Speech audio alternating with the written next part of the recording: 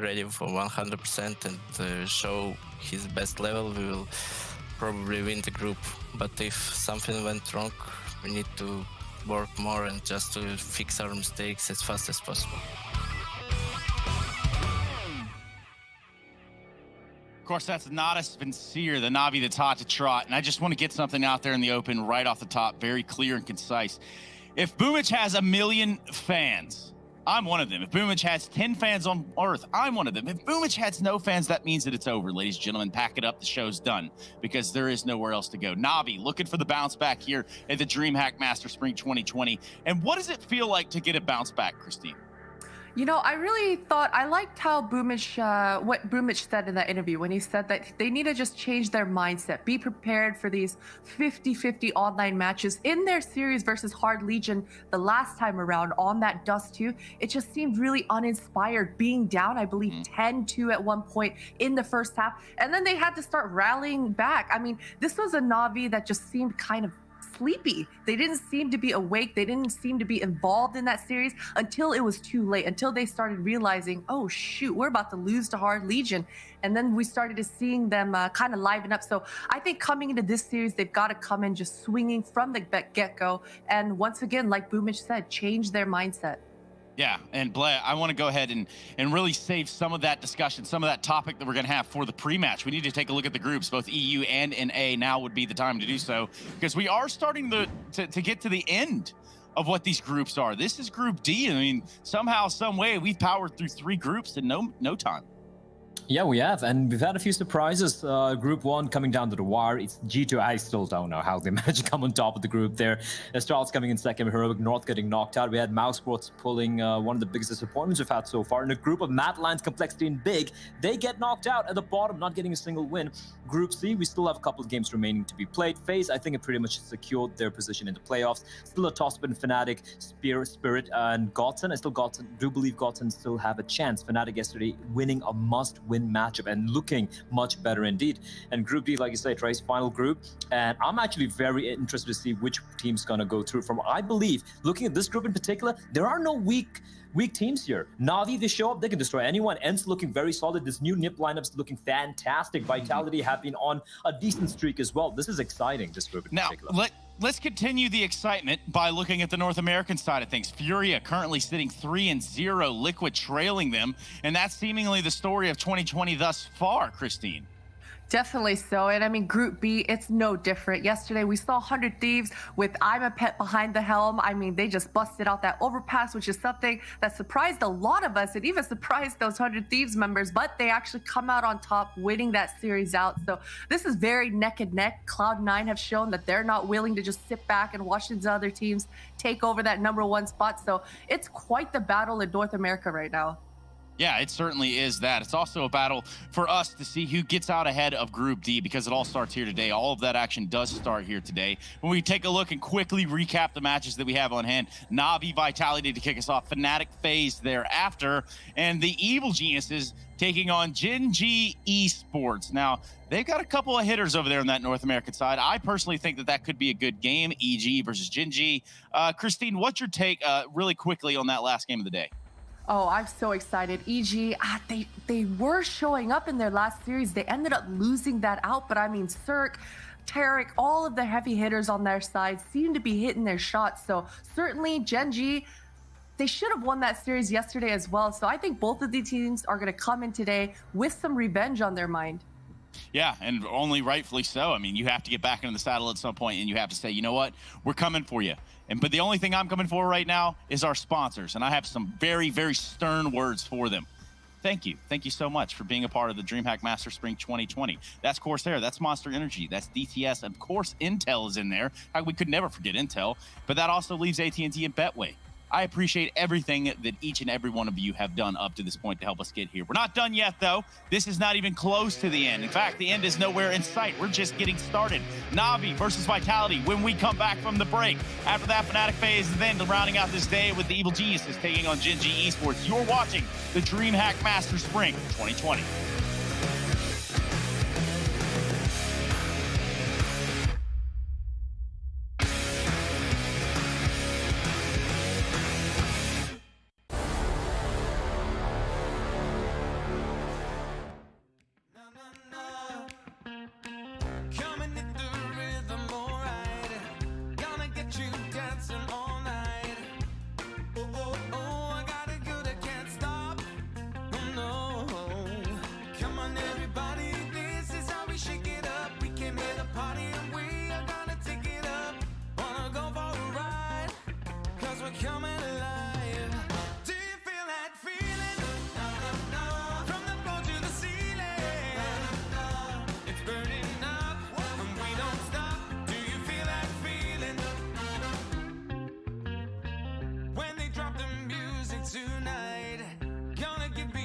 just what I like. Oh, oh, oh, we'll take it straight to the top. Yeah, yeah. Come on, everybody, this is how we shake it up. We came here to party and we are gonna take it up. Wanna go for a ride? Cause we're coming alive. Do you feel that feeling? From the floor to the ceiling. It's burning up and we don't stop. Do you feel that feeling? Do you feel that feeling? Oh, you better believe it. Feel the love, can't get enough. Do you feel that feeling? And I feel it in my soul. Body's about to lose control, and I feel it in my bones, and I don't wanna let it go.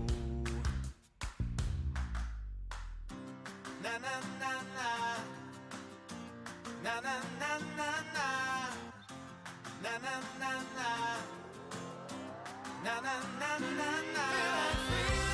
Na na na na, feel that feeling. Na na na na na, and we don't stop. Do you feel that feeling? Feel that feeling? Na na na na. Feel that feeling? Na na na na na. Feel that feeling?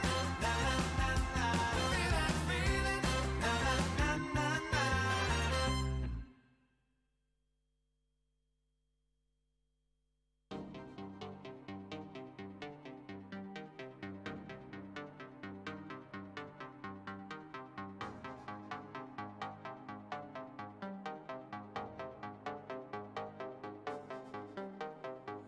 All alone in the dark, never been so scared. I'm tired of feeling afraid to say what's on my mind.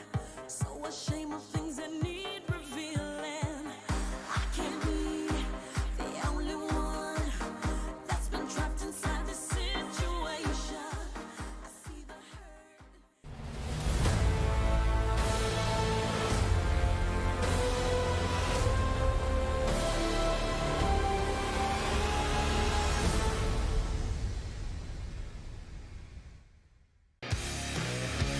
You can start counting from 100 right now all the way down to 0 Twitch chat, but I guarantee you, you will never get to the end, and also you will never be ready for what is Na'Vi taking on Vitality. Plenty of stories going into this one, and the ones that we need to begin to focus on will make sense right at the surface level. It'll be questions that you're already asking yourselves, or perhaps my analysts are asking themselves. I've got Bled and I've got Potter right here. We're ready to talk a little bit about this Na'Vi Vitality game, and I'm thinking it's only doing it justice if we start with the Vitality side, so that then we can harp on the Na'Vi side. What do you think?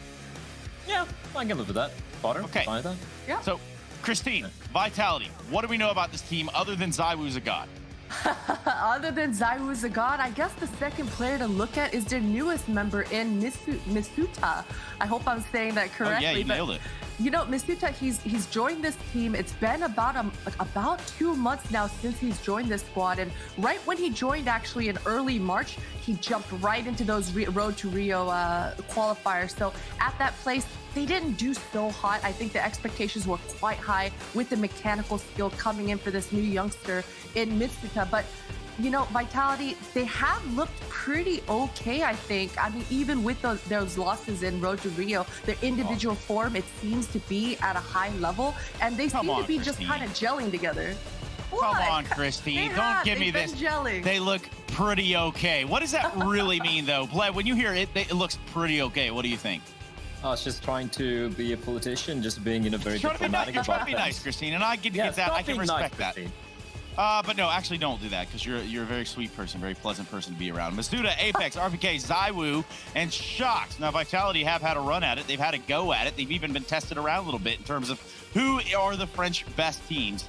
And, well, certainly Vitality would be up there on that talking point, Bled. Yeah, they would be. And the thing is, I'm just going to touch upon the players performing, right? Looking at the recent results, I'm only going to look at the Road to Rio. And surprise, surprise, Zywoo, best performing player, 1.24 HLTV rating. He has a kill difference of plus 125.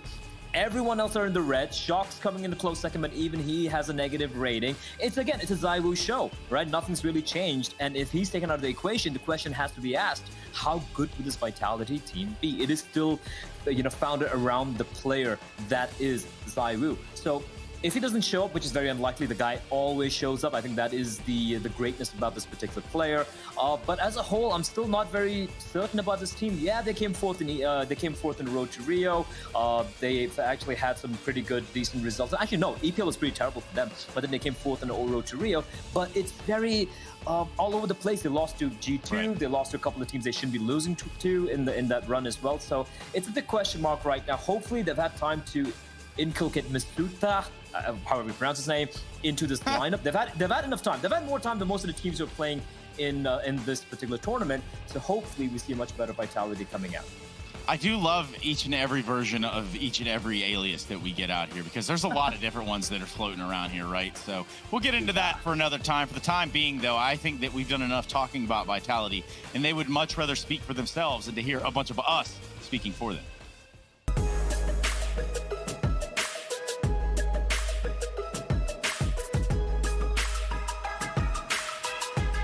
Well, playing against Navi, we know them really well, even if it was a different lineup for us and also for them. I think in 2019 we played a lot against them, and it was always great matches to play against each other. For the balcony, can't save the day, but it can come in late for a trade. Is that enough though? ZywOo and Apex in a 2-on-3.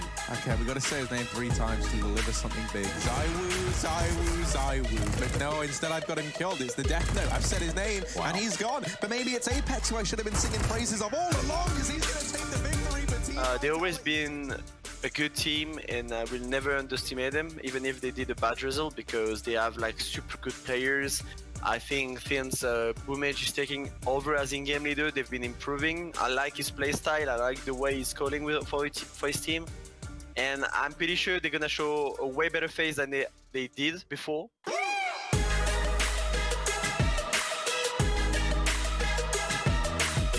Gonna be my first time calling against them, so I will see, to be honest. We'll see what's gonna happen. I hope we're gonna show a great face, because I love to play against them, and yeah, it's gonna be a good game.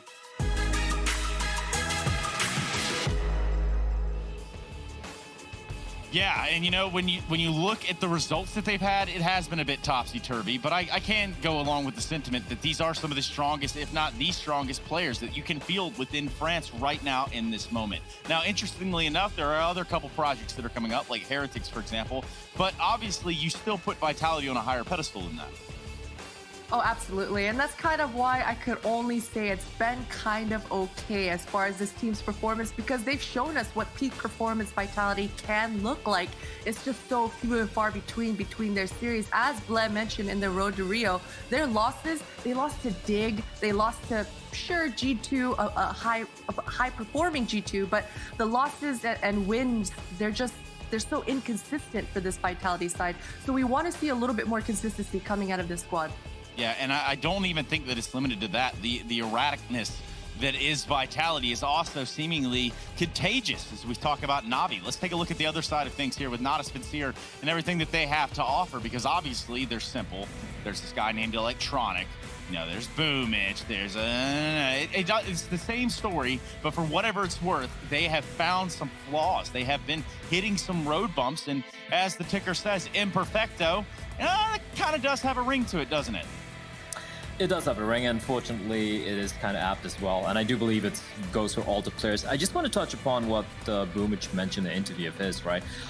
I feel like Navi plays at the level of their opponents. I feel like when they face off against an Astralis, against a Fnatic, against, you name it, even a G2 or whatever, they seem to elevate their overall game level, right? I'm talking about the whole team as a whole, as a unit. But when I saw them play in the road to Rio, like Boomage said, they seem to just be flat. Potter, you mentioned how flat they look in Dust 2, for example. And I feel like when they play against a lower opposition team they're supposed to be winning with their eyes closed, they seem to just kind of play at a much lower level than they should be. Even their normal just waking up, plugging in the PC, plugging in their keyboard and mouse level should be enough to beat these teams, but they're not. And I feel like today, looking at this group, I had a tiny little spark of hope that they are going to rise to the occasion and they are definitely going to be playing against Vitality. Because let's be real here, the real game, everyone's tuning in for this game for one reason in particular: Simple versus Zywoo. Oh. And Boomich. All right. I thought that was the one. I thought that was the one reason you're going with, but I guess I was a little off on my numbers. But yeah, if you looked on the graphic right there, you saw the losses to Hard Legion. You saw that this team can be beaten.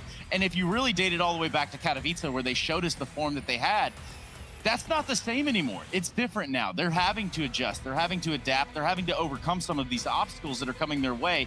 And moreover, I think that they're going to have something to say about that.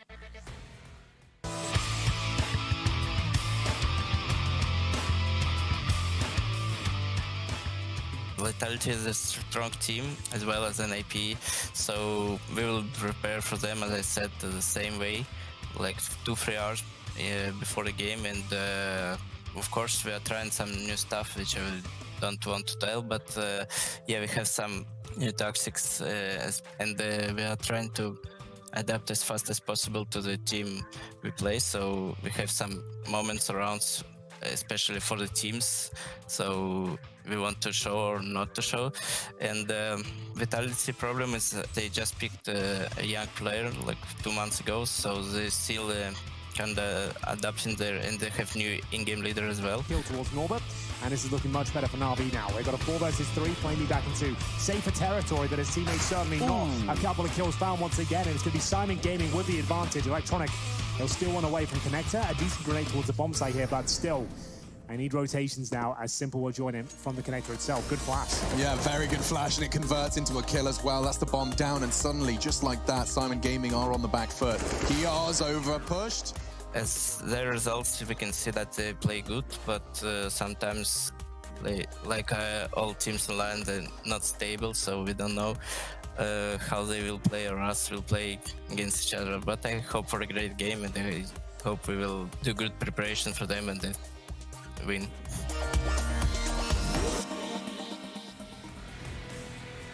And nobody ever seems to talk about, like, yeah, Boomich is cool, Simple, he's really good at the game with his friend Electronic, Batman and Robin sort of story there. But Flamey's the man that I want to talk about a little bit. And moreover, talk about it while we're talking about the vetoes. Where is this man going to be most useful across the board here when it comes to the vetoes?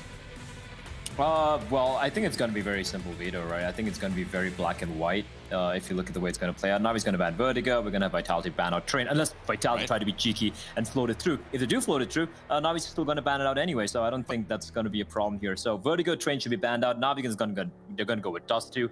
Vitality are going to go with Inferno, map that Navi have been struggling with of late. And it's going to come down, I believe, to Overpass. I think it's Dust 2, Inferno, and Overpass. And I think that you're a little bit wrong there, Christine. I'm actually going to go ahead and side with the idea that Inferno gets banned out. I don't think that Navi are really quite feeling that. We do have our map vetoes right now. Nuke, Dust 2, and Overpass. How did this one fare for you, Christine? I mean, I think Bled was pretty spot on. That Nuke pick, it was either going to be Inferno or Nuke coming from Vitality. So it was one or the other. And seeing Navi veto out that Inferno, it makes sense on that second round here. I think this maps, I mean, it laid out exactly as we thought it would. And so both of these squads, they should be very aware of what these map vetoes were going to be prior to the series as well. I'm actually a little surprised though, with Inferno not getting picked by Vitality. I feel like that's a map that Navi have struggled quite a bit, and Vitality have looked good on that map. So I'm a little surprised, and but the fact that picked Nuke means they still definitely have something planned for Navi. So yeah, I guess we're going to see how it's going to play out. We have to see how it's going to play out, but moreover, I have to see what the people within the confines of the Twitch world, all of my homies out there in Twitch chat, what are you guys thinking? How are you feeling? Ladies as well, please do get involved and let us know via the vote that we have, #Navi or #Vitality. It really is that simple. No pun intended. We're going to take a look at those results when we come back from the break, because we will have our first matchup of the day. That is going to be that of Navi taking on Vitality. Imagine that. We're going to be coming back with the best of 3, ladies and gentlemen, and then there's no better place for Counter-Strike right here, right now at the DreamHack Master Spring 2020.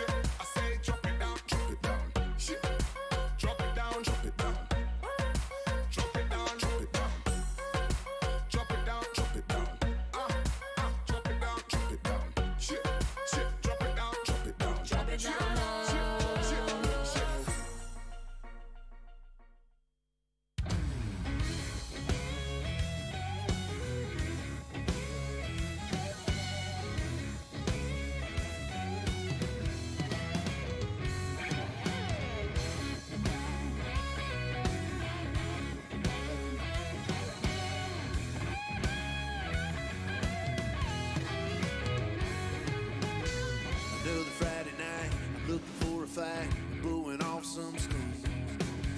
I got a little cash, a little sour mash to meet the girl of my dreams. You're like a beauty queen from a magazine. I gotta take my chance. If that door swing open wide, and here she comes. Everybody turns their head. The band just don't stop dead. She's crazy, beautiful. Whoa, oh, oh. She's crazy, beautiful, and it's driving me wild. She's crazy, beautiful. Whoa, oh, oh. I can't get that picture out of my head. 'Cause she's crazy, beautiful.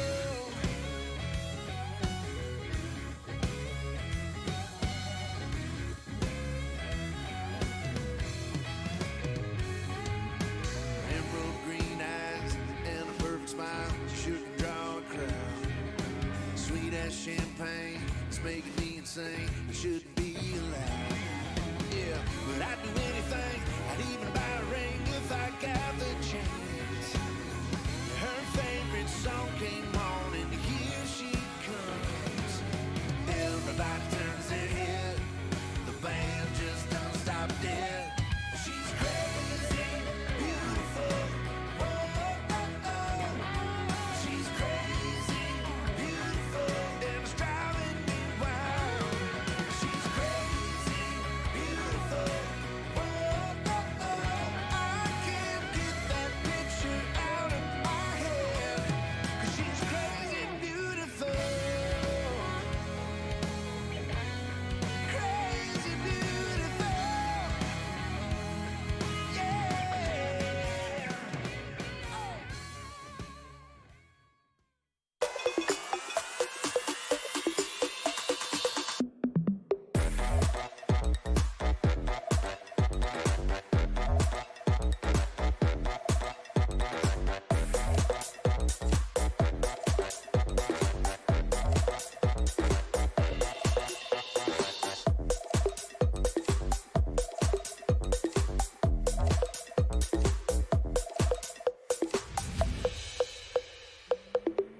Hey, it's me, Lily from AT&T. I'm back, working from home, and here to help. Hey Lily, I'm hearing a lot about 5G. Should I be getting excited?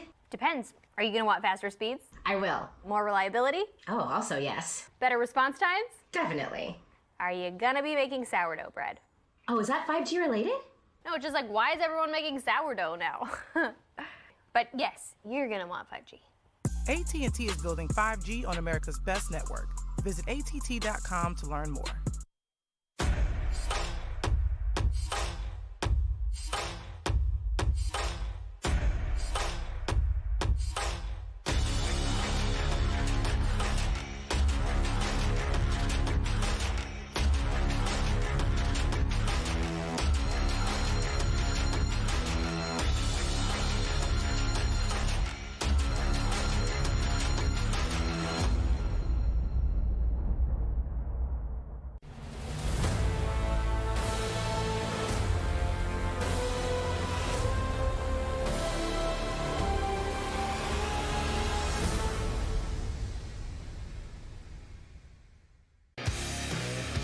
We're ready to get back into the action here with Na'Vi taking on Vitality. We know the maps, we know the players, we know the game, we know what we need to do, but now it's time to put a name to the winning side of things.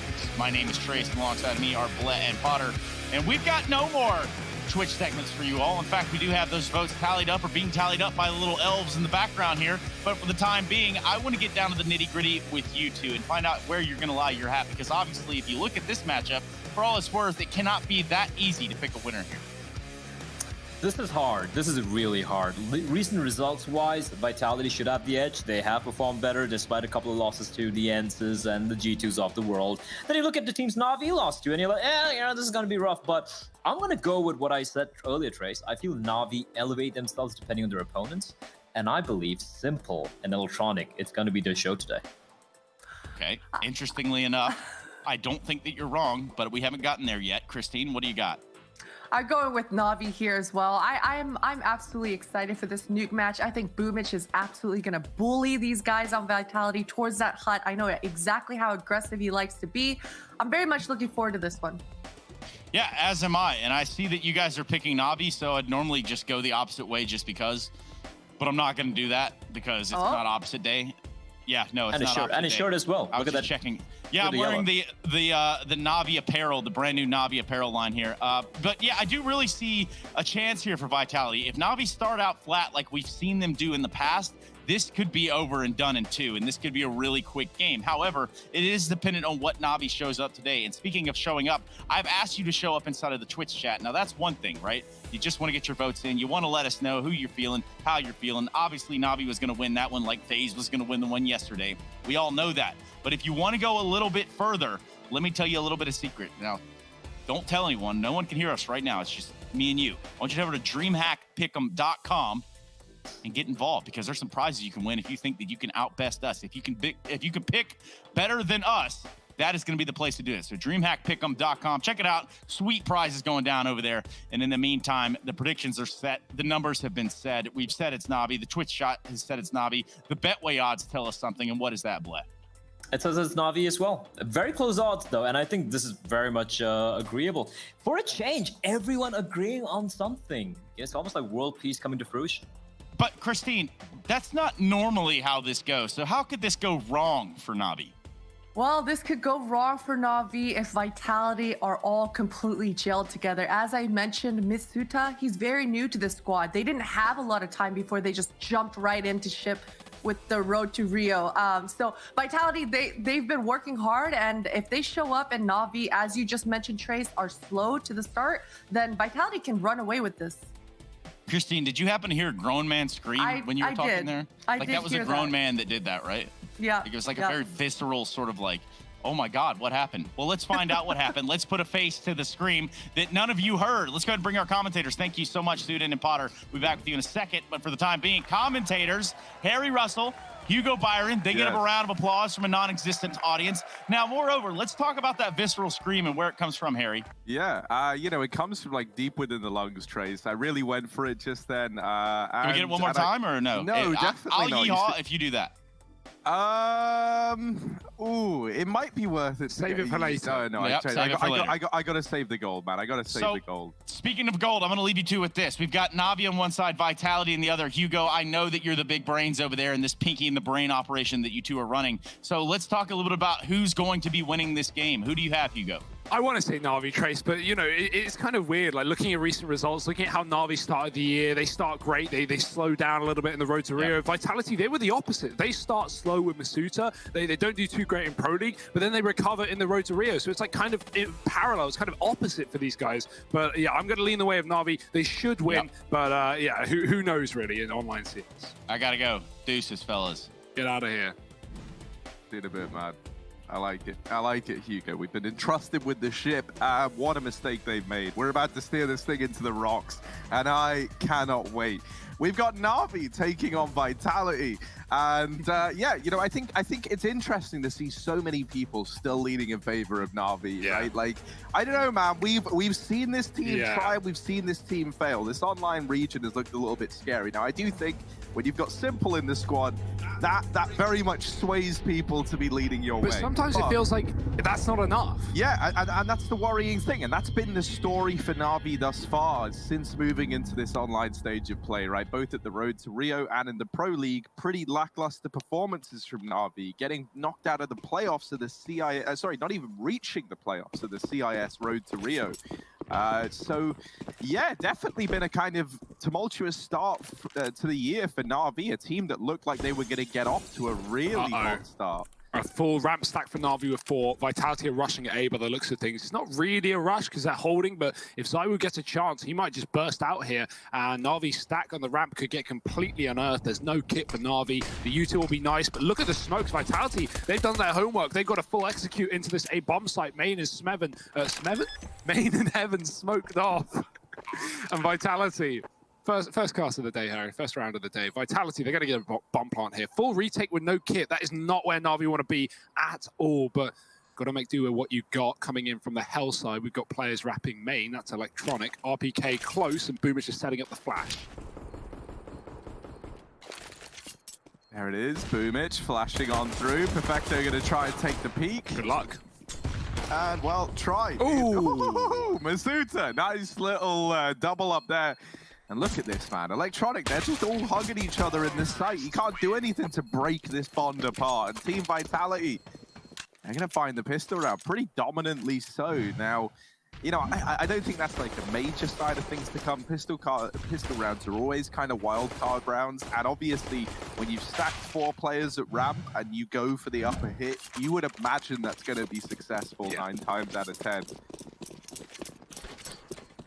I like the idea though, Na'Vi trying to read Vitality already, but you know Vitality would have been working hard as of late, right? Like putting in some time into their play, fitting Masuta into this roster. He looked like he you know, kind of fit in really well when he initially joined with limited practice. So I can't imagine how things are going to be with practice for Vitality.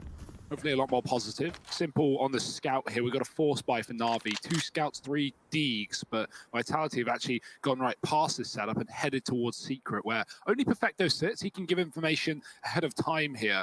And if he gets a kill and can fall off, that could really set Na'Vi up for a round. It's actually going to fall off early, go for the jump spot, play for just information safely. But that just allows Vitality more passageway into the B-bomb site and less pressure from Perfecto. So here come Vitality. They're actually going to go this way as well. They molly the stairs, so Perfecto needs to sprint into that B-bomb site, hold onto it on his own, but he's going to get pressured. Perfecto's old deadly deagle. Can he get anything done with it? Flamey can't. He got bested almost immediately over towards the ramp. Perfecto. Ooh. Just Nice. wait as they peek him from the doors. Iwu just taps down simple, like it's casual, like Mac 10, by the way. Yeah. Like that's normal. And now just Boomich and Electronic left up. This is really where the Vitality are going to look to find this conversion. And that's a pretty good sign. You know, not letting these 4 sport players upset the grain. Zaiwu with 3. He gets them all on the Mac 10 as well, which gets him a cool $1,800. Doesn't matter what gun this guy has, Harry. It just doesn't seem to be stopping. Look at this second kill here. Look at this. What? What? You don't even see Simple. By the way, that's the best player in the world on the other side. Zaiwu makes him look like mincemeat. And now Na'Vi, they need to chow down on this eco round. It's going to be a 3rd for Vitality, unless Na'Vi can pull out something ridiculous. Boomich on a Zeus. Always a fan of Zeus's on nukes. There's so many places you can play that. I love pushing the hut, just sitting inside it, and that's exactly what Boomich is going for as well. He's actually dropped vent side, so playing towards B here. This also works. Vitality are running the gauntlet. There's Shoxy already in this lower area. Boomich, nice stuff. Gets a free Mac 10, stops Vitality in their tracks, but there's no other players running right past those outside smokes. Instead, they're splitting mini. Apex using his Glock, and it's working well. Zaiwu gets 1. Boomich coming up the vents. If he could pop up here at the right time, he could really put a stop to Vitality's round. But they know he's in position, and Perfecto's trying to hold the back of the site. 1 kill with his PZ50 would mean the world for Na'Vi in this A-site defense, and that is the shot. Perfecto, no more than 1, but that might just be enough for Na'Vi to win this round. Vitality still favored. They're going to move and try and chase kills. They could even drop B through the vents as well, hunting towards Hell. Na'Vi just sneaking back, not giving a fight the way Vitality. They finally kill 1. Are they ready for Boomich? The smoke is down, and Boomich opts to go elsewhere. Yeah, he's going to try and come in with this heaven rotation, is Mr. Boomich. Holding on to the Mac 10. You know, definitely not like the most ideal route for him. And not one that we're going to see him pick on up. I really like the way that Vitality play that 2-on-2 in hunting the kills. You know, only in this example, right, in this specific round, because it was an eco and they knew it, right? They knew there was armorless USPs on the other side. So instead of like going for a plant, the 2-on-2, and risking, you know, Na'Vi double peeking you, stopping the bomb plant, and putting one of your players in a clutch, they just hunt down 1 and they kill him and they make it 2-on-1. And there, it's easy to cover that plant. Far safer for Vitality. Obviously, that would be risky to do on a rifle round, but that was not a rifle round. Now it is. Na'Vi, full investment. Simple on the AWP as well. And we've got a quick main smoke for Vitality, cutting out Electronic, but nothing is done behind it. There's still Perfecto in rafters watching onto the door. So Vitality just trying to get utility out of Na'Vi, but Na'Vi aren't biting. They aren't budging. 3 Molotovs still left. 2 smokes as well. So Things are okay right now for Na'Vi, but Vitality are going to go back to spawn to set up those outside smokes.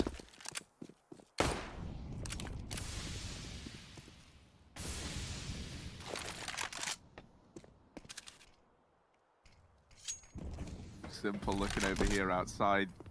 The Simple ZywOo fight is the one that we're all waiting for. You know, let's just address the elephant in the room, okay? I can't wait to see who's going to be coming on top, out on top out of these two teams, and these two players, rather. Man, it really is the first cast of the day. I'm getting those vibes as well. But Boomich here, man, he's an early bird, and he's getting all the worms right now up at this A-bomb site. He shuts down 3 shots left up in the clutch, and Simple gonna deal with him. A nice round there from Boomich to put the first on the board for Na'Vi,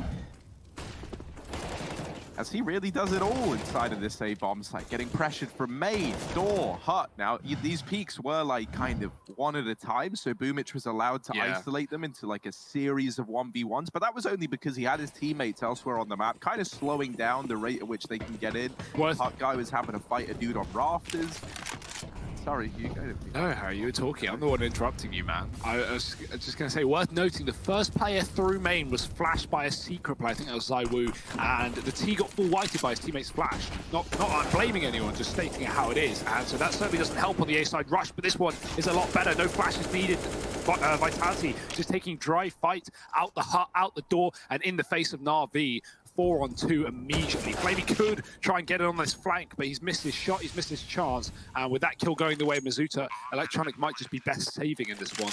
A 1-on-4 that was not meant to be for Na'Vi. Vitality, they're already setting a real precedent in this game that they want to abuse that top site. I mean, from the pistols smoking heaven and main and having a full execute into A, that was an example of it from Vitality. But now they're going back to it, Harry, and Na'Vi are definitely getting these solutions here.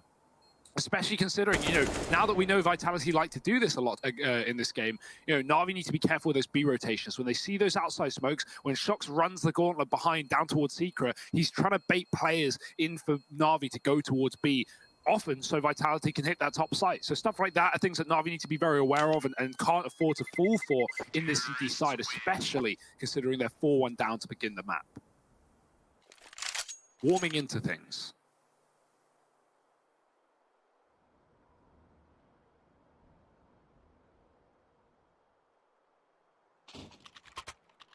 See, one thing like I sometimes wonder is like, you know how like players and teams always talk about the divide between like online and LAN? Yeah.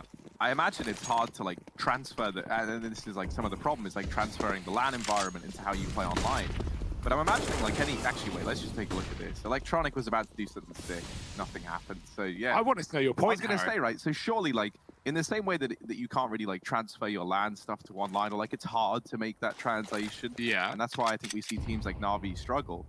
In my eyes, like any bad habits you pick up through online play are surely still going to be seeping into your LAN performances when all that gets going again, right? It's a cool idea, but what kind of bad habits do you mean? I feel like the big difference between online and LAN is more the pressure, the connection to the server. Yeah, I think there's more to it, you know, than maybe even like psychologically than there is physically, right? But yeah, I don't know. It's a good question to ask.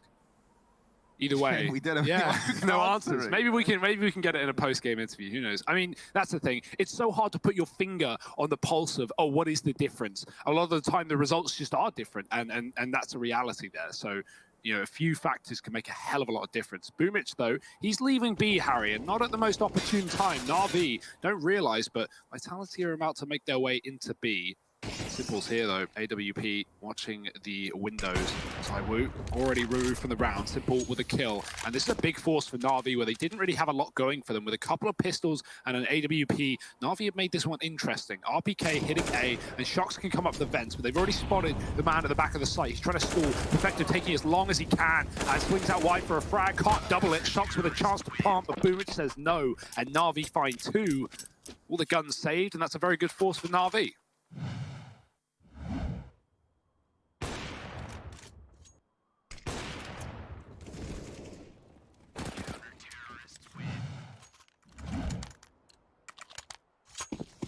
I'm already liking what we're seeing from Boomich a lot more, like in particular than what we saw from him at the Road to Rio in the CIS division. It felt like he was like always trying to kind of like push and prod, and sometimes a little too much. Whereas right now, he's playing nice and reserved, and it's showing in his scoreline. He's been anchoring down over at this A site. In this round, Electronics opened up with a little sneaky double. Now, while all that did go down and they did get the kills, to make matters kind of worse for Vitality, the bomb did get down then. No one else did, though. And that bomb is now down towards the B site as a result. So it's a little bit of a problem. They've got to try and deal with it. And ZywOo gets annihilated jumping across outside. It's all left onto Masuta. He does deal with Perfecto. His task is just beginning. It's not going to happen. This time it's Electronics stepping up with Dree. Joining Boomich in that little kind of grace period over at this A bomb site where both of them are finding this success. And now there's no money left for Vitality, so this is a good chance for Na'Vi to start to equalize things up early on. Yeah, definitely need to get control right. This is, you know, Vitality's map pick, but one that Na'Vi are not going to be feared or fearing Vitality on, right? Like, this is a great map for them back in Katowice. This is one that Na'Vi certainly know what they're doing on. And I would say that that's the case really for this entire map pool in terms of, you know, the second map being Dust, but that being Na'Vi's pick, despite that Vitality love Dust. It's kind of an interesting map pool in that sense, but you would still like to think Na'Vi are favored regardless of the map, just due to the caliber of these players. But Vitality right now in this eco is just going to get mopped up. 4-4, the scoreline hits Harry, the moment of truth, and Vitality come back in with guns. This is for the lead right now this round. And no AWP on ZywOo yet to be found. It's just not been the money there for Vitality in this game. So maybe we'll see it later on.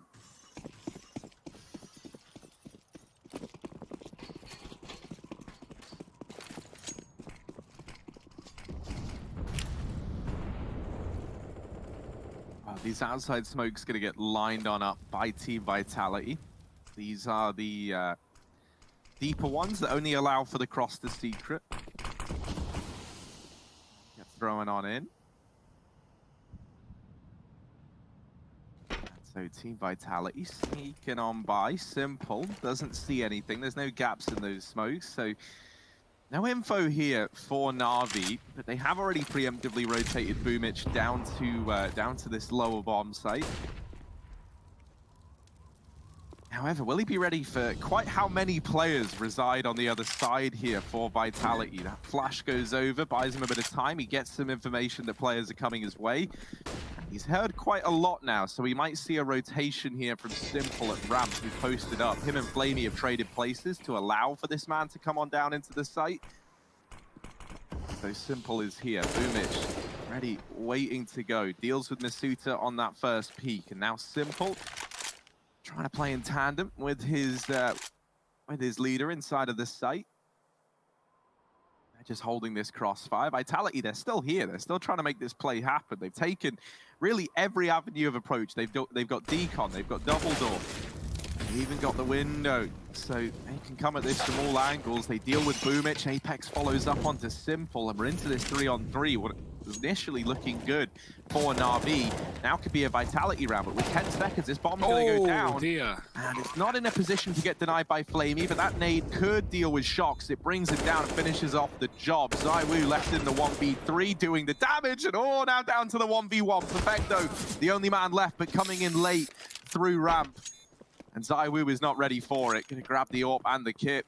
He'll get this defuse off, and Na'Vi going to take the lead now. It's very clear that Na'Vi done a lot of work in their CT setup on this map. Everything looks different right now. Not everything, but at least their B rotations. Na'Vi are very common to have, you know, someone like Boomich in the secret, just holding on, playing that close secret position, dropping smokes and taking fights. Well, right now, all we're seeing from Na'Vi in terms of B play is, you know, when Vitality get control of the secret, they move Boomich or anyone rather down towards B, jump spotting that decomposition and playing then when they get the info inside of the B bomb site. They never fight for secret control. They're giving secret control to Vitality because that tempts them into going for B. Off the back of that, Na'Vi rotate 3 players down towards the lower site, that being Simple, the AWP that's typically in heaven or hell, Flamey, the ramp player, and they leave Electronic back towards Garage and Perfecto on that top site. So Na'Vi, they have 3 players on B, but they still have enough of a setup on that top site. The Vitality, if they rotate, if they go up vents, if they back out Secret, there's going to be info for Na'Vi. They're going to be able to stop it. So I actually really like the way they're playing Secret right now, rather than just, you know, trying to force fights inside a Secret and slow down Vitality. They're saying, you want B? Come B, we're all here. And Vitality, they've fallen for it multiple times now. Na'Vi's shutting them down on the lower bomb site. Happy birthday to Shox as well. I think I did just catch that. So let's see if he can find results on his birthday today. Yeah, it is his birthday today, Hugo. It's not going to be, you know, an easy one though, Harry. It's going to have to work hard to get the results here. And, you know, Boomich, he's been a player, Harry. We talked about a lot on the CT side of Boomich, especially in the R2R and Pro League. A lot of the times he just wouldn't really be playing safe. He would be, you know, committing to fights and dying in positions where he didn't need to die, often giving away advantages for Na'Vi. And I think that's one of the big problems. He's not doing that today. He's not doing that in the CT side, constantly backing up and feeding info for Na'Vi. But this round is a bit of a mess. Vitality are hitting B and hitting A at the exact same time. And that split them 2-2. Dropping the bomb on A is Boomich. He has a round that he can win, but they're coming at the vents and he doesn't realize getting baited from the man at the back of the site, and the grenade should force the fight from ZywOo. He's actually not going to commit to it, taking his sweet time. Boomich moving away to deal with a Secret player. He can wrap Heaven off the back of this, but now both players are in A for Vitality. Oh, Boomich gets it down to the 1v1 though. He's on 3 kills already. He's faked for the death cam this rotation back into Heaven. Now going over here into main. Masuta still looking this way. Will shut him out of the round. It's 3 kills for the both of them here. Masuta able to win that one out in the 1v1. Yeah, I'm already liking what we're seeing from Boomich a lot more. I will say as well, I do think in the road to Rio in the CIS division, it felt like maybe Na'Vi came into it a little bit overconfident early on. I think that's why we saw everyone, you know, like taking every fight is how it looked like this Na'Vi squad were playing. And I think, you know, then you got like that classic case, you show up super confident. Yeah, we can beat these CIS teams. We're the best in CIS. And then you get kind of wrecked and everyone's sat there like knowing that this isn't what should be happening, and yet it is. So I do think like Na'Vi are one of these teams that fare better against the better teams. And well, Apex getting out very, very fast. Full white as well, and he deals with Perfecto. And this A site has just crumbled under the pressure of Team Vitality already. No plant though, bombs left back in lobby. That will delay things, and if anything allows time for Na'Vi to set up. But the big question for me is, do they want to set up? Flamey's already fallen back. Simple's in the B bomb site, and Electronic is here in main. If he gets kills, he can set Na'Vi up, but right now kills aren't presenting themselves, and so he backs up above the garage and looks to save his rifle. Vitality up to 6 rounds on this T side. It's a very good T side so far. It's been odd. Like last round, I'm still kind of reeling over. Like Vitality, they run B, Boomich spots them, they take B, Na'Vi rotate B, and then Vitality push 2 out hut and take A. Like very, very odd T side. But I like this round, the faster approach towards A. You know, running into A with the MAC-10, fully flashed, getting a kill was Apex, and well, Vitality just steamroll Na'Vi out of the round. That's the danger of not running, you know, triple A very early on. But if you're Na'Vi, you sometimes want to have lesser defense on that top site to allow your players to get into better positions, like, you know, pushing Simple from ramp to Secret so he can watch outside. Well, that leaves your Heaven position open, and Na'Vi suddenly have to, you know, deal with less players on the defense. So there are certainly problems, and right now, Vitality, they're full of solutions. 6-5 up on this T side. Na'Vi with another buy. Simple, I imagine, has the AWP dropped over. But, yeah, there it is.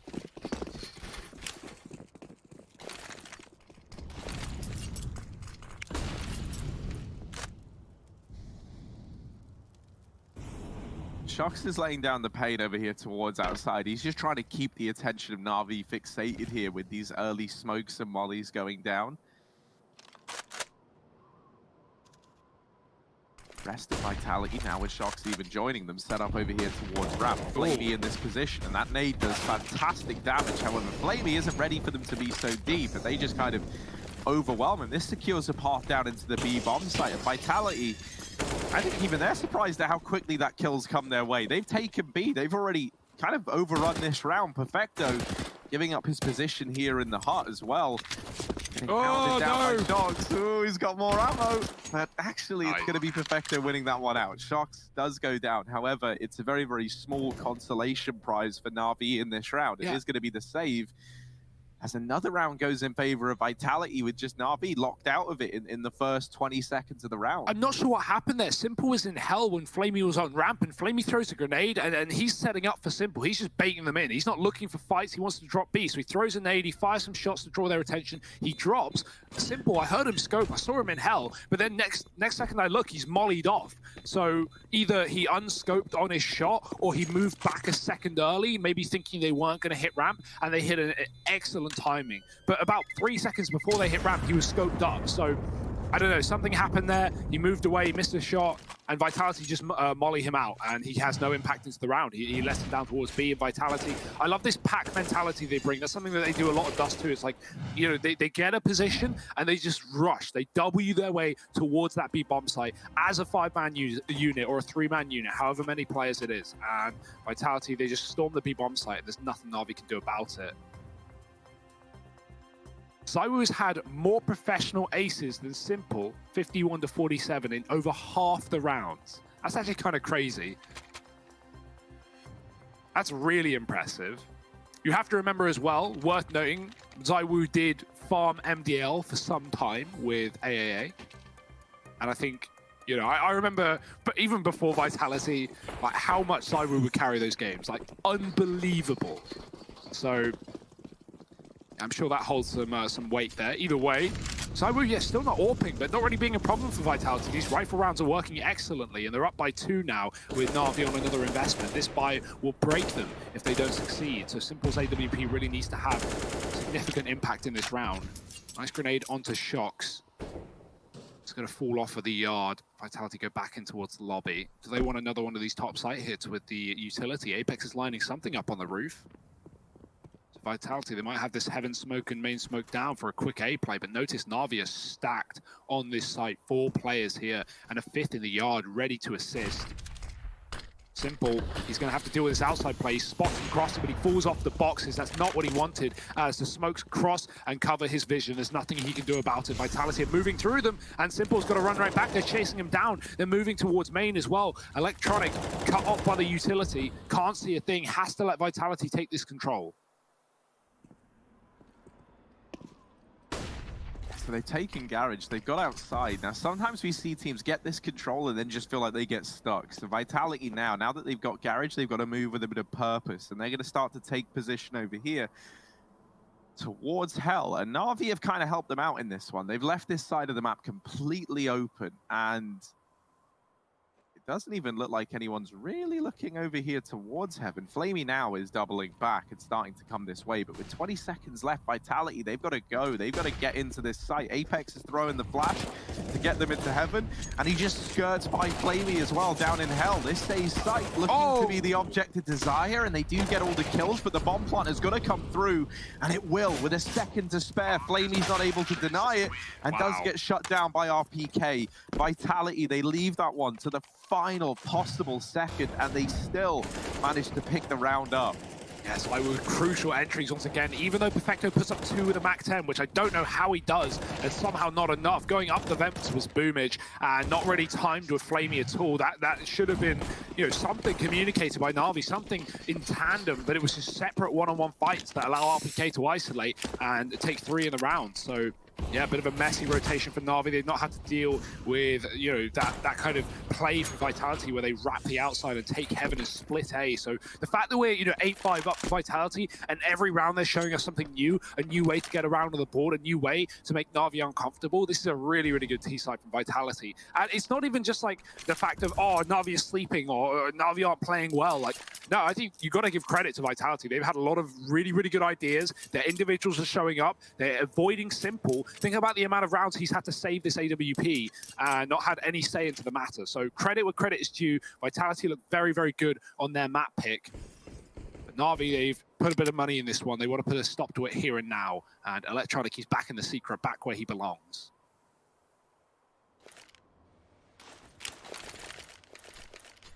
Vitality, they pretty much grinded to a hole. They don't really want to feed Simple anymore, so they have slowed this round right down. Electronic gonna get double naded down here in secret, and that might be him pretty much locked out, but Boomich moving yet another man from the tally. Mestusa falls shortly thereafter, and then is this gonna be a flawless partial buy from Na'Vi? Nah, 1 on 5. ZywOo, let's see, man. There's a reason we hype this guy up. There's a reason we get excited when we see ZywOo in the server. And he's hoping to show us why. Now, usually this man likes the big green, and he's got the Fire Serpent. So in a way, he's got the little green in this round. I drop down into this B site. Sneaky little ZywOo, 10 seconds, and Na'Vi might think he's saving, but ZywOo never saves. Bomb now planted, and a 1v5 to find for ZywOo. Let's really take this in. Let's see how he tries to approach this one. So he's left the doors open, giving himself a bit of an escape route. There are players massing around him. Look at that minimap, right? This is terrifying if you're ZywOo.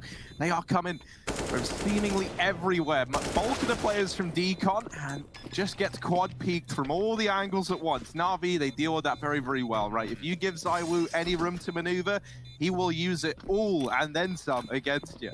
And so they come in with the quad peek. Not even ZywOo can deal with that one. Not even Simple can deal with that one. Yeah, that was really well played from Na'Vi, and ZywOo rather only had 5 bullets left after that first kill. So yeah, Na'Vi, they give away 1 frag, but with that they take the round, and that was a round that Na'Vi shouldn't be winning. Not only one that they kept about $2,000 a player on, but they only had pistols, Harry. There was that AWP on Simple. It didn't really do anything. It was just down to the CZs, the Deegs on Flamey, and Na'Vi find a sick out of nowhere. Vitality just get defaulted by these individuals, and that's why we know the names on Na'Vi, right? Some of the shots these guys can hit. Look at Shox, though. Yeah, he's not going to last long in this round. It's a fast A play. He wanted to try and split for the main side. Electronic shuts it down, and Perfecto on A is always a good anchor. He's here with 2 and a third. Perfecto, perfect hold. Na'Vi find 8, and it's looking, Vitality find 8. Na'Vi 7 at the end of the half. A decent defense, but Vitality's T side looks pretty sick. We'll see if Na'Vi can replicate it, or if it's going to be a Vitality map here in just a moment. Join us after the break.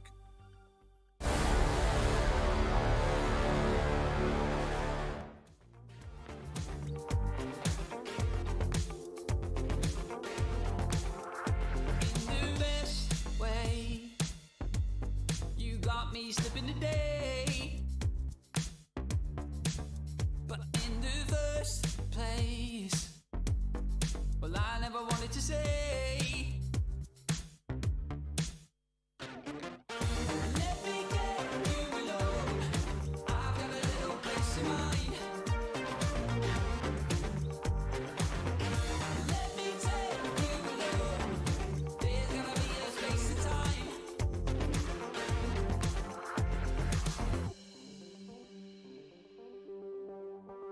In the worst way, you got me tripping today, and by the first taste, I should have never gone on to say. Let me get you alone. I've got a little place in mind. Let me take you alone. There's gotta be a space and time. Let me get you alone. I've got a little place in mind.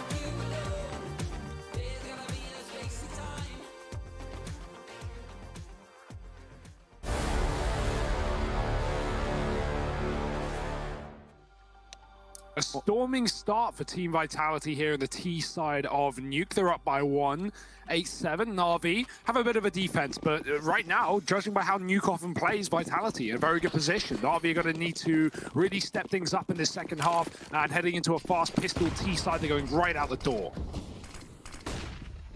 Yes, indeed. Masuda that smoke. Offer up the first kill, and yeah, this is a matchmaking smoke if I've ever seen one. Also a matchmaking buy. Look at Simple. Yeah, he's on the raid boss. Big fan.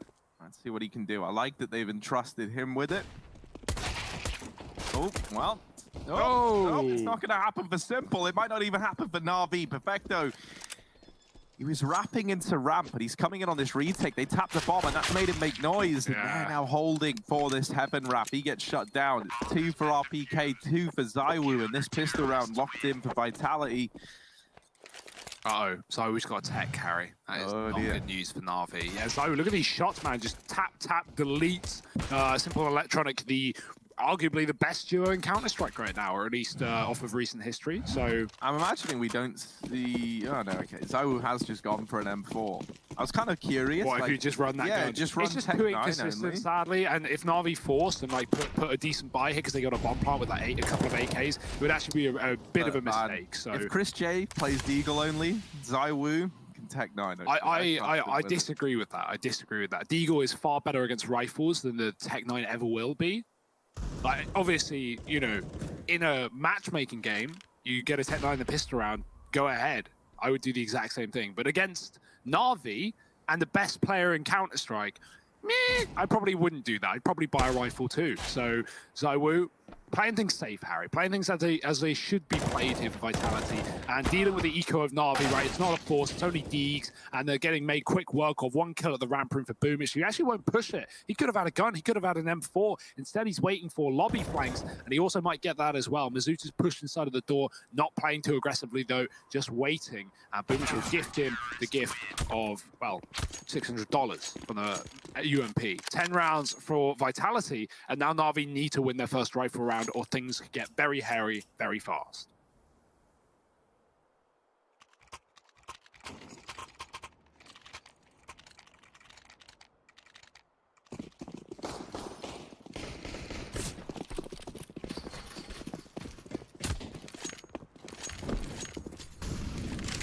Worth noting, someone took a Glil for Simple there, so he could buy an so he could get dropped an AK and buy utility. So at least Simple has got the gun of his choice.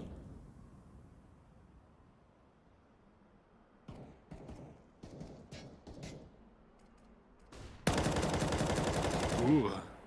So Apex went aggressive there, but ZywOo was also with him, and Apex now falling on back, gonna try and bait and switch with ZywOo behind red. It's a pretty terrifying little setup to run into here if you're Na'Vi. And the flashes go over, ZywOo forces that engagement and does win it out. Now there's a second man on top of Silo. Boomich is gonna nade ZywOo out of the round, so he does get that trade. Shocks in the meantime, he's getting pressured in a pretty big way here at ramp. Both Simple and Perfecto out in this position, and Shocks has just hit him right now. But you can see Simple doesn't really look like he's fallen for this one. Oh, Shocks looking the wrong way, and Simple just one step ahead. Now, while this has gone down, Flamey has dealt with one, but does get traded. And while this has happened, the bomb is still back in lobby, or over towards T-spawn, just outside of lobby. RPK was pushed in and was near that bomb, but never uncovers it, never uncovers the truth that lies outside. And so now he's looking for fights that just aren't going to present themselves to him. They've gone back to get this bomb. 20 seconds, though, for Na'Vi. They've got to go get it planted. And this means re-clearing one of these sites. They don't have time to hit B with that ramp control they've had, so they've got to go out upper. And RPK isn't there, so they will get this bomb planted. They should find the round. Unless RPK can have any say in the matter. Yeah, you know they're ready for heaven, though. That's a pretty standard rotate position. Simple's ducking, and Perfecto is covering. So Na'Vi, no issue in the post plant. They deal with a 3-on-1. And yeah, I feel like, you know, obviously hindsight is there, but if you ever get lobby control as a CT, and you know the T's are split, you know the T's have a lot of map control, it's always worth clearing the lobby and looking for that bomb, because it so commonly just gets left outside that ladder position, outside T roof. So yeah, I mean, that was pretty much the only way RPK could have won the round, if you found the bomb there and defended it. Na'Vi are not going to let that happen, and they actually break the money of Vitality early on. Boomich misses the jump up silo, so he's going to be late to the party. Zoe has a glass orb, and Shox with an SMG finding a first on ramp. That's Perfecta going down. Bit of aggression there from Shox, pushing through the smoke.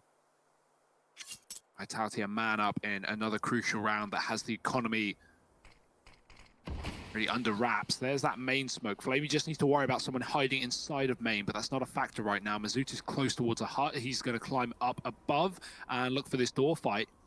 If and when Na'Vi commit, there it is. Mizuta gets one. Now Na'Vi, what else can they do? They may as well double down into this door. Mizuta's just waiting. He's not giving them a thing, and he's dropping them one by one. Mizuta swings out wide, eventually punished. Electronic is low, though, and Simple needs to kill everybody. He started off well. He's followed up as well. Simple 180, but he's not ready for Shox pushing into the lobby. It's going to be Electronic. Wall banging, unsuccessful. Has the bomb at his feet. Zywoo can't spam that smoke with the AWP, but the pistol could. Electronic is a bullet away from death, and he's going to walk to it.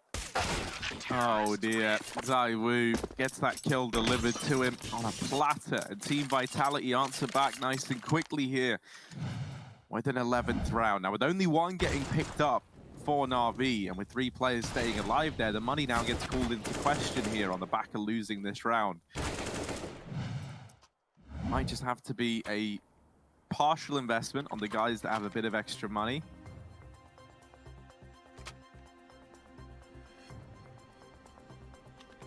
Tactical pause called on in for Na'Vi. We're actually going to force buy around this one, Hugo. Now, Simple is enough for a glass cannon, but he does just take the AK and armor, and I like that. Yeah. On T side, glass cannon, man, that's such a gamble. That's such a risk. Well, Well especially because as well, right? Like, the rest of the gang aren't really going to have much outside of that extra AK and Galil, and I think like unarmored orb with an AK and Galil next to it, yeah, I don't know. Na'Vi are playing fast for this part. Yeah, they want to try. They want to try and keep the pace high. They want to try and keep the good times rolling. And while Simple, he's a big fan of a good time. However, he's gotten a little too hot and heavy out through the door. Brought down low by the volley, and the second time around, Zywoo's Molotov is going to burn him out. So Flamey, now alone, in the blink of an eye, he's lost all of his team. This looked like a great start to the round from Na'Vi, and it's quickly turned sour. Now, Flamey does get out towards ramp and is gifted a rotation down into this B site, so a bomb plant at the bare minimum here for Na'Vi. Is he going to be able to get much more off than this, though? Flamey, a lot to do. 36 points of health to get it done with, and a Galil in hand. This is not the prettiest picture you've ever painted in a round. He tapped the bomb to try and bait the peak. Now, Flamey hasn't given anything up yet, but he didn't spot little sneaky Shox up on the ramp. And so that's going to be 12 on the board for Team Vitality. With that decision to force, Na'Vi, they've set themselves up for a bit of disaster. Oh my in the God, Zywoo, the BM, man. Leave him alone. Just defuse the bomb here. There we go. RBK taps it twice. Zywoo taps it twice. Woo! Leaving it down to the wire. Obviously, I imagine Vitality were using that time to scavenge for utility, for guns, for kits, but still, you know, that certainly, you know, isn't going to be something that Na'Vi are happy to hear. RBK, great spray control with the SMG, right? Like, at a fairly decent range from the back of the site into the hut. He converts 30 bullets into 2 kills. So RBK really holding down that A rush. And Na'Vi, they can't rush A again. Surely not. They can't go for another fast round out into this bomb site. They have a Simple and an AK, otherwise an eco for Na'Vi. And they need to get something done here, because right now, running out of rounds, running out of opportunities on this T side. They've had 1 round in this entire half. That was the 3rd, and instantly reset by Vitality, and then add another to it. Zywoo's even on the AWP as well, looking ready and raring to go. Shox on the ramp side, he's alone. Zywoo's outside, and here comes a push on the ramp. Shox is going to have to fall back, but Zywoo can assist from hell side. He can try and drop down if he wants, or he can just play rotate towards B. Apex ridding outside of the 1 man there, and now Na'Vi, they have the ramp room, but they're not exactly keen on rushing the lower bomb site.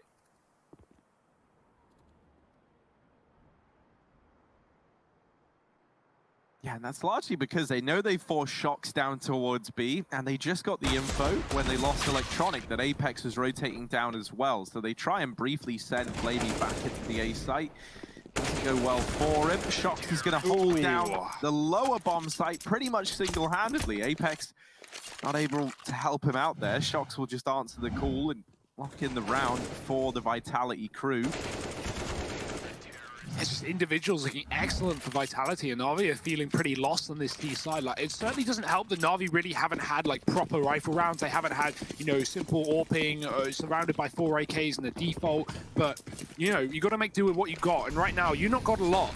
13-8 for Vitality, and Na'Vi, this is it. This is their best buy yet. They need to make something happen with it. Smoke down on the molly on ramp. Shox keeps them out of location. Na'Vi hold onto the lobby.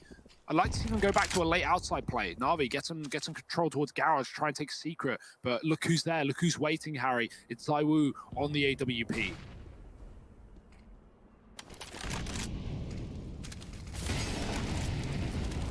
Oh, and that Molotov isn't enough to deter ZywOo. He is getting tagged in it a bit. Fall back while all this has gone on. Apex goes up on top of the blue boxes, and ZywOo now emerging to help out. Even though Flamey does find a kill, it gets down through the vents. All right, no, okay, with this position, he can do something.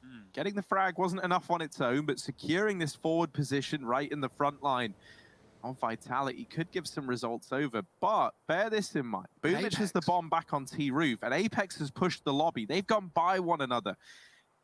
Apex could end this whole round right here, right now, if he uncovered that the bomb was here, but instead it's misinformation for Team Vitality. And so while Flamey is selling this fake, they haven't seen anything back in lobby. Electronics just got a kill over on A.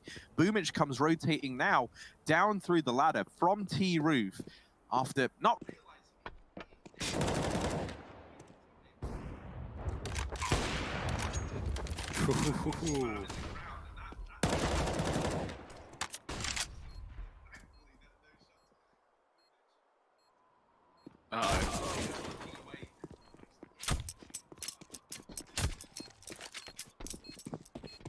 They're just roaming, man. Vitality, they're just walking around the map, Harry, just holding shift and killing Na'Vi in every location.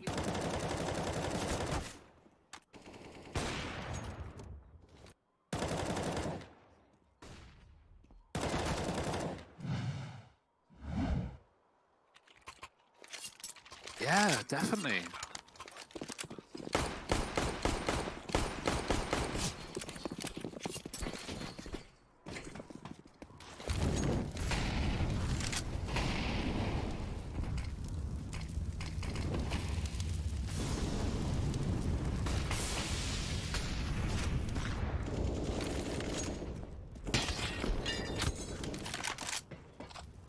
Yeah.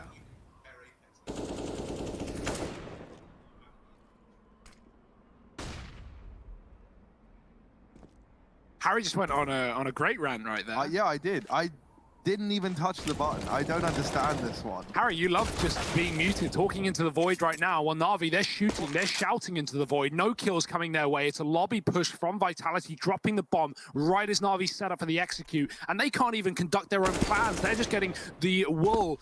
Well, I've messed that saying up, but either way, we'll move past it. 2-on-3.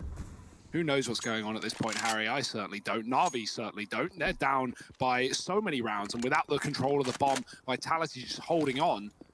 Na'Vi, they've got the lower site, they've got main. They're going to group up towards the top site right now, but Vitality, they're just waiting. They know that Na'Vi can't afford to waste too much time going back for this bomb, because 30 seconds on the clock, even if they get it and they try and go, hey, look at Apex, he's coming in for the backline, he's here for the win, he's here for the backstab. This man is everywhere, he's in your dreams, he's in your nightmares. And Apex, he finds 15 for Vitality, leading by example. He has looked great, Harry. You know, you can't argue that. ZywOo at 19 kills, Mizutu's topping the charts as well right now for Vitality. This is the Vitality that we wanted to see for some time, and they are making Na'Vi look like juniors. Another pause for Na'Vi, but look at the money, and what are the chances they're going to be able to find their second T-sided round here up against map point. Boomich spends more time flash than any player. That's kind of crazy. In the top 50 in 6 months. Like, wow. Okay.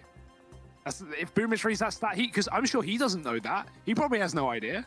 He reads that stat, he's like, damn, I should probably fix that. Yeah, you know, it does feel like Boomich especially recently, has found himself a lot as like the first line of defense, especially on like CT side. So I guess like maybe it makes sense. Like we were commenting how like it felt like Boomich a lot recently was taking a lot of early fights, Yeah, and never really winning them. And it feels like, you know, we've seen Boomich fall back into this more passive style, which I'm a big fan of. Uh-oh, there's a massive gap there. Like, that is significantly bigger than a normal gap in this position. So ZywOo, he's guaranteed this kill. Oh, no! Oh, the timing on that. Apex, though, coming on in, will mop up Electronic. He gets the info that there's no one else here outside for Na'Vi. So now they know, and Vitality, more than aware of what's going on in this round. Masuta's taken down another. Na'Vi trying to keep the dream alive, trying to keep this map going, because this second half has been so one-sided. And Vitality are just looking for the decisive victory. Now, Shox, he's being what we call a gremlin. He's hidden here at the box. He's given up ramp. However, this was meant to work a little better than it has. They've taken hell, and Shox has realized he's caught this timing too late. So now they come back, and they do deal with him. Boomich getting that kill. Apex will come in and trade. Looking for the follow-up. Apex finally getting dealt with himself. Perfecto and Simple left up in this 2-on-3. Simple being down one, but quickly traded by Masuta.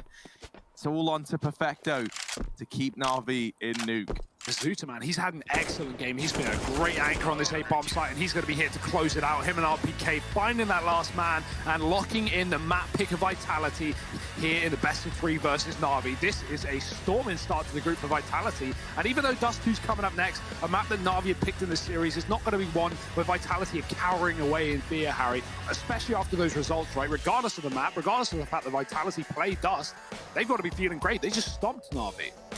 Yeah, man, and like, especially in that second half, Na'Vi were never even in it. You know, they kept it very, very competitive early on, but they fielded one round over on that T side. So, yeah, that was a dominant victory for Vitality. And now, moving forward into the realms of Dust 2, I get a little bit nervous, especially because we really did have some key players showing up for Vitality. We get to see the AWP duel of ZywOo and Simple, though, on the realms of Dust. And if that doesn't sound good enough, then I don't know what will. You're going to have to join us after a quick break to catch that one, so stick around and don't go anywhere.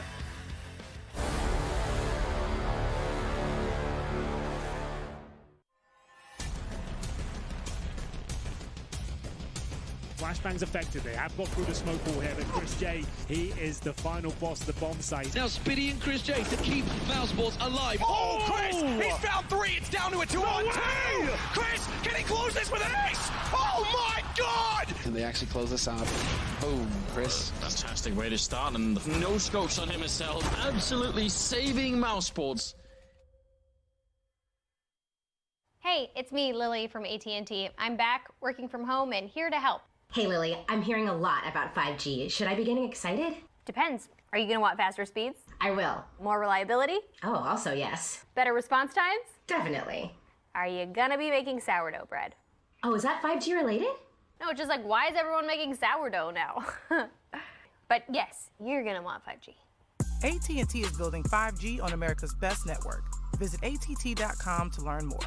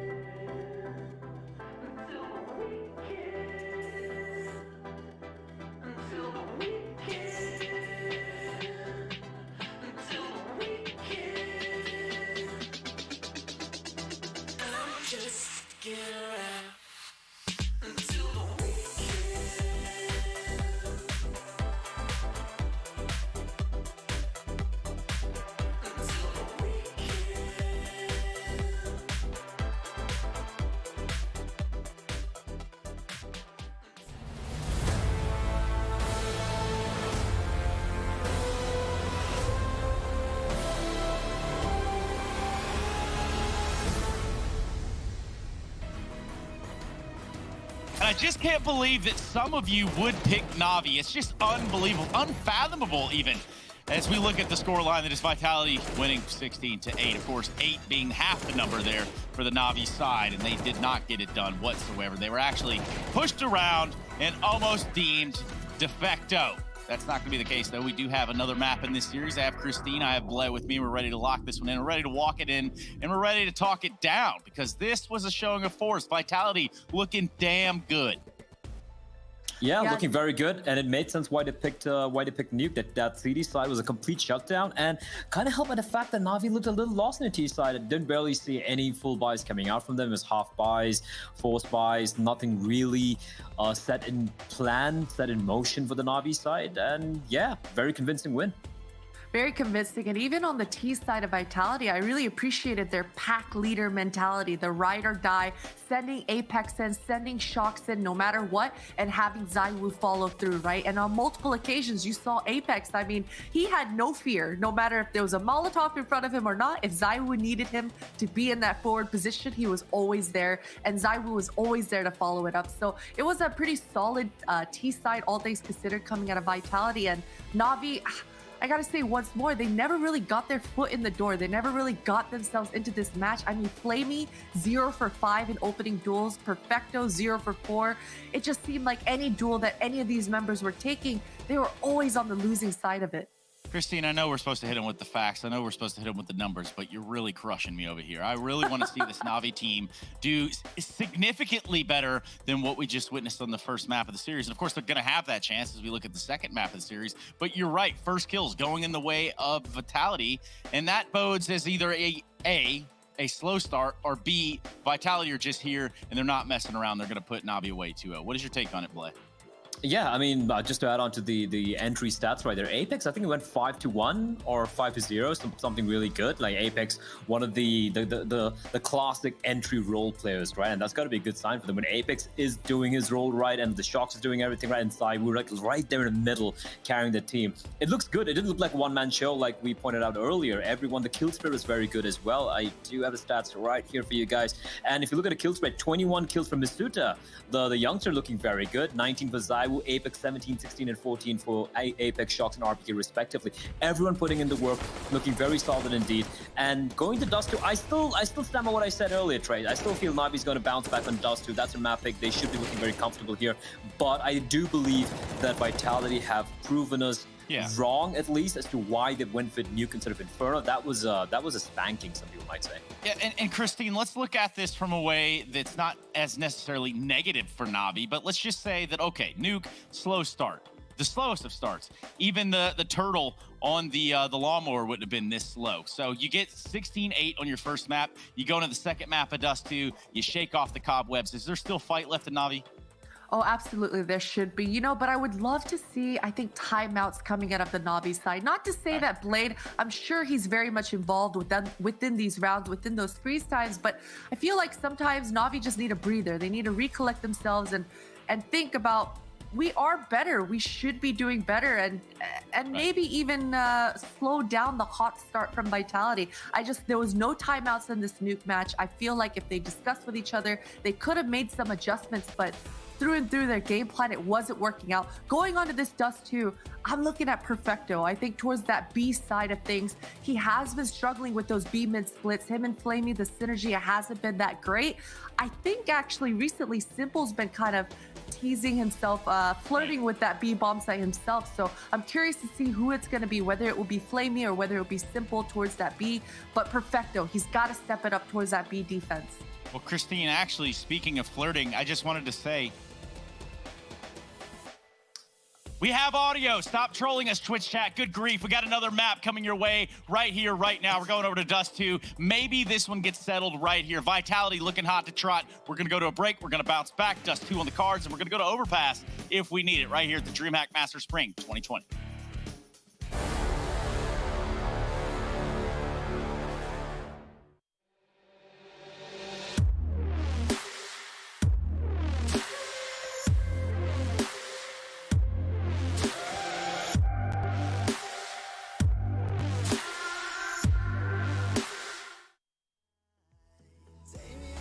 Just one night. Promise I can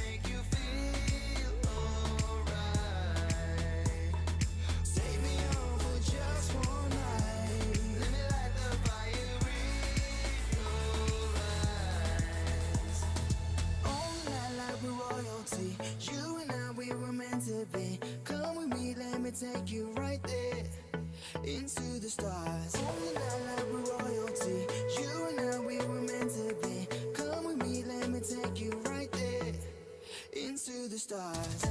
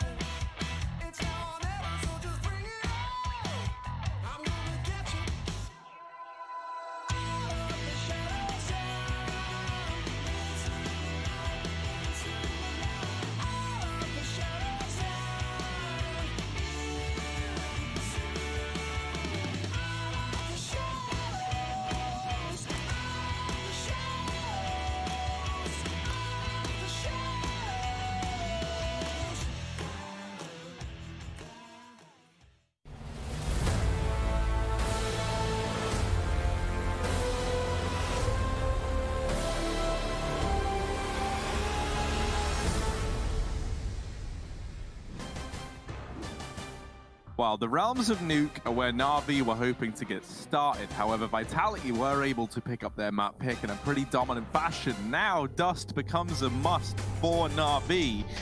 And, well, with Boomich being the top performer in the server for the Na'Vi squad, moving into Dust, I don't know, man. For me, I like that Boomich is playing well, but it sets a bit of a worrying tone, especially because on the other side of the cards, it felt like we had everyone showing up on Vitality.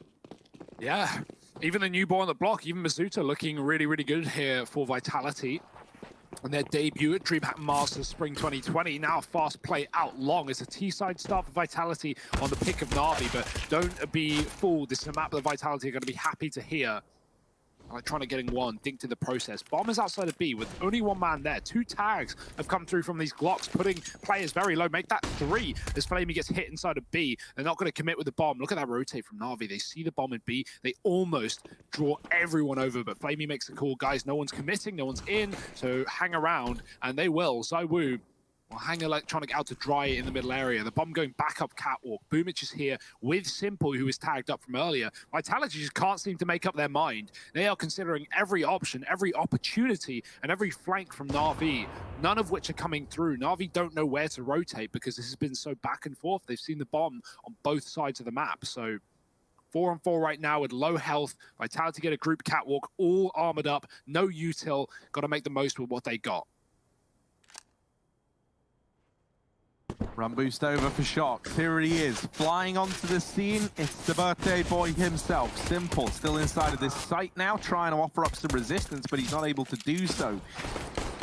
Ooh, Woo, hounding down that kill onto Boomich, and now Perfecto offered a couple of fights here in CT. Vitality delaying this bomb plant in favor of just taking the engagements, and they've done that a couple of times now. I do love it. They've put this in a 3-on-2. I mean, that's I love it, right? Like, I've only seen it work thus far. I imagine if, you know, they go peeking into Perfecto there and he kills 2 out of 3 of them, maybe I don't love it so much, but hey, I mean, if it's working for Vitality, it's working, and it's left all of this onto Flamey on just 5 points of health. This should be an undoable round, and it certainly looks like it. Vitality just don't give him a fight. They don't give him a way to get back in, and so they find a pistol here. Pretty sure that puts him at 3 for 3 in pistol rounds in this series. So, yeah, bit of a struggle in these pistol rounds for Na'Vi. It's kind of ridiculous how many early dinks they land with the Glocks, right? So it's like no matter where Vitality end up going, they know that Na'Vi attacked on both sides of the map, and the retake players will be tagged as well. So good stuff on Vitality. Even a tag down the doors finds Flamey with a bit of damage. Lots of Mac 10s here for Vitality. Bit of a gamble in a map like Dust 2 to run these weapons. You can already see the effect of that. Simple getting overwhelmed in lower, almost hits a scout shot. Could have taken one down with him. Apex already falling here for Vitality.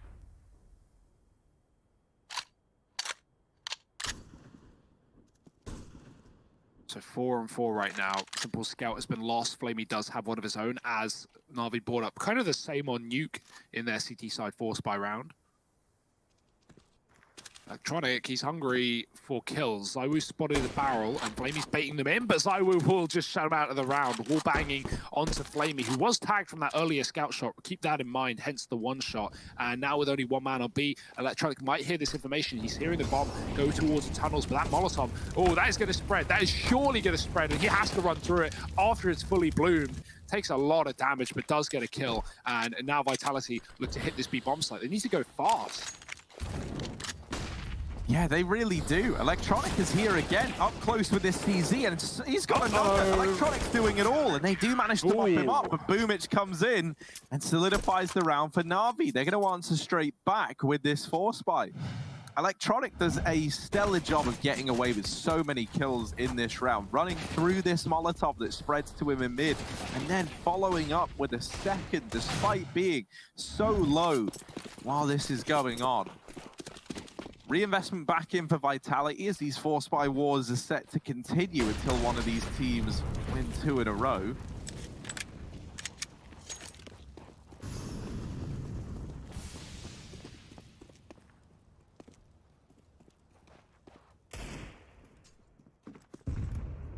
Start to sneak up here through Catwalk. This is just looking like a cat execute for Vitality. They've only got this one smoke on Zywoo and a flash as well.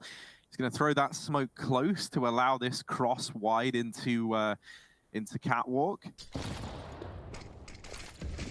All-time nade from Na'Vi. Gets some damage off. Simple arriving on rotation, and that's a lot of red. Na'Vi, great utility usage in this round. Leaves it all onto Shox with the Deagle. And Simple looking like his only little present, only little gift in this round. No one else is going to give anything over. Electronic just hidden behind this smoke. Shox actually falling back, and Electronic going to catch him on the cross. Na'Vi now find the conversion. They take 2 in a row, and now these 4-spies will come to a close. That grenade was unbelievable from Simple. I mean, the first one does a bit of damage, but he tags all 5 players with it.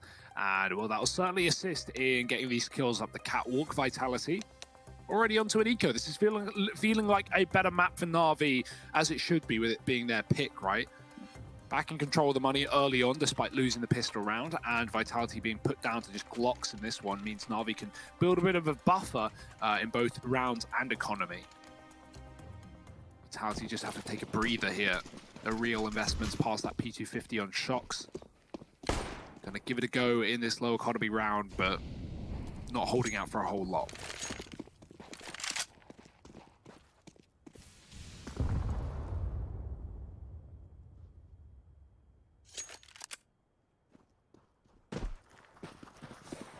Shox decides, screw it, we'll just go dry. We don't need a run boost. Luckily, there's no AWP there anyway. That was already cleared out by the fact that Apex came from lower. Just going to jump out into middle. Vitality might just run the gauntlet. It's Apex alone as the rest of this T side go up cap. They get dispersed when the Molotov split into two. Dinks come through. Zywoo with a Glock kill, the grenade, and the bullet to the face will certainly end his life. And luckily, because of that Molotov, the rest of Vitality are late to the party. Simple's actually already gotten on top of the site after Electronic's death, and he's being supported. He's just going to reload in their face, knowing Boomich can do the rest, and he'll make that money with the SMG, even saving the AK as well. Very successful round for Na'Vi in terms of money. And, well, talking of money, Vitality, they've got a little bit more to spare. They'll be buying up in this round and trying to get back on the board.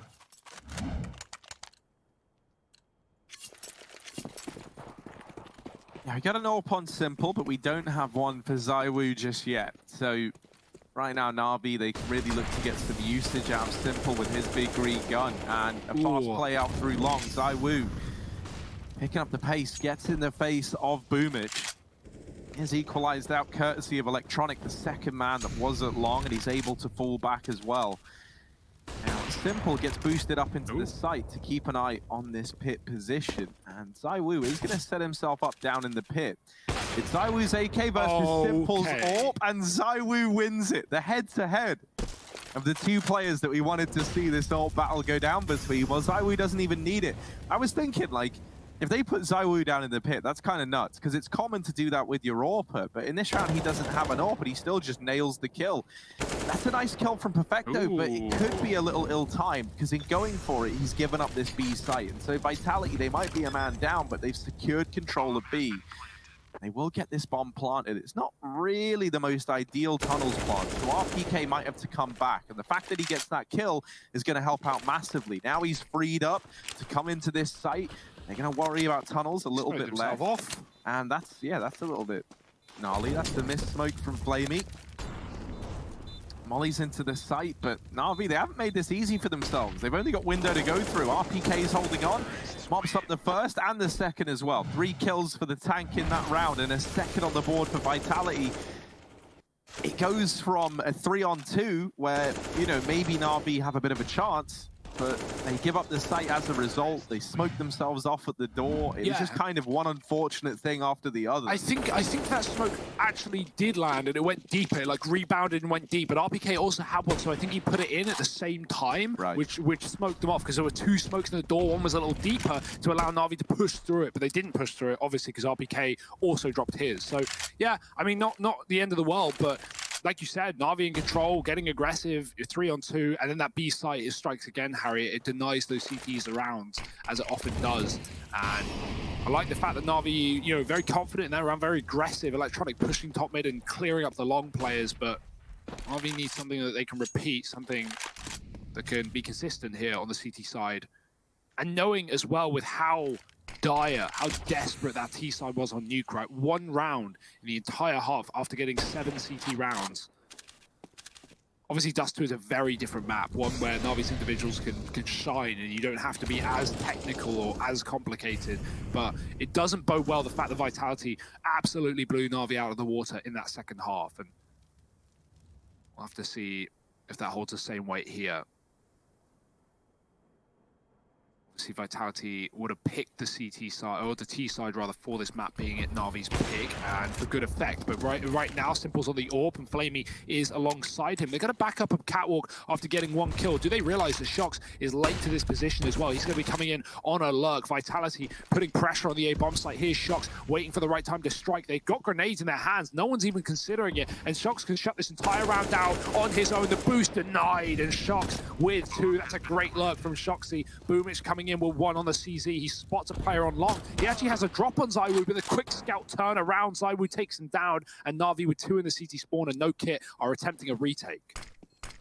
Yeah, we got Big Flamer with the AWP. Let's see what he can do. Arriving now on the scene and does best Zywoo. Has Perfecto alongside him as they try and move up. But both these players in the site, they offer up bites to Perfecto and he nails them both. Defuse going to come on in.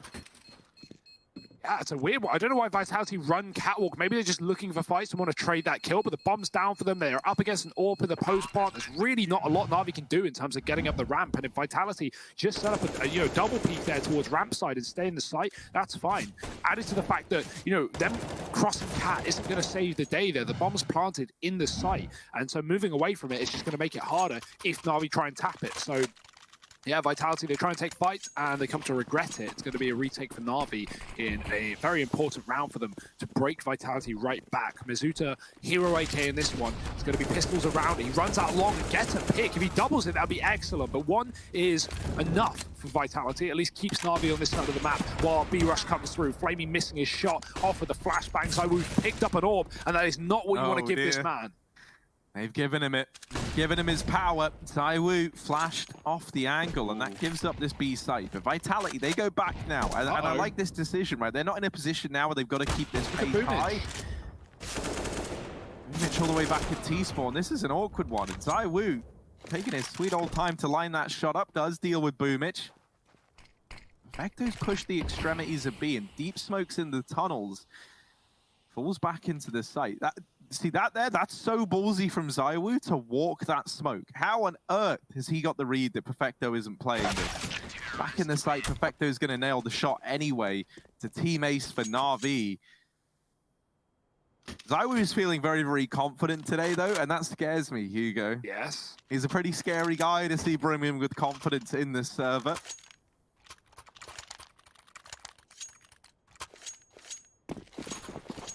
Reinvestment going to come through for Vitality, but it's not ideal. You're lacking a gun on Masuta. You don't have this AWP in the hands of Zywoo. I say that like he's not been performing with the AK, or like the AWP would be a significant increase, but my word, like he's been nailing every shot anyway. Fast play up through Cap. Team Vitality, they grab this control, and actually it's a CT drop for Masuta, but he doesn't survive the journey. Mid to B split attempted, and it does not go well. A very quick, clean round for Na'Vi. 6 now on the board. And these last 2 going their way, they built up a bit of a bank, which is nice for Na'Vi. It means they're not in this position where they can just get reset. And with another eco round coming in for Team Vitality, there's another chance that yet more money to be made here for Na'Vi.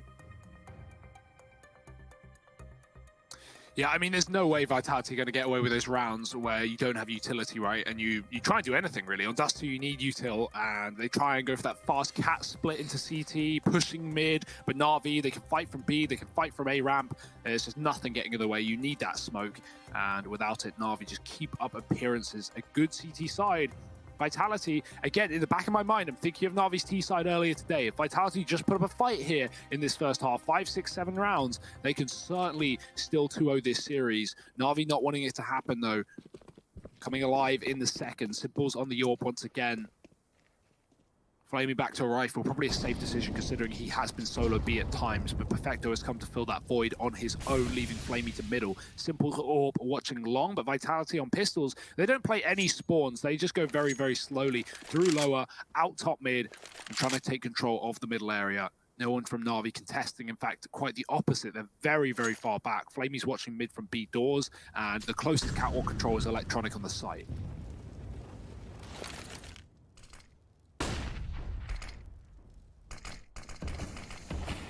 Another attempt at running this mid to B, this time with only pistols, and this time with the smokes actually down for Vitality. Perfecto got to hold on to this site, and while he does put up some pretty decent numbers, 3 kills in the round, oh, what? Might be enough. Simple landing that no-scope onto Apex as he tries to cut down these rotations. Now Zywoo's retrieved himself an M4, but a 1v3 versus Electronic, Simple, and Boomich. This is certainly not an easy round for Zywoo, and it's not going to present itself. Look how hankering he is for fights there, Harry. He's just crossing doors. Like, for reference, anyone there in Zywoo's position should not be crossing doors because you're so available for not only info for Na'Vi so they know which side of the site you're on, but also just an AWP scoped up on the door can kill you. Zywoo knows all that. He's just swinging. He's just jiggling. He wants to fight, but they get delivered to him in a big way. A quick kill. And, well, Perfecto, a nice hold from him, but it's not enough for the round, unfortunately. Or, no, sorry, it is, rather. It's not enough for the hold. It's a plant for Vitality, but it is enough for the round.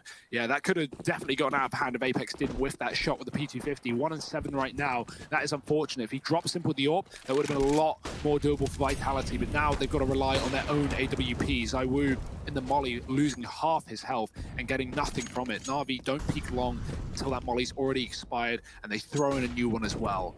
Electronic playing in a very dangerous position. Spots player deep in the middle, but doesn't realize Mizuta's close on Cat. And I love that reaction, Mizuta. A confident play. Something that, you know, I feel like maybe when he first joined this roster, he wouldn't have gone for something like that. But, you know, already a few months inside of this team, and he's realizing what he can and can't get away with. Hounds down Electronic and looks to follow up with a flashbang. Apex tags down Perfecto, but won't finish the kill from the CT spawn. And Na'Vi hold on to at least a 4-on-4 in this round.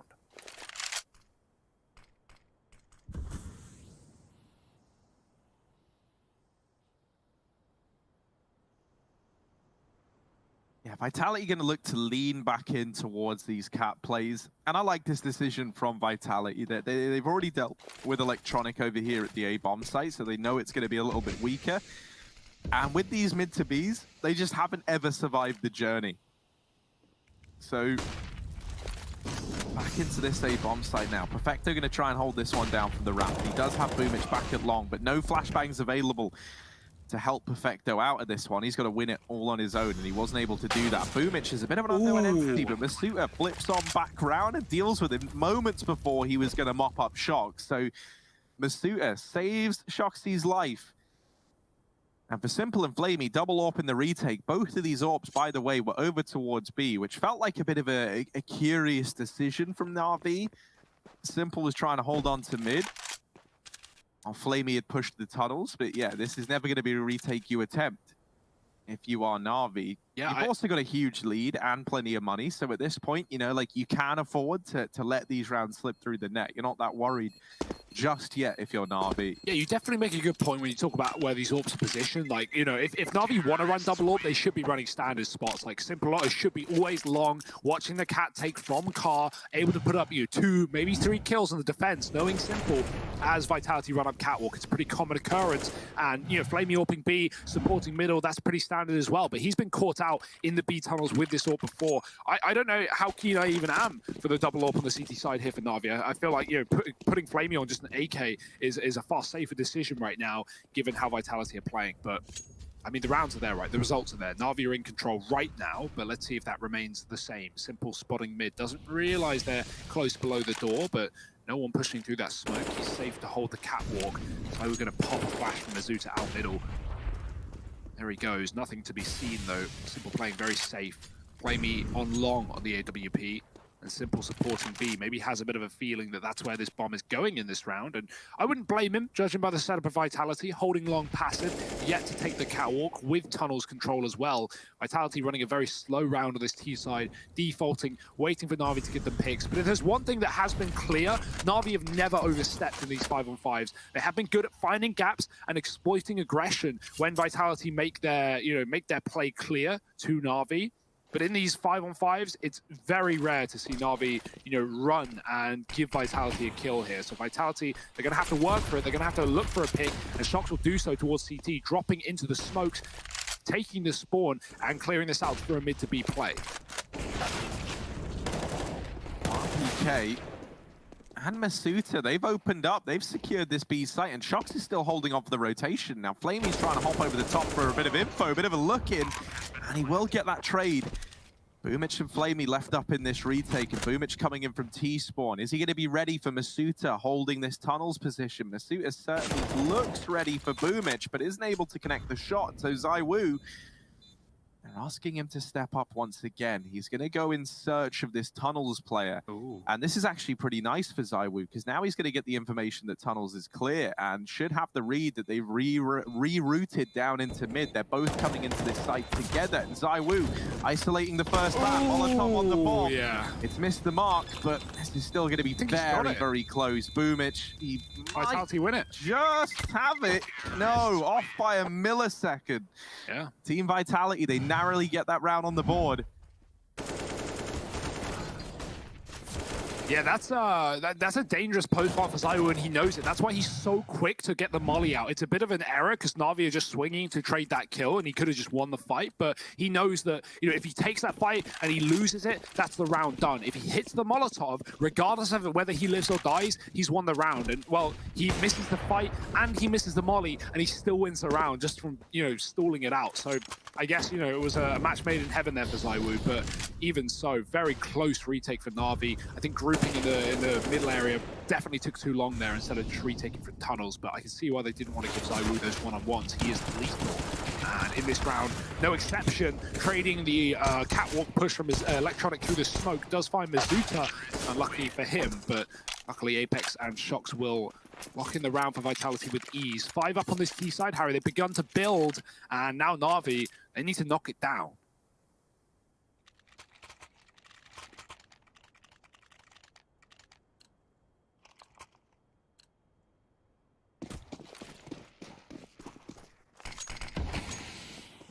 And this is where things get dangerous for Na'Vi, right? Because like we were saying a few rounds ago, well, they've got this huge lead. They're not worried yet. You know, like things are still looking good. But now it's 7-5, and Na'Vi, they come in with this buy, but they're staring down the barrel of this situation where, once again, if they lose this round, they've got nothing.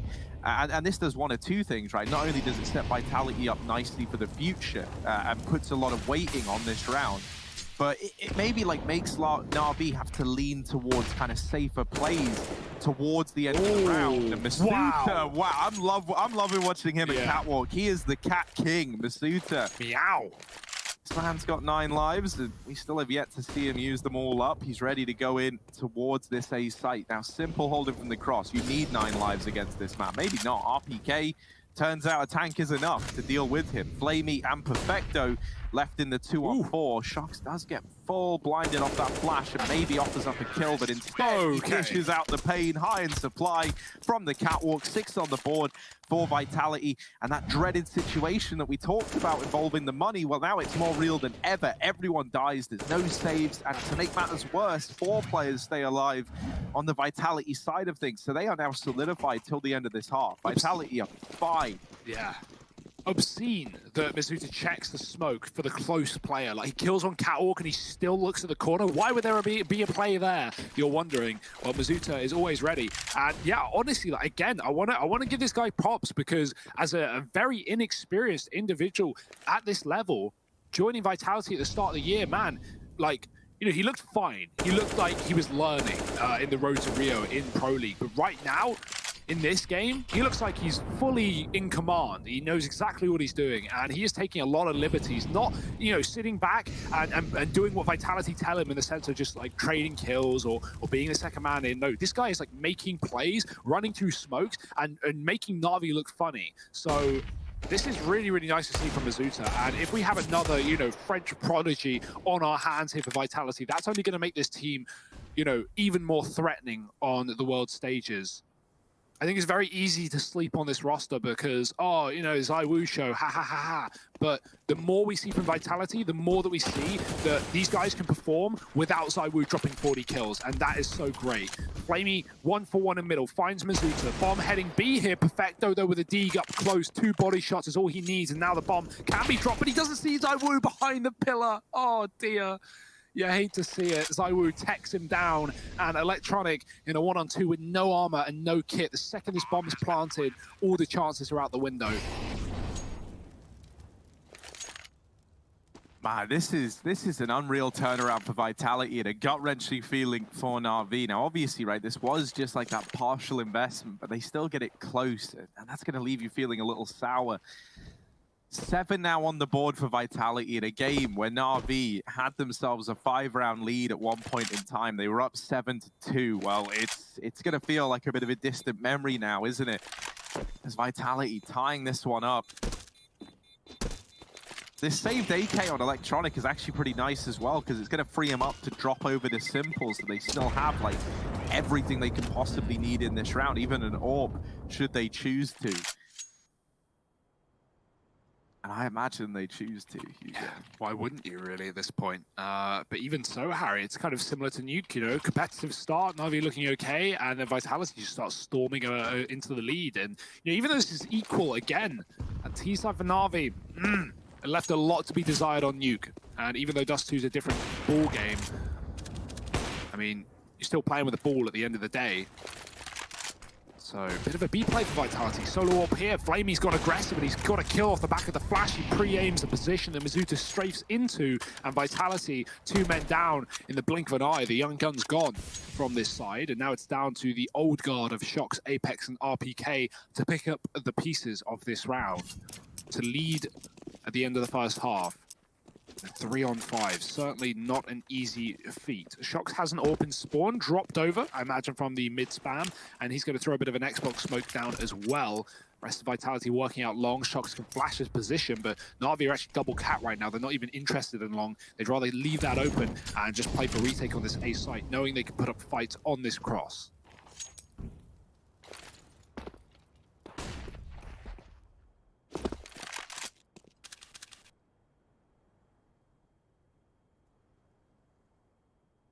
Well, Shox has undoubtedly had to spec Zywoo a lot in this position, so he's very attuned with what his role is in this round. He's holding down his pit position, and with these mollies, you know, maybe there's a chance that Vitality can get the bomb planted for long and really try and set Shox up in this round. Instead, they've got to go for the safe plant, and you know, you understand why. They're in a 3-on-5, they don't have any control anywhere else.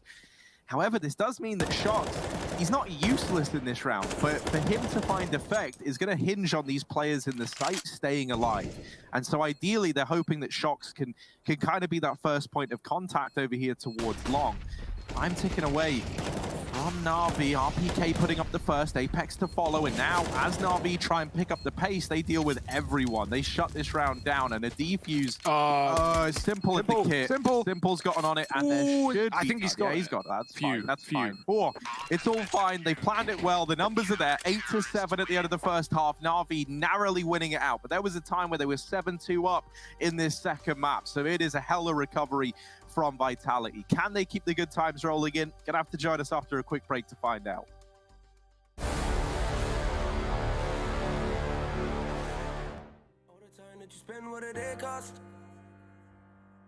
Run around in the full of that chaos. You want a good life, you should make one. Yeah. You show your real side when the day comes. Under the cover of the nighttime, you're trying to speak over the baseline, but I can't hear you, no, no, no. I can't hear you, no, no, no. Catch you slipping on the FaceTime. Every kiss that I could taste lies. I don't wanna hear you, no, no, no. I don't wanna hear you, no, no, no. Can't hide it, no. I'm riding low. Don't wanna know. Here it goes again. I guess I always knew that you're everything you do. Don't know if it's true. I can't believe what you did last night. I can't believe we danced for the last time. No, I don't need you, I need myself. No, I don't need you, I need myself. I can't believe what you did last night. Cause now I see you in a new light. No, I don't need you, I need myself. No, I don't need you, I need myself. All the time that you spend, what did it cost? Run around in the full of that chaos. You want a good life, you should make one. Yeah. Show your real side when the day comes. Under the cover of the nighttime, you're trying to speak over the baseline, but I can't hear you, no, no, no. I can't hear you, no, no, no. Catch you slipping on the FaceTime. Every kiss that I could taste lies. I don't wanna hear you, no, no, no. I don't wanna hear you, no, no, no. Can't hide it, no. I'm riding low. Don't wanna know. Here it goes again. I guess I always knew that you're everything you do. Don't know if it's true. I can't believe what you did last night. I can't believe we danced for the last time. No, I don't need you, I need myself. No, I don't need you, I need myself. I can't believe what you did last night. Cause now I see you in a new light. No, I don't need you, I need myself. No, I don't need you, I need myself. I can't believe what you did last night. I can't believe we danced for the last time. No, I don't need you, I need myself. No, I don't need you, I need myself. I can't believe what you did last night. Cause now I see you in a new light. No, I don't need you, I need myself. No, I don't need you, I need myself.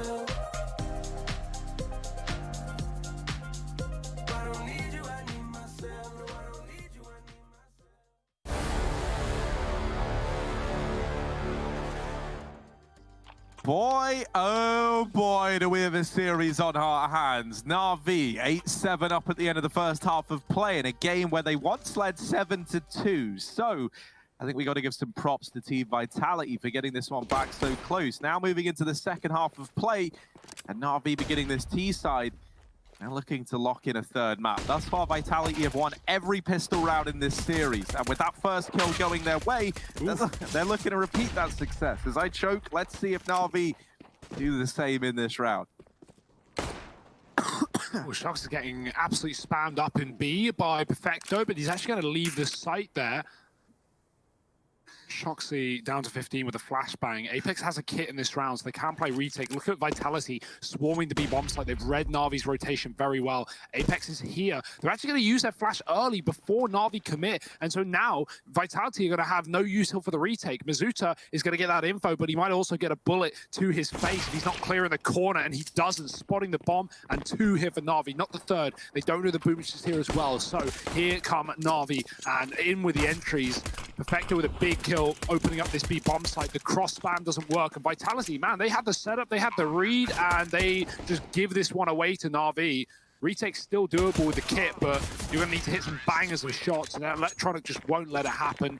I feel like Vitality really gave that one away there. Maybe doubting themselves on that B read, but yeah, you know, even the push towards tunnel, maybe a bit much.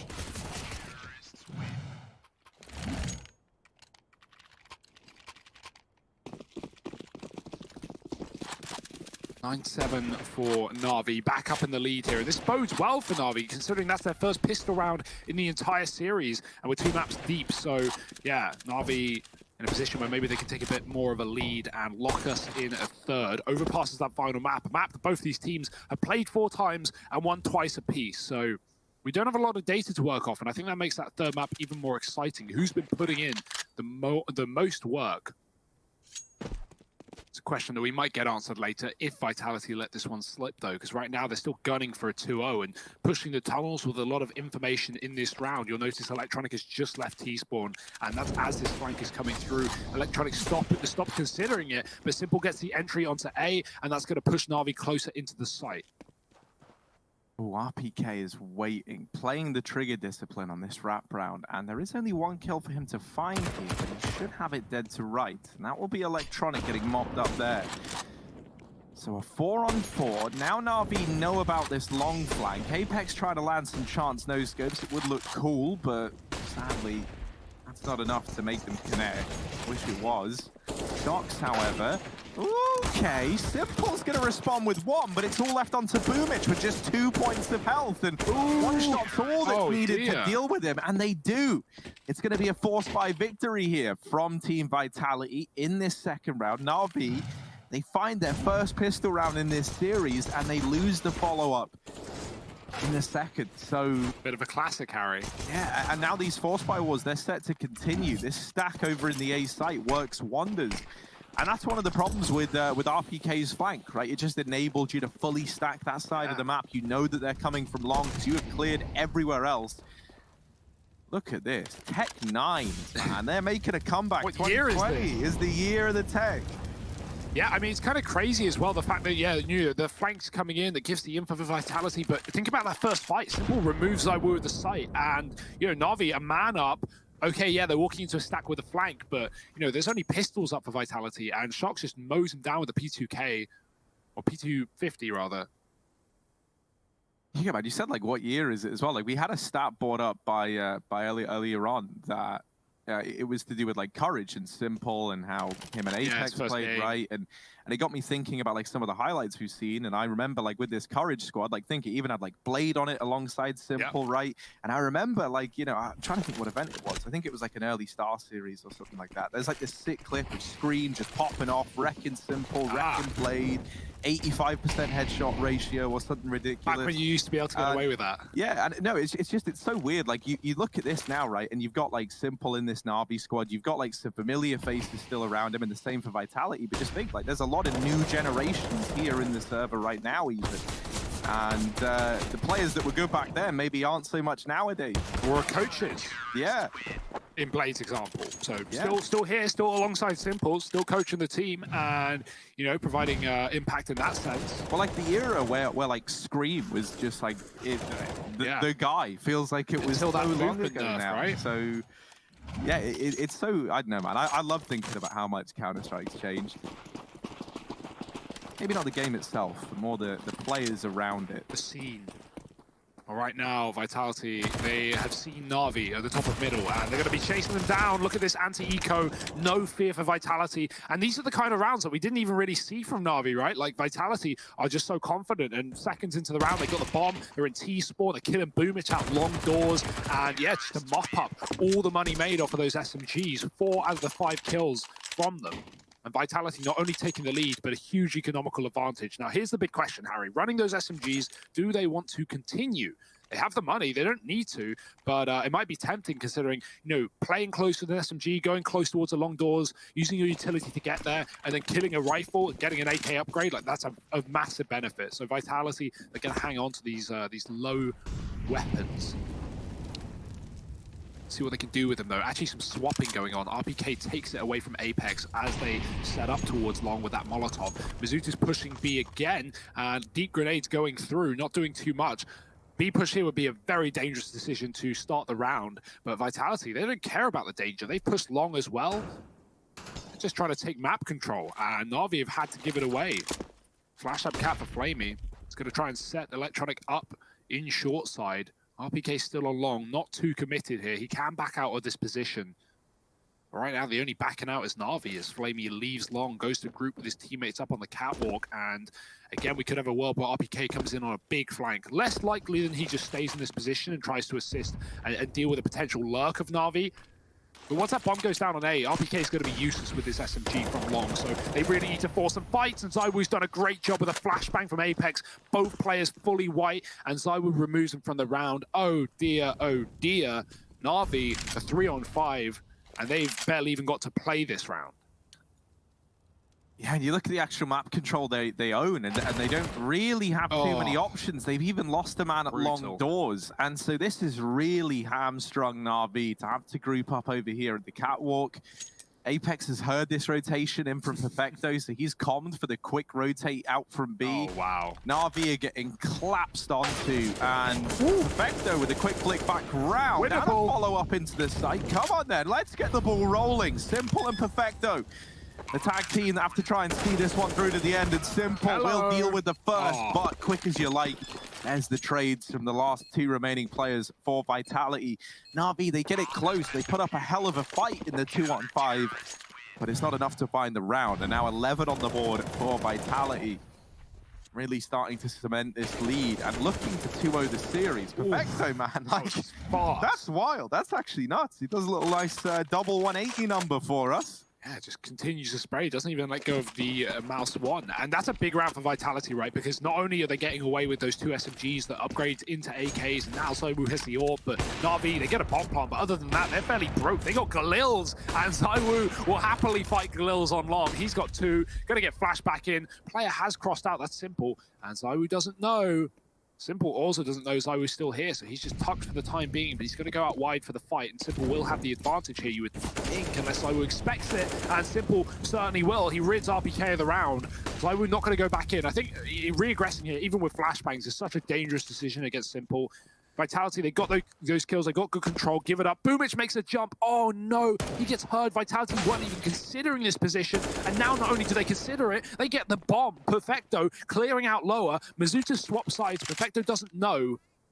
And now he's got to try and get control of this package. Luckily, Simple's coming from the spawn. Mizuta knows that timing. He needs to get aggressive, and he's dealt with that one man, leaving Simple alone back in T-spawn in a 1-on-3. His first job, get back the bomb. Yeah, and that's the first mission on a pretty lengthy operation here for Simple. He's going to try and retrieve this bomb and then has to navigate a 1v3. With 2 players in these upper tunnels, it's going to be hard for Simple. Apex available to trade with old mate Masuta. His bomb retrieved. Simple going to drop a smoke to cover him from the lower tunnels. Still trying to fight his way into this B bomb site, but with 2 players here, they double peek him, they swing, and it's Masuta delivering 3 kills in that round there. When he joined this team, you know, like they weren't looking to pick up a big-time fragger necessarily, right? Masuta definitely didn't look like he was outputting the most incredible numbers early on, but as we've seen him adapting and you know, getting used to this level of play, right, in a team environment, he's been looking better and better. He was the frag leader back on Nuke. Yeah. And here, he, you know, isn't topping the charts with the kills, but he's getting a lot of impact from the kills that he is finding. And it feels like he doesn't feel scared to make individual plays as well, which is the hallmark of a good player. You know, if you know when you can get away with something and you achieve that and you find 2 kills and then you get out safely, like, you know, finding that gap and exploiting it against a team like Na'Vi, against tier 1 opposition, is something that, you know, is very impressive for such a young and inexperienced player. Right now, Vitality... Well, actually, okay, going back to this point I made earlier in the first half, Na'Vi, they put up a great CT side. They look fine. You know, they're in control somewhat. 8 rounds. And, you know, I said, okay, Dust 2's a different map, but think back to Nuke. Think back to the T side. Think back to how lost Na'Vi looked and how they barely got anything done there. We're having the same case here on Dust. Despite it being a different map, Na'Vi find the pistol round. Vitality forced them with P250s and then go on a 5-round winning streak on this CT side. Na'Vi have not broken that streak and won't be breaking it, not here, not now, not with Deagles. This should be 13-9 for Vitality if all things go to plan. And then Na'Vi will have, what, 1, maybe 2 buy rounds left in this map to actually contest this scoreline. This is a rough performance from Na'Vi right now, and only, you know, off the back of Vitality's very, very well-played CT sides here. And that was the story back on Nuke as well, right? Like the CT half looked pretty even. But yeah, Vitality, they're doing a stellar job here. Set up a cat, the flash is good. Perfecto and Simple. Gonna chain together 2 kills. ZywOo getting pressured. Only 8 seconds for this bomb plant, and ZywOo is not faltering. Simple gonna start plugging in the numbers. ZywOo trying to land a shot, and instead he's gonna kill everyone else and Simple as well. ZywOo, stellar round. My goodness, 4 kills there from him. What a play, what a man. ZywOo with the defuse. 27 kills in the game right now, and he comes alive. I thought I jinxed it, Harry. I did say Na'Vi shouldn't win that round, but for a second, they had everything in their hands. ZywOo, the fact that he gets away with his 2nd kill here, he waits, and he knows he needs to kill Flamey before he refaces the site. Otherwise, he's going to get shot in the back. And well, ZywOo, it looked like for a second he wanted to wallbang default and kill Simple on the other side, but he fell off the box. Luckily, it wasn't a problem. He finds both kills there, and Na'Vi, I mean, it's still a bomb plant, still a successful eco round, but one now that they need to win if they want to have any say in this series. ZywOo is just not letting that happen. He falls out right as Simple scopes up. Apex has been dropped on Cat. Electronic did find that kill, so there's something here for Na'Vi, but the flashes come through and Flamey abandons Long, not going back into that AWP. ZywOo, reflash by RPK, clears out Long once again, carrying the blue bins. He has a molly for it, but no one's here for Na'Vi. They've spread out, they've split up, they've gone back into a default with players in the tunnels and Perfecto coming from T-spawn to join. That bomb is still in middle, but with a 4-on-4 enabled, Vitality aren't fighting for mid anymore, they're just playing in the bomb sites. Vitality not giving them anything right now. Yeah, Na'Vi are very, very paranoid about any aggression coming through, and so they're just sitting back, they're waiting as well, hoping that a man advantage is gifted over, and that's not going to happen. Vitality are really going to make you work to get back into this one. Now, they set up over here on Cat. Electronic is over in the tunnels, and this is likely where he's going to stay. Try and cut down these rotations while the rest of Na'Vi set up for the Cat play off. Not a good volley. Trying to play around this Molotov that was thrown out by his teammate, I think. Yeah. I think that was ZywOo throwing that one over. So, not ideal, but they get out through Cat. Once again, left down to the wire. ZywOo and RPK, they could deny this whole round if they find the right kills at the right time, but they've lost ZywOo. RPK now going to swing out, and he secures a double. Bomb gets dropped back at Cat, and that's a bit of a disaster. That's the round. Oh, there's not enough time. Oh, no, there is. There might be. It's very, very close, and I think they've just got it. They do. By half a second, they get that bomb down. It was so close. Shox is aggressive in through CT, and now only Electronic left to deal with. He Molotovs the bomb to buy himself some time.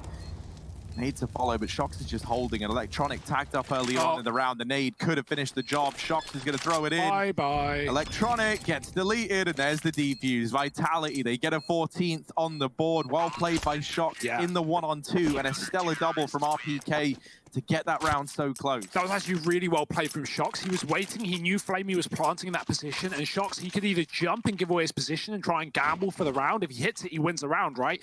But the alternative is his teammate dies in mid, and Na'Vi have a guy in mid, and he realizes there's someone in CT. So instead of hanging around and waiting for Flamey to stand up so he can take that headshot, he backs up, he plays the fact that Na'Vi don't know where he is, and he wins the 1-on-2 in style. Shox putting up another round for Vitality, a flawless streak here, Harry. 7 in a row on the CT side. It's Nuke all over again. Na'Vi look lost on the T half of that map, and here is no exception. They have not fielded around since the pistol. And it was pistols that put them down 7-0 in the CT side. RPK, he could get flashed up on Catwalk. Apex has line one up, but RPK timing is everything. He needs to call for it right now. That's a great timing. RPK trying to get aggressive. He gets one, almost a second of spray, puts Boomich low, and the Molotov sends him packing. That's still a favorable fight for Vitality. They get good info, and Apex wants more. Yeah, he's hungry for it, but getting spotted by the player in lower tunnels, that will facilitate the swing in from Boomich. So Na'Vi finally sat with a man advantage in a 4-on-3, admittedly with low players. And ZywOo ready to peek the catwalk, gets a little overzealous there. Does still remove Flamey even while being blind, but it's Boomich in with the third, continuing this tear up through Cat that has secured the A bomb site. Masuta and Shox left in for the clutch, smoking a fall over here at Catwalk. That nade could delete Boomich, doesn't quite find him at the back of the site.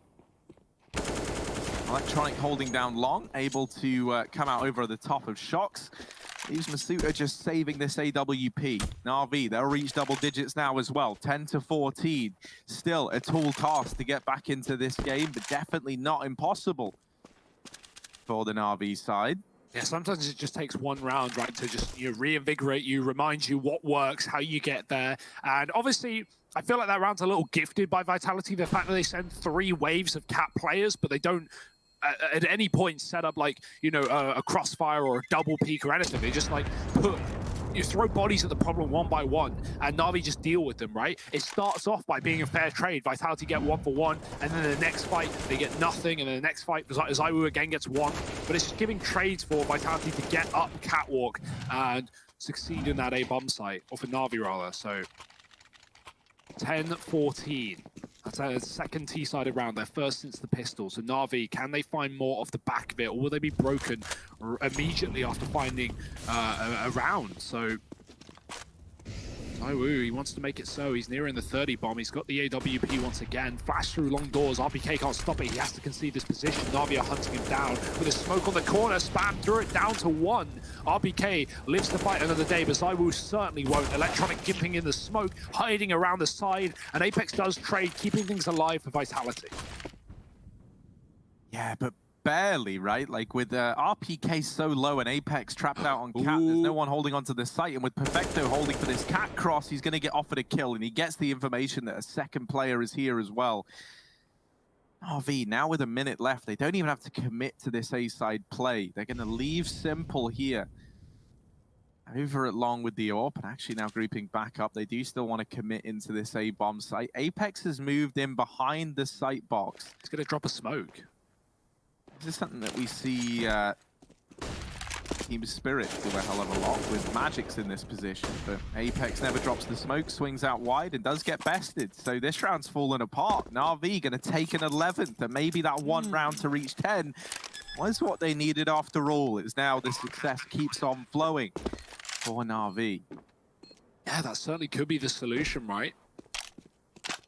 Couple of rounds in a row now, Na'Vi building money, and that just certainly makes things harder for Vitality, because it's not going to be in a world where, you win one round and then you close an anti-force buy or an anti-eco to win the series. No, Na'Vi are going to have back-to-back rifle rounds despite you, winning any of your own. And Vitality, they're not exactly rich right now. Shox saves this gun, but look at the money on the rest of the team. And I say Shox saves this gun. Shox is trying to save this gun. Perfecto doesn't want to allow it, but won't commit to the T-spawn wrap. And so this gun will get away. Live to... no, forget it. Shox fights, and he dies. That's a great one-tap from Perfecto. He is top of the team right now. 2 kills above Simple. Vitality, after losing that gun, after losing everything in this round, including the money, they're going to call a quick pause.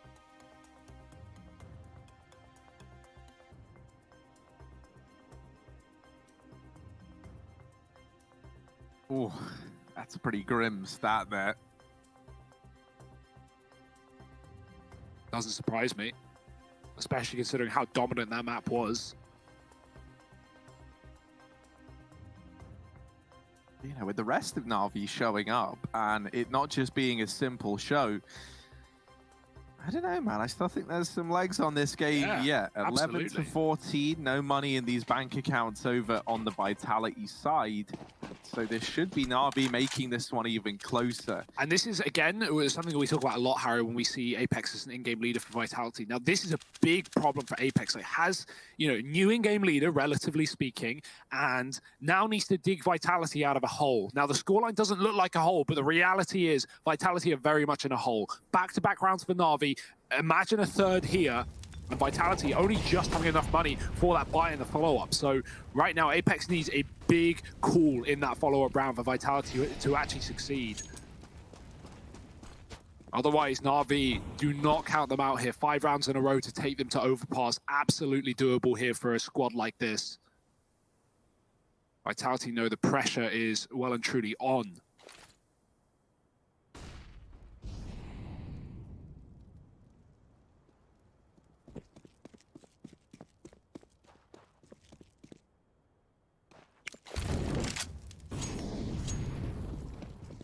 Na'Vi, they've really slowed it down, right? And a lot of these pushes are just coming down to the final 20 seconds. And Vitality, this time around, aren't really giving them these early engagements that they've been doing a hell of a lot. And I hope that's something we see carry forward into the rifle round for Vitality here with only the pistols.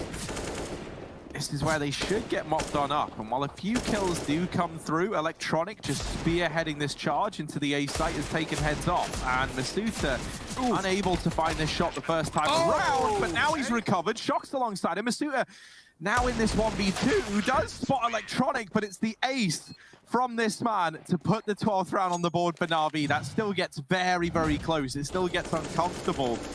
With Electronic starting to come alive and carving a path in this round, Na'Vi, they are able to win it out and get this one over the line.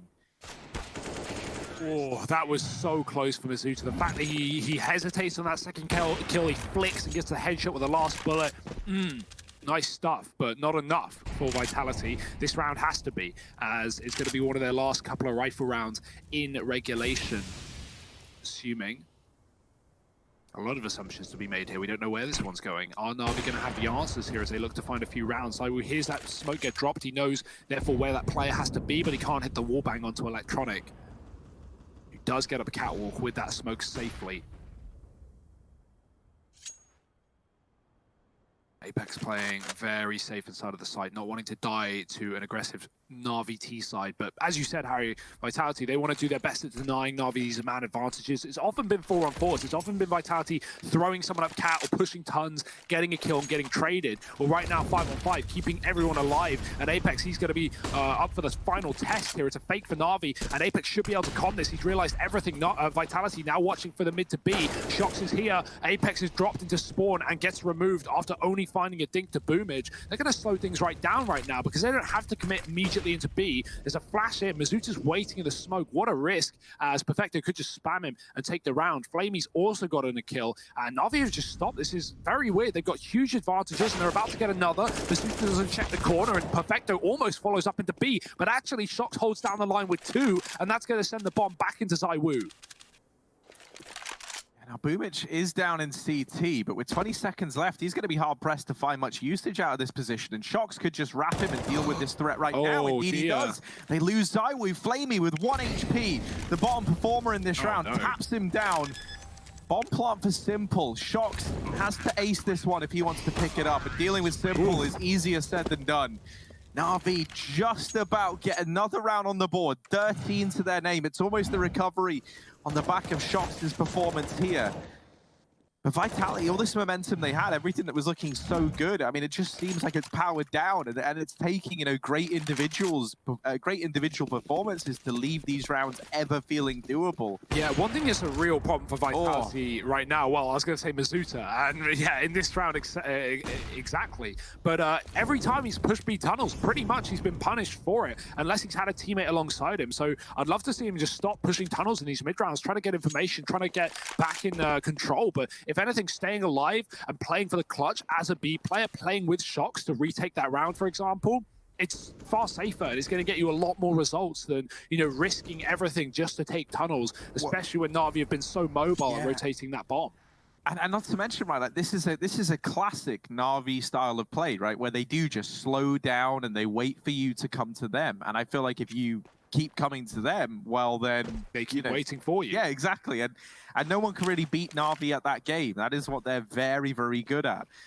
On top of that, right, the decision to keep pushing B feels like a bit of a mystery, because I almost wonder, like, when you're in a 3-on-5, what are you kind of hoping for? Like, either you get the info that it's clear, okay, then it allows a full rotation, right?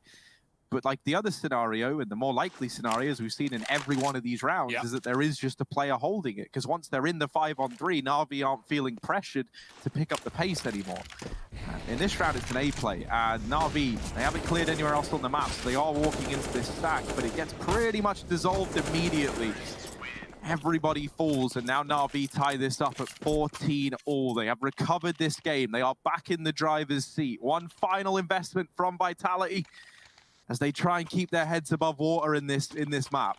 They might get drowned in the dust, Harry, and take us to Overpass. Na'Vi, they have come alive in these last few rounds. 5 in a row after a streak of 7 from Vitality. So Na'Vi are trying to one-up them right now, and this could be doable. Simple with the auto sniper at 14-14. Removes Apex through the door. He wallbanged Mizuta out in the previous round. Simple is not playing. He is not messing. He is here to win. And Na'Vi, they might just be in that very position. Oh my. Boomich through a smoke as well. Electronic one tapping RBK. Harry, I think we're heading to a third. Oh, it certainly feels like it. It's like all the stars have aligned for Na'Vi all of a sudden, and now Mizuta and Shox left at the B site. They're going to try and save, but Na'Vi, they will come and hunt you. They will try and take these guns away. They know this is all Vitality are really going to have to work with in this coming round. And so, you know, with the last round being the last round to play regardless, you are hunting this every day of the week. And you can already see the Na'Vi attack dogs have been let loose to try and sniff out these saving players. Mizuta and Shox. Can they get away with these guns? It's going to be so important that they do. And this swing from Mizuta nets in that kill. More players coming his way, though. Mizuta getting pressured, has dropped the smoke in the double door. Molly at the window denies him a lot of ground. And Na'Vi, they're making this feel so claustrophobic. Oh, Mizuta's still going and really refusing to hand this M4 over. Oh, another kill. They're still holding on. And Shox gets down another. This is the save succeeding for Vitality. They hold on. And with all those kills coming through for Mizuta, he can actually drop M4s off round. He can get another gun up here, as can Shox, thanks to the loss bonus. So suddenly you've got 4 rifles in this round. RPK even able to invest in a FAMAS. And so Vitality, they've cobbled the fight together. They've got it. Let's see if they can get anything done with it now, as it's OT or bust for Vitality in a map where they had the lead for the longest while in this second half. This will be a 7-round in a row comeback from Na'Vi to take us to Overpass if it happens. And right now, they are just 5 kills away from that very point. The flash is good, but the shot is not. RBK whiffs, and Apex gets one. Bazaru has to fall back to watch Cat. He's not ready. Electronic's gone through the smoke. No fear for Na'Vi as they set up towards A and set up a third map in this series. Mizuta and Shox, they've been held down from this position every time they tried to Cat flank Perfective, giving away his position, but he gets one and almost doubles down. Shox runs through the molly for the trade, but at what cost? A 1-on-3 for the map, and look at Electronic. Yeah, Electronic's gonna seal the deal. Na'Vi from 14-7 down. They pull this all the way back. They get it done. They get it over the line.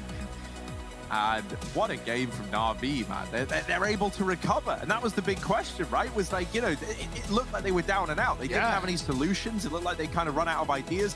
They find that one round playing that very, very slow style. And then I think, you know, Vitality with the confidence still in their way, like, you know, at that point, Na'Vi have only got one. They didn't know they were going to go on to just go flawless and close out the game.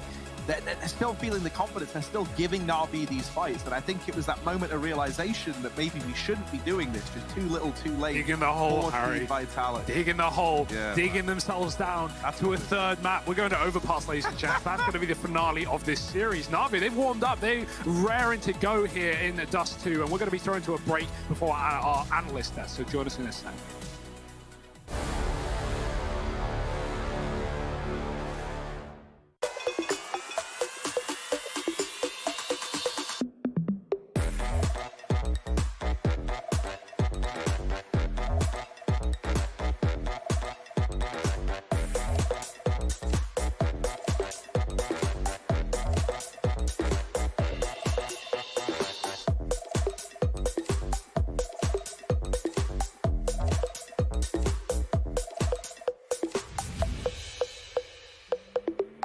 Hey, it's me, Lily from AT&T. I'm back, working from home, and here to help. Hey Lily, I'm hearing a lot about 5G. Should I be getting excited? Depends. Are you gonna want faster speeds? I will. More reliability? Oh, also yes. Better response times? Definitely. Are you gonna be making sourdough bread? Oh, is that 5G related? No, it's just like, why is everyone making sourdough now? But yes, you're gonna want 5G. AT&T is building 5G on America's best network. Visit att.com to learn more.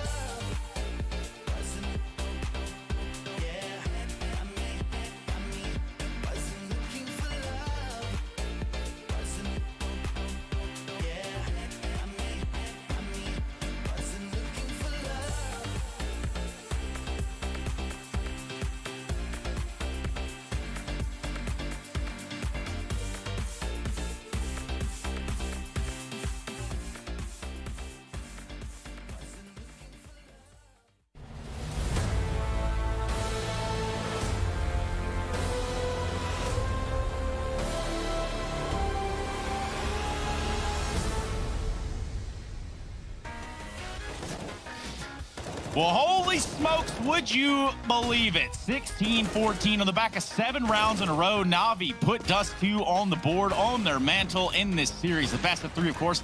Vitality picking up the first map, but Na'Vi picking up the second. Sets us up for a beautiful third. However, we didn't tell you all about this matchup at hand. When I say we, I'm talking about those in the digital studio with me. Of course, we do have Christine Potter-Chi.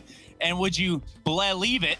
I made a believer out of Bleh. So look at him go. Bleh, look at him. Na'Vi on the board. What do you say? I'm going to ignore you said that, Trace, but let's just go with this one, right? I'm just going to paint a picture here. Map 1, 16-8 going the way of Vitality. Na'Vi 1-1 T-side round. Second map, 14-9 up Vitality. Na'Vi have now won 2 T rounds total. It's done. You for answers, for guidance. What's going on here? How, if you are Vitality, you've let this game slip away from you? I mean, Boomich, man, Boomich. He's got the fancy feet, allowing him to get out long A on multiple occasions, just spamming through the smoke, whether he's blind or not. He's got that savvy that allows him to just dodge past all of Vitality's utility, and he was very successful towards that long A. And man, but what a wizard ZywOo is throughout the entire series so far on Dust 2, but it's his target selection. It's his ability to understand what his biggest threat is and always making the high percentage plays. It's so impressive to watch.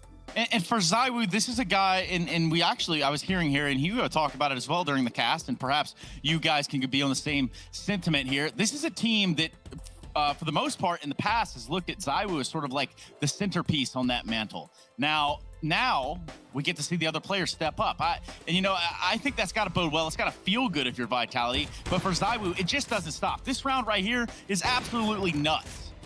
This is ridiculous. He's getting flanked from both sides. He's so calm and patient, and he almost got the wall bang. I feel like if he got a jump right, it would have been a wall bang. And then, of course, that final kill, I can't even see it. This guy is so patient, and like Potter said, that was brilliant. He knows the guy at long's beating him out. He takes a shot towards short, gets the guy at long, and then just the final flick as well onto simple. Like, so quick, so smart, high percentage plays, never misses. But then, electronic happens. 30 bomb in regulation, though. Christine, if you play against that guy in your average matchmaking, do you report him? Oh, absolutely. That guy's getting reported straight up. Yeah, I mean, he's playing. We have the luxury of not having the walls, but it looks like he knows exactly where the enemies are going to be coming from every single time. And not even just that round, he had 2 other rounds on Dust 2 that were just as impressive, just towards that long A, dodging the flashes, understanding that he's got some time to work with because of the spacing the T's have to prioritize in that moment. Well, speaking of time and time to work with, let's start to talk about Overpass, the third and final map of this series. How have we gotten to 3? Well, we don't necessarily need an answer to that. It's all in the pudding, right? But on this map of Overpass, how are we feeling, both sides? I think it's a very 50-50 map, like literally. So if you look, I'm just looking at the stats in the last 3 months these 2 lineups have played. Both of them have played Overpass 4 times, and they have a 50% win rate on it. So I think it's going to be even Stevens, all things considered. I would still give the edge to Vitality here right now. I'm like flip-flopping right now, but Na'Vi, that was a great comeback. It looked good. They woke up, but I still feel Vitality have looked the better team so far today. Christine, give me a one-liner right now. Make me believe this is going one way or the other. I have to agree. I think Vitality, their T sides is super polished. They seem to be gelling together and working very well together. So I gotta say, Vitality look like they have the edge as well here. Well, that is what we are going to do. See if they have their edges in a row. And by that, I mean making sure everything's just flush and lined up. Sort of like we're going to go ahead and line things up for the next map of this series. Overpass on the cards. It will be the decider of this series right here. You do not want to miss it at the DreamHack Masters Spring 2020.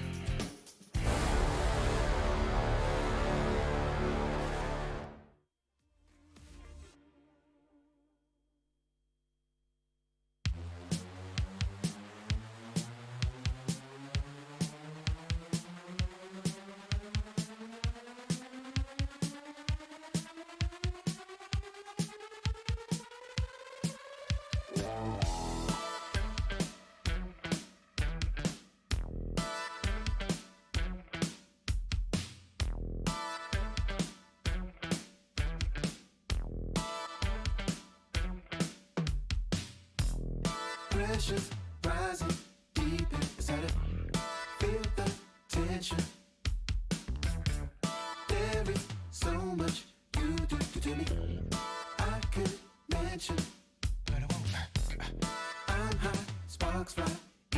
But when I touch your shoulder,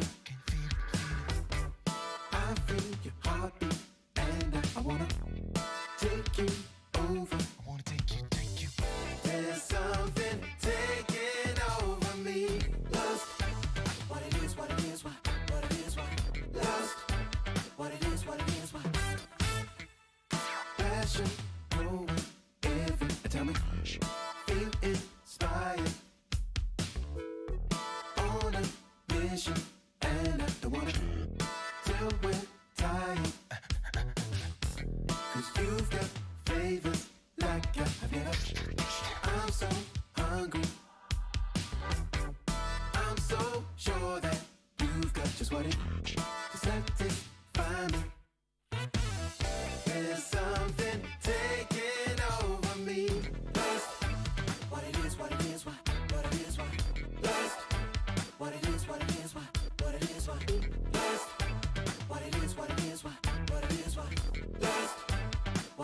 it is, why.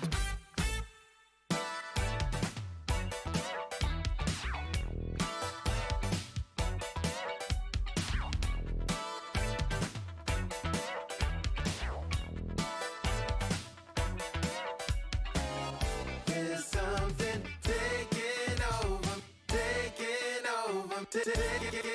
over me. Lust, I just can't help myself.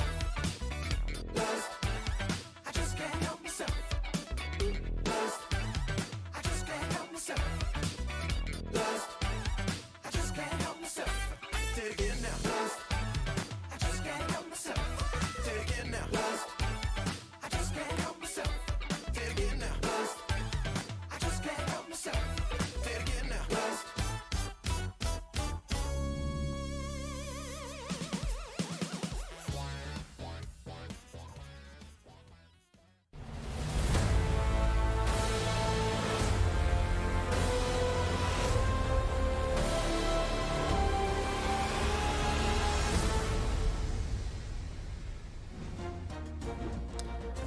Well, somehow, someway, Na'Vi are able to take Dust 2. They remain resilient. They take 7 rounds in a row from being 14-9 down all the way to a victory, Hugo.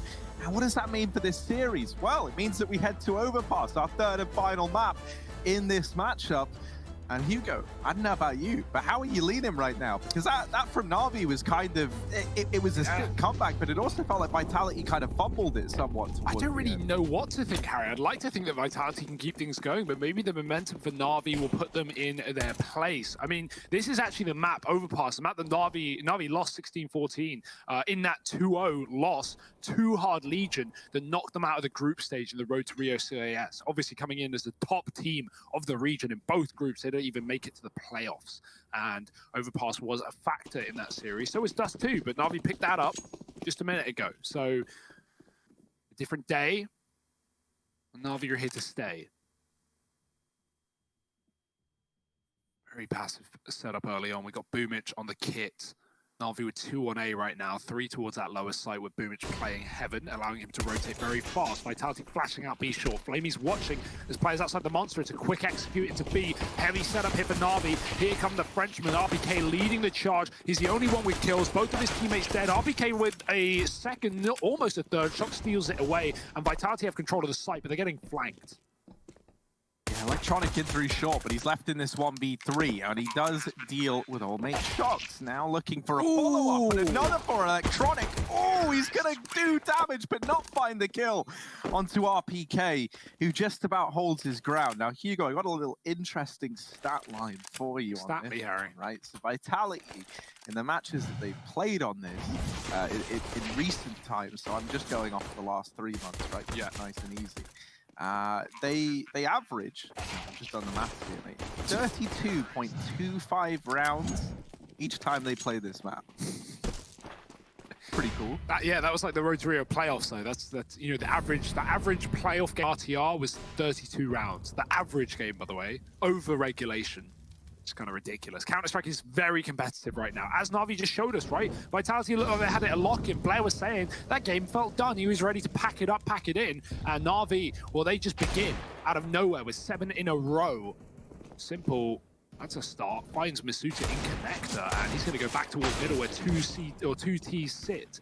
He won't sit for long. RPK removes him from the round, and Vitality speed up towards A. There's only one man here. Na'Vi are going to have to throw in one quick rotation from this B bomb site. Jumping on the site is Electronic, but needs to be very careful. That smoke is going to slow Vitality down, but the bomb is still here, and they look to commit. Vitality have just let Na'Vi rotate into A, though, and if they still go towards his site, they are just walking into a three-man setup.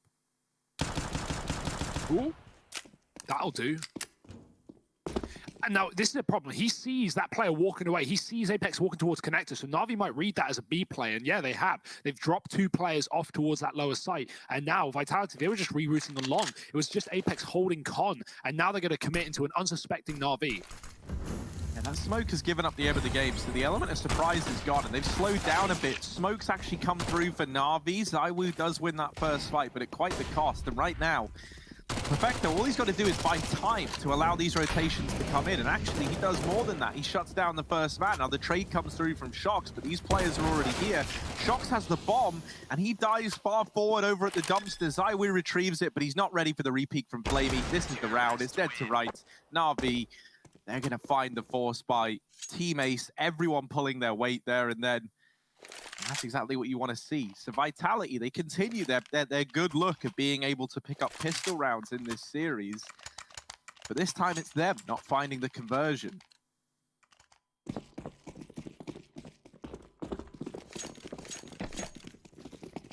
With Na'Vi now having full control over the economy in their favor.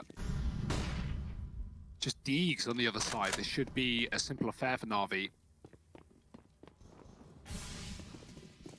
Man in question falling back to the toilets of the M4. He's got Electronic alongside him to play for a closer range.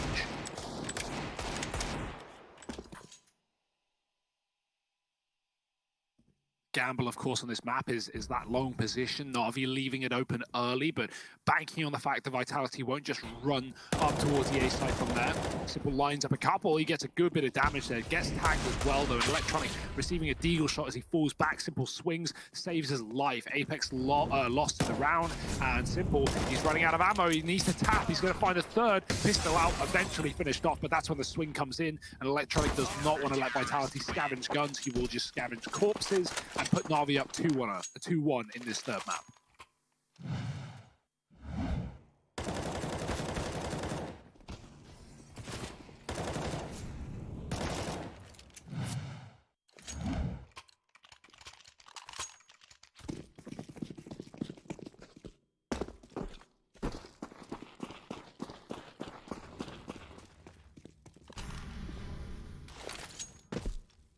Hero AK on ZywOo in this round.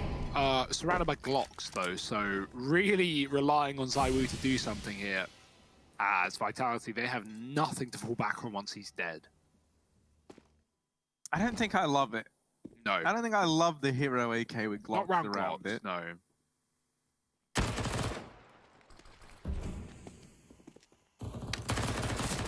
Maybe they're able to surprise us, Hugo. Maybe ZywOo isn't to be trifled with. However, this is the danger, right? Like, with him winning that fight, okay, cool. The AK has gotten the first kill, but ZywOo is now 32 points of health. If anyone else grabs that gun, which they're not able to do, no one's gotten it yet, so that's not going to get retrieved. It's not like you can throw this gun around, really. Like, you know, you still want to keep it on ZywOo. He is the armored player in this round. You're hoping he can get a bit more done. Electronic. And with Electronic seeping in through long, he's caught a very good timing here to really shut down this round. He's also heard them all as well. They ran round through middle, so it's like, you know, it's not just the flank, it's the info. He knows he's right, and he knows he's in the correct place. That is a hell of a spray. Maybe could have been a little more safer or more careful on that fight. Instead, he just tries to commit to the transfer. All right, let's go. And yeah, one AK, that's all you need, man. Just kill everyone. Just send your Glocks in. Maybe a grenade. This is to buy every round. Yeah, just 4 Glocks every round. Let ZywOo ace. And, well, Vitality, that's what they're relying on right now. The grenade has taken the plant off after Apex put down the numbers, and now Na'Vi need to go. They're running out of time. They've got kit. flash up for Flame, you're going to set Perfecto into the site, and with armorless players majoritarily on the side of Vitality, this could be cleaner for Perfecto. He's got to clear this corner though, not looking at it. Mizuta swings and looks to do damage, but whiffs on the shot. RPK with a gun, and with a chance, he takes a player off of the bomb, and Flamey now running out of seconds, has to stick it, or it's a loss. The RPK, he's already locked in the round. Excellent work from Vitality. Zywoo with 3, RPK with 2, and we lose the Glocks! Man, okay, I'll admit it, I was wrong. Zywoo, Hero AK, that is all he needs. It turns out, no limitations from it, because he is just that damn good. And ridiculous. It's kind of wild that he gets away with so much in this round. Like 3 kills from him allows RPK to retrieve the M4, and he's made me eat my words. So very impressive from Zywoo. Like that was an extremely high risk and high reward kind of round. And boy, are they reaping the rewards, right? Yeah, because the danger there, if you get nothing done, he gets slaughtered with no plant, no kills. Zywoo can't buy in this round. And so either he has to take a deagle or someone else does. Good flash, but no kill behind it. Everyone just spams when they're blinded. And the bomb goes right into the B bomb. So actually thrown towards the bridge. The crossfire is absolutely excellent. Perfecto doubles up before he gets traded, but Mizuta won't stand tall on the site. Simple from above, lays down some AWP shots, and Shock's in a clutch. Oh dear, they know where he is now. The grenade's not going to do a thing because the player of the pit is crossed to the left side, and Shocks walks out to go short, but this just allows more time for Na'Vi to set up and get ready.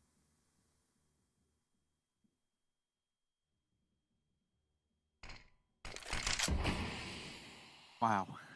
If you're Shocks, you are not happy with this. You've snuck all the way around to short, and as you arrive, smoke goes down, so he's denied any vision into this site. And even then, right, with him not appearing from anywhere else, if you're Na'Vi, you're leading towards him being behind this smoke. They're all looking at it. All brains out from heaven. It's a missed shot from Simple. However, it's not like that's given Shocks a world of opportunity here. He's going to reroute back around in towards Monster. But with 20 seconds, Shocks has got to go on a real spree at this B bomb site. With Simple still locking it down from heaven. 2 players inside of the site. This is not an easy round for Shocks. He's desperately trying to bait the peak from heaven. And while he's fixated on that, Electronic swings over the top of the box to find this 3rd round for Na'Vi. Tac pause now on the Vitality side of things. And it's one of these awkward scenarios where, you know, you are kind of... I don't want to say you're staring down the barrel of like a double eco, because you're not, but you are on a man like Zywoo. Are we going to see another risque purchase here from Team Vitality? Because RPK does have the money to drop something over. Alternatively, it could just be a full eco with RPK dropping 2 AKs in this follow-up round. So I'm curious to see what the decision is from Vitality. We know they're already thinking outside the box. And RPK, he is going to buy up the Hero AK this time around. We've seen it work. We won't doubt it, Harry. We'll fully believe. But ooh, Zywoo's going to join him as well. He actually has the Armor Galil, so yeah, go for it if you're Vitality. A couple of guns, they full force into this round, and some Deagles as well. Decent buy, really all they could muster. That grenade puts RPK down low, not the start he wanted. We have that orb still on Simple, sat at the A site, watching short. We have Electronic deep pushed up on long, and 3 on B for Na'Vi. Very slow T-side for Vitality right now. They are crawling through the connector, barely having taken mid. Pretty much flashing his teammate into a short peek, but right now Flamey sees the door and he knows Vitality have connector. That's going to hint towards an A play, might even cause an early rotation considering Na'Vi have control of the B short area, or at least did. Vitality go up the stairs and try and get their way towards the A site, but look at the setup. It's Simple, it's Electronic. Brothers in arms, side by side, ready and waiting.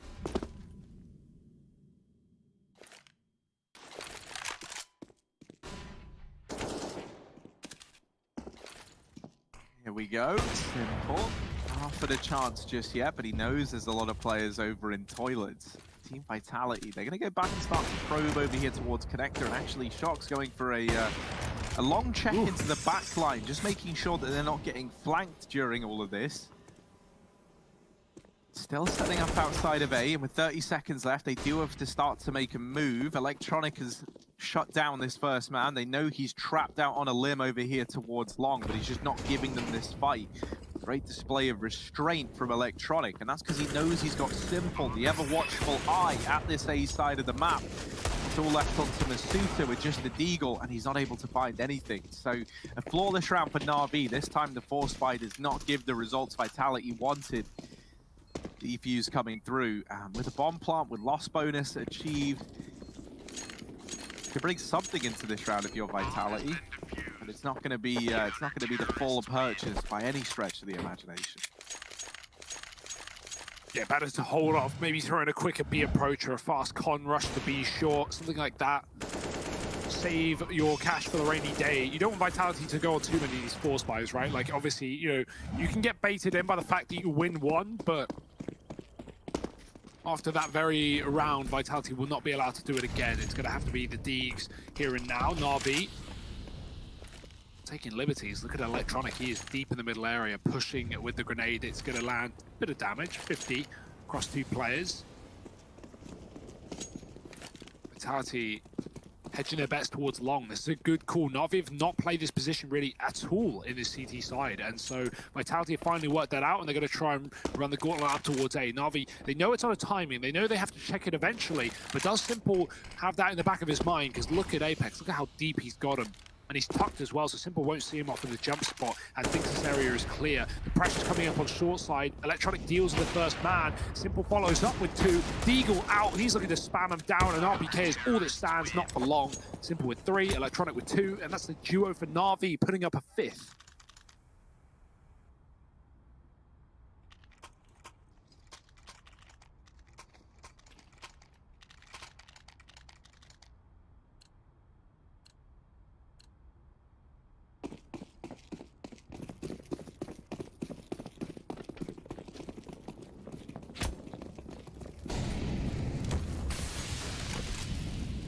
Double molly setup over here in mid. This is going to keep Vitality a little bit slow on the approach over on this mid control, but no one's peeking for Na'Vi on the back of it.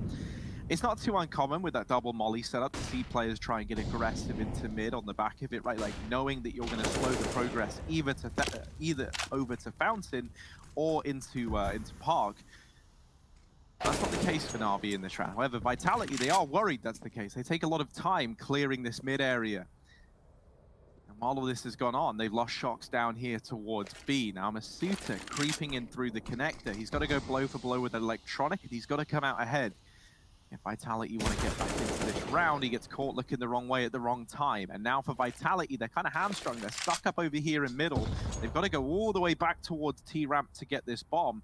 And they've got no map control down towards B. This leaves them vulnerable to a lot, right? Na'Vi looking like Flamey's kind of toying with the idea of pushing the short control. Electronic's gone very, very deep into the connector as well.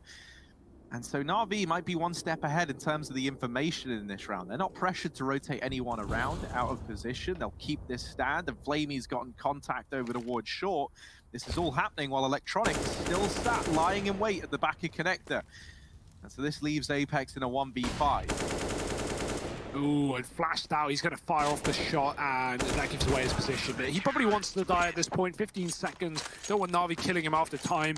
And even though he goes down, at least his money is equal with his team. It's also pretty bad. 3,000 a player means Vitality have broke again, and Na'Vi are building into this CT side to big effect. Again, I'm going to reiterate it because it's been clear on every map so far. That T side for Na'Vi leaves something to be desired. They did pull a 7-round comeback on Dust 2 to win the map, but you know, in Nuke it was non-existent, and for the longest time in Dust it was the same. So Na'Vi are really going to need a lead in this first half. They can't 8-7 it, they're going to need 9-6, I think, at a bare minimum. And Vitality, at least not going to be putting up many rounds of these pistols, you would assume. Simple's pushed back, he realizes Vitality going fast into middle. He doesn't want to die and give them an AWP in a round like this, so playing a lot safer position. Ooh. God, that is a close call for Electronic. Apex on the other side, and he actually gets back to the site safely, so it's no worry for Electronic in this round. Simple's now taking that long position. Electronic pushing back up to the toilet, mowing down 2. There's the trade. Simple gets 1. Deeg out deals, or tries to deal with Apex, but doesn't get much done. Shox is now alone, and he's late to this site as well. The bomb's been lost. The round follows, and Na'Vi keep up appearances on this CT side. 7-2, the gun getting shot over, and that's going to be Na'Vi just keeping up appearances, Harry. Pretty safe, pretty standard. Vitality not getting away with all too much. Yeah, it was a slow start to the day for Na'Vi, right? On Nuke, it looked like maybe they got caught sleeping at the wheel a bit, Hugo. But then, Dust 2, they turn that map around, and boy, if they come into Overpass firing on all cylinders. Head and shoulders above Vitality right now, and you're hoping that they can turn it around on the Vitality side and that they can put up a bit of a T-half here. I will say, you know, based on what we've seen from Na'Vi thus far, does feel, I don't know if it's more Na'Vi or Vitality, but their CT sides for Vitality have been great. So I think it's pretty essential that Na'Vi keep this good streak up. Electronic with the aggression and a chance at a double kill, but he gets traded. And RPK and Apex, they've actually opened up this A bomb site. Na'Vi, the alarm bells are going off. They're having to rotate away from B. However, this bomb, look at it. Shox has had to go all the way back to T-Ramp to go ahead and pick that up. This is going to give Na'Vi plenty of time to rotate these players in. However, kind of a double-edged sword, because in lieu of a bomb plant, Flamey is still considering, like, maybe they're really late playing B. Like, maybe this is a really elaborate fake. And I think at this point, even he's started to realize that's not the case. He'll begin his rotation up. A 3-on-3, though. And this delayed bomb plant could cost Vitality dearly. As these smokes start to fade, they've only got one on Masuta. Only one angle could be cordoned off. And Boomich goes pushing through the bank, looking to get stuck in to this A site. A nice kill from Flamey. Does remove RPK, leaves this round open in a 2-on-2. Flamey continuing to carve a path. And with Perfecto stepping up alongside him, Na'Vi are going to get back into this round. A defuse to come through. And 8 on the board now for Na'Vi. Yeah, this is really, really good. Na'Vi not overstepping there. A lot of teams would, right? You hear the fact that Vitality take the site. You want to flash out. You want to get aggressive. But Na'Vi, they're patient. They wait. They know exactly what's going on. And yeah, Vitality bring the bomb eventually. The second Na'Vi hear it go down, they double flash out. They push very fast and they trap the players on the site. Vitality aren't able to fall back and play the post plant. And that's the thing, right? In that round there, it's kind of a case where Vitality, they weren't expecting to be given the situation they were given, right? With Electronic going aggressive into party and dealing with the man in mid, getting that advantage, they try and fast play into A. But that was like never the aim of that round. That was never the goal from the outset. And so the pieces just weren't in the right place for Vitality. They were looking to just hold that default and play late in the round with the player just rotating back. Probably was going to be Shox away from B to grab that bomb, or vice versa, right? Just depending on where the kills come in. And because they go so fast into A, they get all that success. Shox is just so late on the rotation with the bomb. And ultimately, it feels like that's what betrayed Vitality there. Would have been a very different round if you weren't able to take those 3v4 gunfights at the A site without a bomb planted, right? Like, if the pressure's applied, it's a very different round. But Na'Vi still looking good. Boomich was just holding connector. However, the moment he's peeled off, Vitality are trying to get out into mid. Danger's been dodged, though. They take passive lies back inside of the toilet. Simple's actually going to play close to this smoke. Vitality, while it looked like they wanted to take mid, they decided against it. They have this smoke thrown over. They've tried to fake out the mid control while gearing up for this B-side play. This is a good molly. Boomich is going to tag the player below him. Apex has to move, and they could move him into wallbound positions. Instead, he just smokes it off because he knows Na'Vi are going to get aggressive off the back of that Molotov. Flamey does, and Boomich with a grenade will finish the job. That's a nice combo for Na'Vi. I love the utility. Now they've got to have a hold with the rifles. They have 3 players in the pit. It's a mess. Vitality don't know what they're walking into, and they're going to come to regret it. Spraying down is Perfecto with 1. Masuta trades, but it's come at a cost, and that cost is the round, unless Shox has a 1-on-4 in him. 30 seconds to get it done in, and he might not have the 1-on-4 in him, but he does have a bullet lodged in him. That's courtesy of Boomich, finished off by Flamey. 9 on the board for Na'Vi, and Team Vitality, this is a huge deficit to be sat at. A partial investment looming in this round, I'm imagining.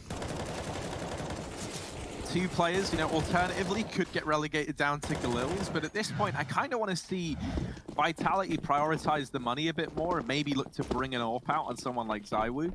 I say someone like ZywOo, it would be on ZywOo. Someone like ZywOo, not ZywOo. Yeah, like, not ZywOo specifically, a but type just of someone player. like ZywOo, right? If only there was someone like ZywOo, but there wasn't actually ZywOo, Masuta, let's see, he got tagged through the wallbang early on, and this round is a slaughter. Na'Vi, they keep it under wraps, they keep this B site under lock and key. Look at the bank accounts on Na'Vi right now. Everyone has so much money. they're fine. They could literally just be buying up these orbs time and time again. They could be bringing double orb setups into play. They're not losing these bank accounts before the half comes to a close. One big problem for Vitality right now on this T side is every time they've executed, they've walked into a stack. They've walked into 3 players pretty much every time, right? Even on those rounds where they forgot the bomb and Na'Vi have like 4 players outside of A waiting because they know Vitality are about to plant. Vitality keep rushing, and that's, you know, it can be hard to get out of this hole in Overpass when nothing's working, when you're like, we tried A, man, we tried B, nothing's working. Like, obviously, then you need to start throwing in fakes. Then you need to start using the connector and getting that control early, right? Taking B water, putting pressure on B, forcing rotations, going up con silently, faking B and then hitting A, stuff like that, you know? Keeping things dynamic, keeping Na'Vi on their toes. Na'Vi have always had the information. They've always known where this bomb is going, and stuff like this. Like, look at this double setup in con right now. This is a great example. Na'Vi have all the info. They know Vitality are outside of B. Oh, but the flash is good. Doesn't matter. Perfecto still swings and takes one down. Flamey, oh, he's retrieved an AK off the ground. He's hopping, jumping around, and somehow he gets away with another. It's all left onto ZywOo, who doesn't commit into B right away. He tries to go back for this con fight, and in doing so, it's given Boomich time. He was in the connector with Simple. He crossed Cat and gets into B. Now ZywOo's found him, giving himself a 1v2. Simple in the site with the orb, does have that Deeg as his secondary. He's using the big 3. He's going to best Simple. That was close either way, but Simple wins it out. 11 on the board for Na'Vi. Round 14 of the half, and once again, the money is a problem for Team Vitality, but at this point, you might even be tempted to just keep these forces on up. And that looks to be the decision. Vitality have 2 opening kills in this map so far, and we are 14 rounds in. It certainly doesn't help that they can't find advantages and, you know, be allowed to fall back into, you know, 5-on-4s where they can execute into a site, knowing Na'Vi are split 2-2. They've just not had that luxury. They actually waste 2 smokes, not waste, but use 2 smokes, getting past that double Molotov in middle. That's a lot of utility, a lot of dedication. You often see 1 smoke get used, but usually they just abandon that second. If you've used 2 smokes here for Vitality, that surely means you're planning to go fast into this A site, right? Like, they're set up over at long, they're set up in toilets, and that looks to be the decision. Throw a close smoke over here towards long. That's going to allow them to aggress up close behind it. Simple is actually, I think he's holding for this boost on over. I thought he was going to throw a nade. Yeah. It is. That goes in a little bit later. Yeah, he keeps checking. He thinks they're going to try boost up for the peek into the site, and they're not. They're pushing close to this smoke, so Simple readjusting, and he's not even needed. Electronic with the mow down. And now 12 on the board for Na'Vi. I don't even know, man. Like, Na'Vi went from looking like the same team at the Road to Rio in the CIS division, and then just like remembered, oh wait, hang on, we're incredible. And then it's all just clicked into place. Yeah. Like, I don't know what's happened in between Nuke, Dust, and now Overpass, but Na'Vi, they are hitting the ground running, and they're looking to sprint away with this series under their belt. Maybe Na'Vi had an epiphany at 14-9 down on Dust 2, because since that very round, since that point, Na'Vi have looked like an entirely different team, and they've made Vitality really struggle in this game. None of the calls have worked, none of the reads. Walking into stacks, and even in that round where they don't walk into a stack, the 2 players on their A site just shred Vitality, and that's a problem, right? For Na'Vi, what are your options for Vitality? You walk into a 3-man B setup, or you walk into Simple and Electronic on A. Neither of those options are very fun for Vitality, and well, Simple is going to make them worse by the moment he finds a kill, traded quickly. Electronic gone. This is a chance. This is a round for Vitality. Carved a path to a victory. Boomich is pushed out to drop the bomb. There's no one here to stop him. There will be a trade from lower, but actually Boomich runs away. Oh, I was going to say, if he got away with that, that would be worse than murder. But RPK has kept Vitality in this round by the skin of their teeth. A bomb plant allowed and a 2-on-2 retake for the half. 2-on-3 rather.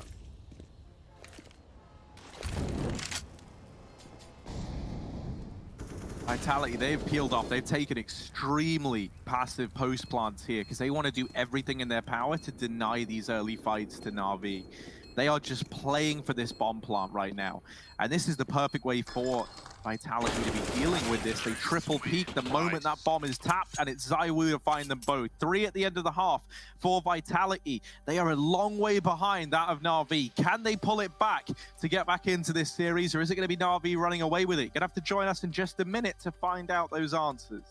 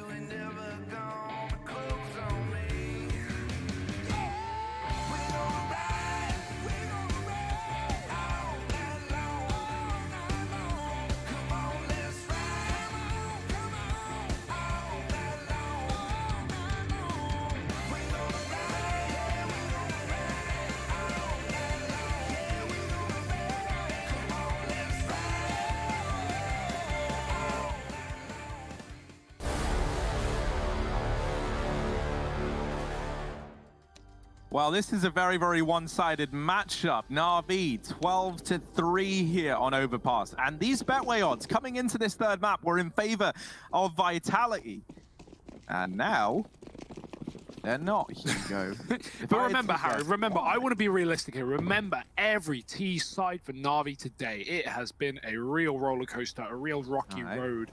And, you know, back on Nuke, one round. I'm remembering it, but also, I'm trying to be realistic, Hugo. 12-3 for Na'Vi, right? Like, if they end up giving this one away, yeah, that's a hard pass from me. Like, I don't know how they would. However, this pistol round would be a good time for Vitality to begin this comeback. If they were ever going to, this round feels like a necessity.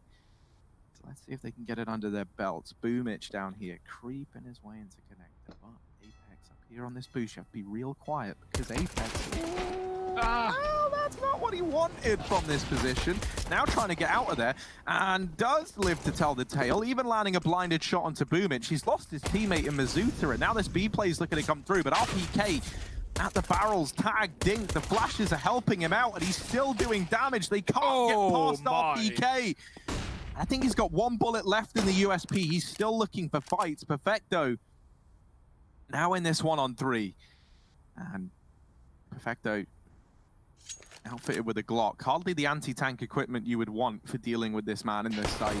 Swinging on out into the 3 players here. And Vitality going to get the pistol round locked in. Elliot put up a stat earlier. I can't remember the exact numbers. It was in the first half. But how about, you know, RPK's rating is this. But in pistol rounds, it just goes, it skyrockets. It goes up astronomically, and Vitality have very good pistols off the back of this man. He shows us right there. It's like Breezy on EG, man. If you watch EG play a pistol round, it feels like no matter what, like every time I watch EG play pistol rounds, Breezy gets 3. Doesn't matter the situation, doesn't matter whether they win or lose, Breezy gets 3. And that is the same for RPK, it feels, inside of this team. So, Harry, look, I'm not putting my money on Vitality. I'm not betting my house on Vitality, but I am keeping my eyes glued to this screen despite the dominant first half, because that pistol round for Vitality can spur them on. And again, we know Na'Vi have had troubles on the T side, especially on a map that, okay, Vitality haven't been playing a lot recently. Guess who else hasn't been playing it a lot recently? Na'Vi. So Perfecto's looking into a wall with his knife out. He's going to get shot in the back.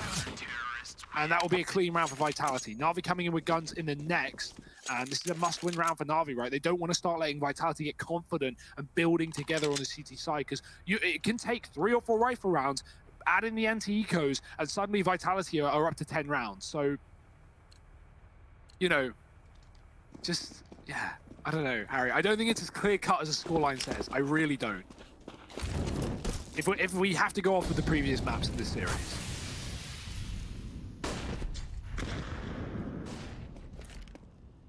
Well, this is an attempt at running the bonus round for Vitality, which at this scoreline, to me, is both ballsy, but also screaming confidence from the Vitality side. However, Nade Stack has found its way onto Apex early on, so a man advantage taken for Na'Vi. Not only now do they have the firepower advantage, but they're leading in manpower as well.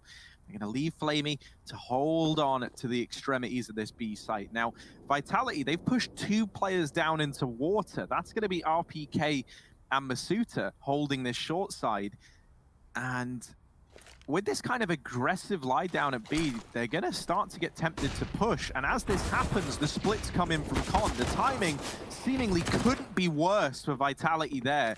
Zywoo is going to spring on out with a kill from the B site, and so Na'Vi will slow it right down. They will reconsider their options, but they're sat in this 3-on-2. It's very much Vitality with their backs against the wall here. Both these players down at B. This is at least going to allow Shox, I was going to say to upgrade his gun, but he hasn't bothered looking. But one of these AKs that was dropped over its short side is instead coming on a very fast rotation into A. I like this from Na'Vi. I would love for them to slow down and have these players at short bait the players into the site for electronic, and that looks to be the decision. Instead, on the back of seeing that and hearing that they're still trapped in CT, they're just going to take this plant.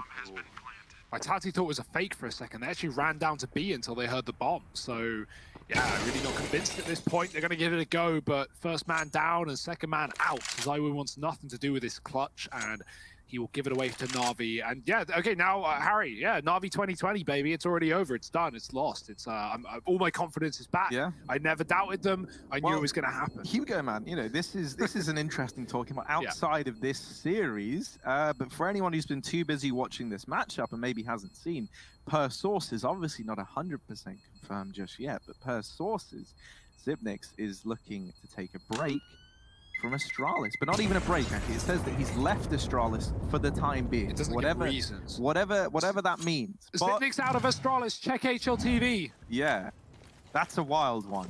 Yeah. How does that sit with you, Twitch chat? Let us know. Hashtag DHMaster. In the report as well, it mentions the fact that Astralis have asked NIP about acquiring Lecro, which is a very interesting one as well. So, I mean, there's a lot of things to talk about. I imagine our analysts will give it a brief bit of talking as well, maybe after this map or coming into the second series. So, yeah, I mean, stick around. Like, that's a crazy world we live in.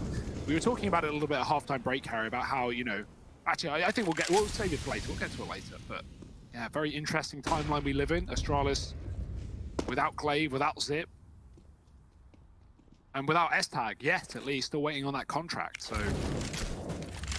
got some time for Astralis. Na'Vi, they aren't waiting around. They are pushing and prodding at that B bomb site. Boomich looking for a pick, gets mollied, and Vitality have 3 on B with a double long setup. This is quite a weird one. Even though it's not getting countered, even though Na'Vi don't realize this, they could walk through A, not only plant and clear the bomb site, but even flank into B right now. So you can actually see Mizuta's in CT checking the stairwell on a timing because he's scared of Na'Vi coming in on a flank. This is just a big gamble from Vitality, and it does pay off for a kill in the short term. Electronic gone, and now Vitality might want to look at rotating B because that's where Na'Vi are heading. No Perfecto, though. He could win this round on his own, or he could call the bomb to follow him, and that would be a big mistake considering these aggressive positions of Vitality. It would probably be better to flank B, but Na'Vi don't know that's available. Perfecto's about to get meeten by ZywOo, and he will get dropped as well. Shox is in the T-spawn right now. He's going to be great in the late round, and ZywOo just needs to hold on to A for the short term. Must feel terrifying being Perfecto in this situation, but Flamey, he's got your back, Perfecto. He's got your man. However, have you got his back? Because they get shot in it by Shox. The turnaround attempted from Simple, but it's not enough. 6 on the board for Vitality. And Na'Vi, no money left in these bank accounts. Well, there is money, but it's like it's an awkward amount of money. You don't look at this and think, yeah, man, let's take this investment. Because here's the thing, like if you're Na'Vi, it's 13-6, and there was a time where this was 12-3, and so slowly but surely Vitality are making this competitive. They're going to come in with an investment, but it's nothing more than a hero AK on Simple, with the rest of the gang still with money available. So this is a kind of risk that you can afford to take. It's going to leave you with one player a bit more limited in this next round, but that's not the end of the world.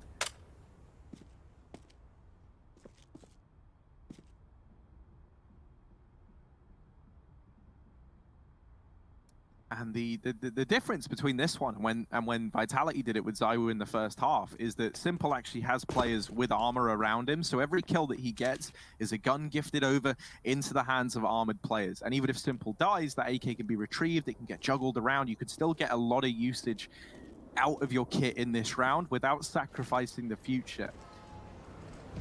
So it's the same kind of reward here for Na'Vi, but a bit less of a risk. Let's see if they're able to get anything done with it.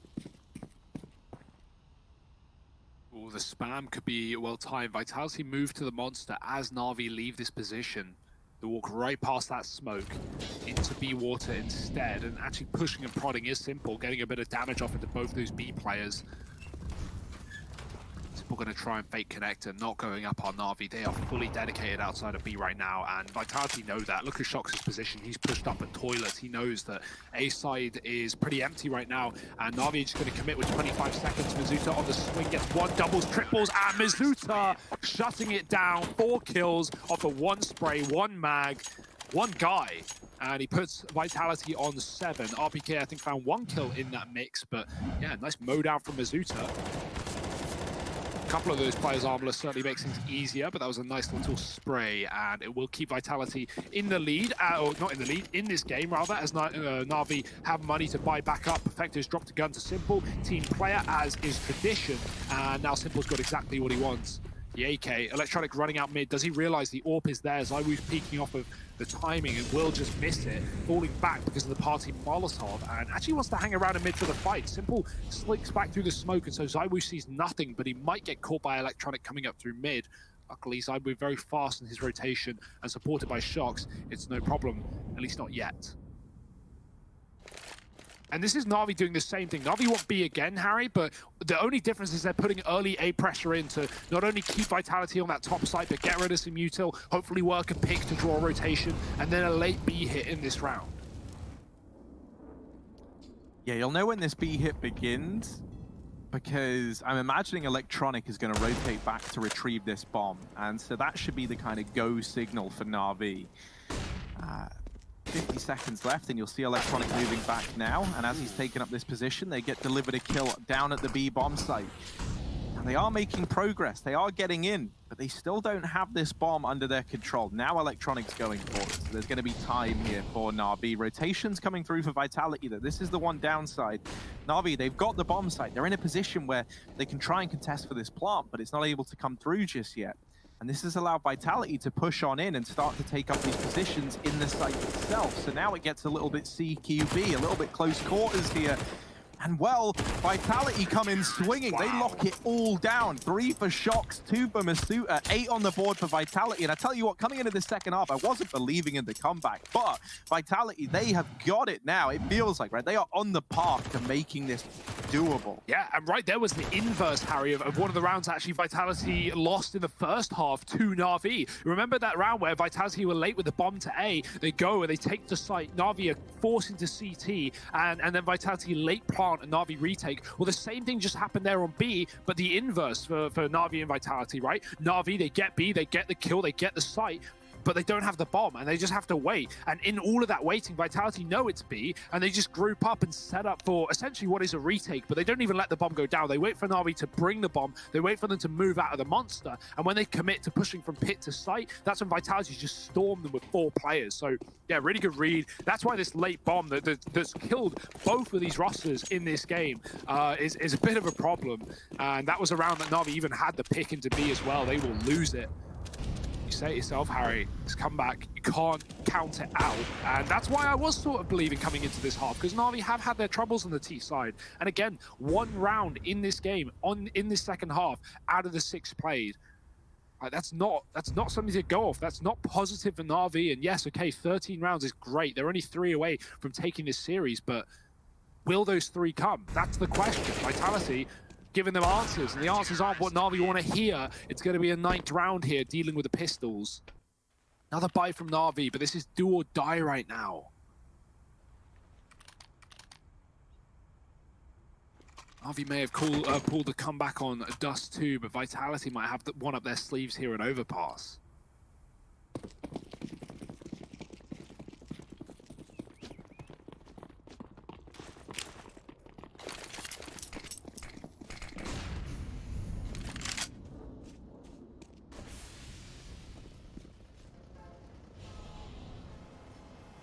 Lots of players here for Vitality. They are going to try and pick these fights up. Okay, cool. I don't really know how he wins that one, but he does. He loses a teammate in the process. Masuta is a bit of a punching bag in that situation there.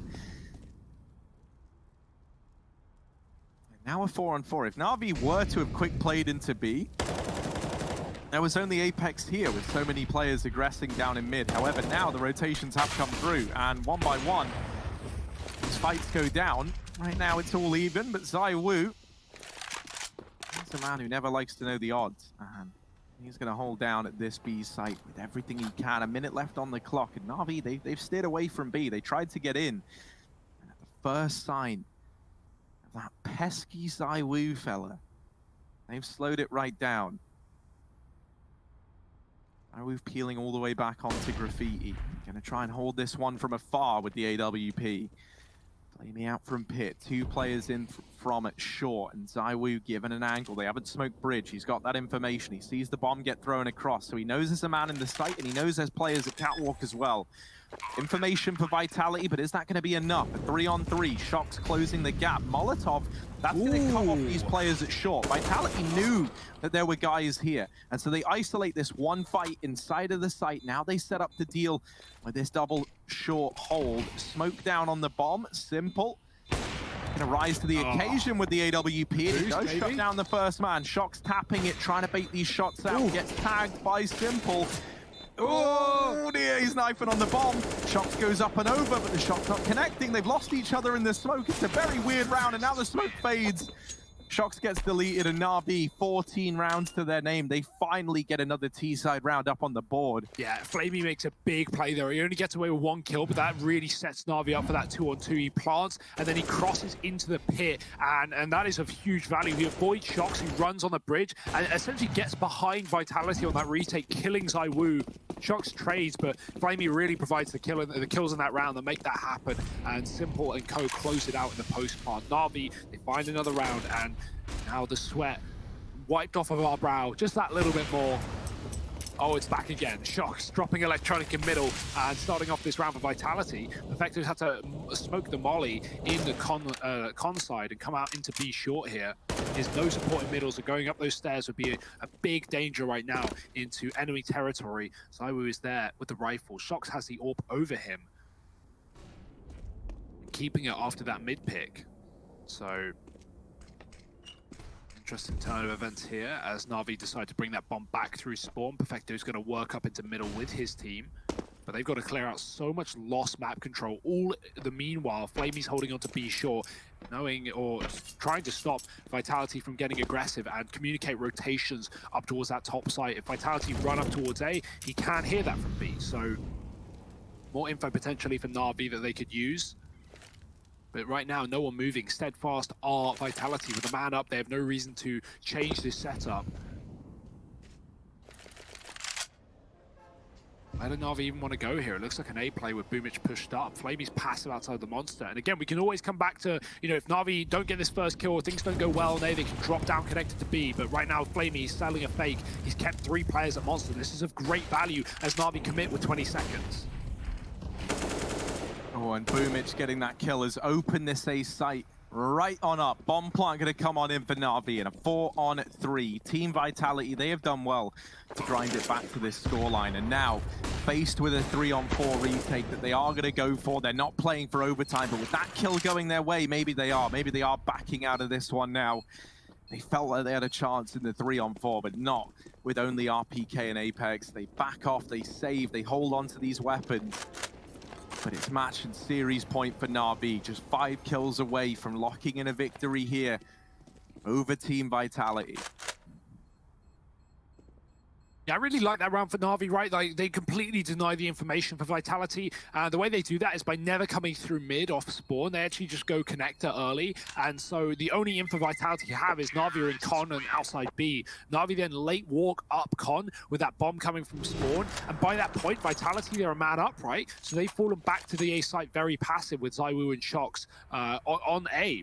And so Na'Vi, they're able to have Flamey outside of B on his own, throwing 4 grenades into the B bomb site, spamming, and while that doesn't do anything in terms of force rotation, because Vitality are confident because they're a man up, they just keep 3 deep in monster, and Na'Vi execute into a 2-man setup with both the entry kills. Simple gets right-clicked in the back by a knife by his teammate in spawn to start this round. So not what Na'Vi wanted, but at least it's on the AWP at the end of the day, right? Simple can still find effect despite not having the help. Na'Vi not making it easy for themselves, though. Luckily, only 1 round, as you said, to push them over the line and to take this best-of-3 series. This is, of course, the opener for Group D. We do have the rest of Group C, or at least one more game from it, coming up after this. That godsend Spirit game getting moved to a few days' time. I would imagine that's related due to the fact that Mir was having power outages yesterday for the side of Spirit. So that's why we're here in Group D, and we're here to stay. Na'Vi, they might be as well. They get a quick kill to jump trade from Apex around the corner. He gets tagged up, but he does get away with his life. That's the most important part, as it keeps Vitality in this 4-on-4. Na'Vi still sat outside of B. 3 players on lower with ZywOo solo AWPing on that top site. Na'Vi with the bomb outside of Monster look like they want to commit, and into the stack they go.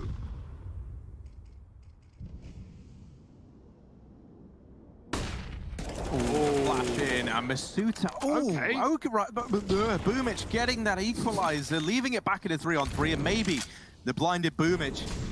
Is that enough to make this round doable for Na'Vi? Perfecto fast in from Cap. Blindsides Apex, shocks in with a response. Still here fighting at this side of the map, but Boomich catching another. And this one all falls onto Shock to keep it alive. He's not able to get it over the line. It's Na'Vi closing this out 16-9 on Overpass. They made the comeback happen on Dust 2.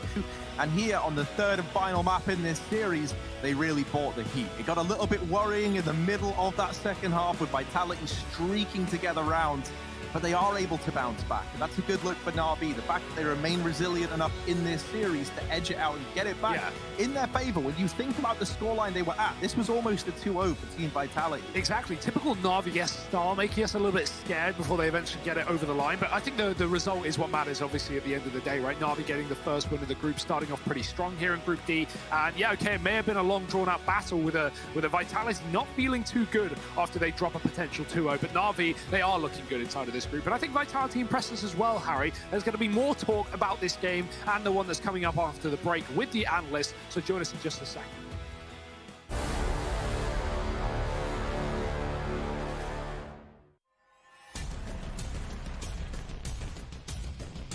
Flashbang's affected. They have got through the smoke wall here, but Chris J, he is the final boss of the bomb site. Now Spitty and Chris J to keep Mousesports alive. Oh, Chris! He's found 3. It's down to a 2-on-2. Chris, can he close this with an ace? Oh my God! Can they actually close this out? Boom, Chris. Fantastic way to start, and no scopes on him himself. Absolutely saving Mousesports.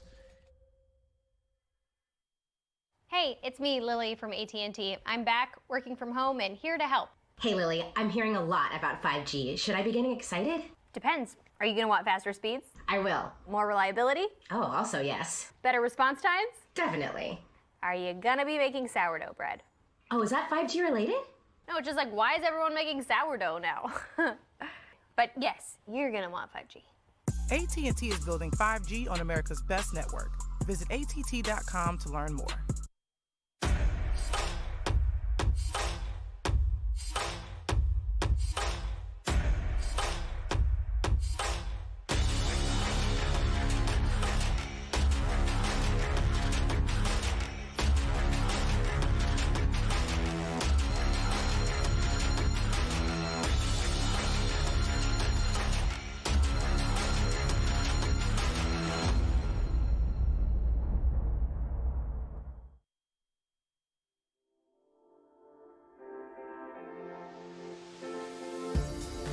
I remember days that we spent. I remember time that we made. I'm thinking on the day that we met. Hope you know I'm glad that we waited.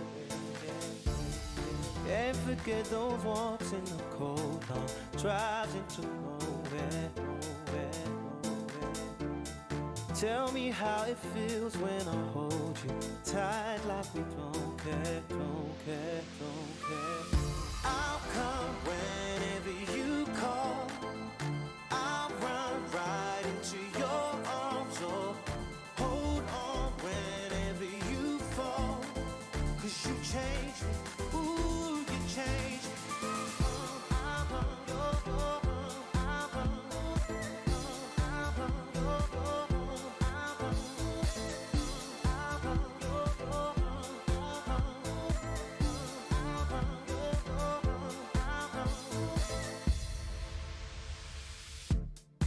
I remember days that we spent. I remember time that we made. I'm thinking on the day that we met. Hope you know I'm glad that we waited. Can't forget those walks in the cold, long drives into nowhere. Tell me how it feels when I hold you tight like we don't care. I'll come whenever you call. I'll run right into your arms, oh, hold on whenever you fall. 'Cause you changed me, ooh, you changed me. I'll come whenever you call. I'll run right into your arms, oh, hold on whenever you fall. 'Cause you changed me, ooh, you changed me. I'll run, I'll run, I'll run, I'll run, I'll run.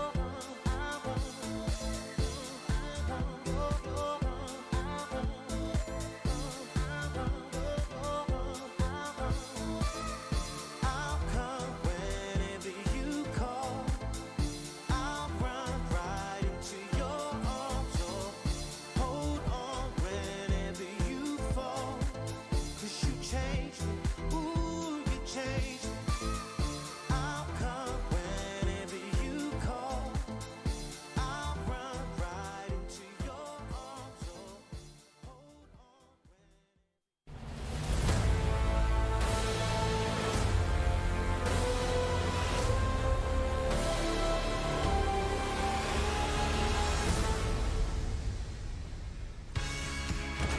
Hello? Hello? Is anybody out there? Is this thing on? Can anybody hear me? Vitality, can you hear me? Are you okay? I just have to ask because you just got put away on Overpass 16-9. Na'Vi have somehow came in here after the second map, picking it up 16-14, and by Surge rushing that on Overpass. Na'Vi take this series 2-1. Welcome back, everybody, to DreamHack Master Spring 2020. I'm here on the desk, but I'm not alone. And by the desk, I mean our digital desk. While we do the digital dash, I do have Christine, I do have Blay, and we are ready to talk a little bit about how Na'Vi just decided, like, hey, you know what? I want to play Counter-Strike now, so let's play. It was, yeah, I'm a little lost. I don't understand which Na'Vi we're seeing. It's kind of like a classic tale of Dr. Jekyll and Mr. Hyde. Dust 2, there's nothing, right? And then, like, second half, they just wake up, completely dominate. They mount the comeback 7 rounds in a row, and going to Overpass was indomitable. That's CD side. 3 at B, and then you have potentially the best duo in Counter-Strike, Electronic and Simple on that A bomb side. What do you do if your Vitality, they just get 3 rounds, and it was never going to be enough, Trace? You need more than that, especially on a map like Overpass. And Christine, I just have to look at you, and I just have to I have to understand. Christine, can you help me understand it all? I will try to help you understand. It was all about that T side. As Bled mentioned, Vitality, they couldn't get anything going. They couldn't find the answers, and it was really, I mean, this is the same match that Vitality won around early on in the first half by rushing with Glocks. I mean, Zaibu, he was the only member with the AK. So it did seem like in the beginning, Vitality had some answers, but then they just started falling flat. Every read that they thought they had, they were running into stacks coming out of Na'Vi. So really a solid CT side performance coming out of the Na'Vi side of things. But Vitality, I gotta say, a little bit unlucky, because as we saw their defenses on CT side, they were starting to rally up some sort of a comeback, but a 12-3 deficit, it's asking a little bit too much. And let's look at it from the other side, right? If you're Vitality, you got all the way to the finish line, but it wasn't quite finished. It turns out it's more CIS, and it's them that hold the flag at the end. Now, let me ask you, Bleh, what is it, if you're from the French side of this, if you're from the Vitality side, what do you take away from what just happened to you in the server? I think there are a lot of good things to take away. The nuke was really, really good. They knew exactly what they had in mind.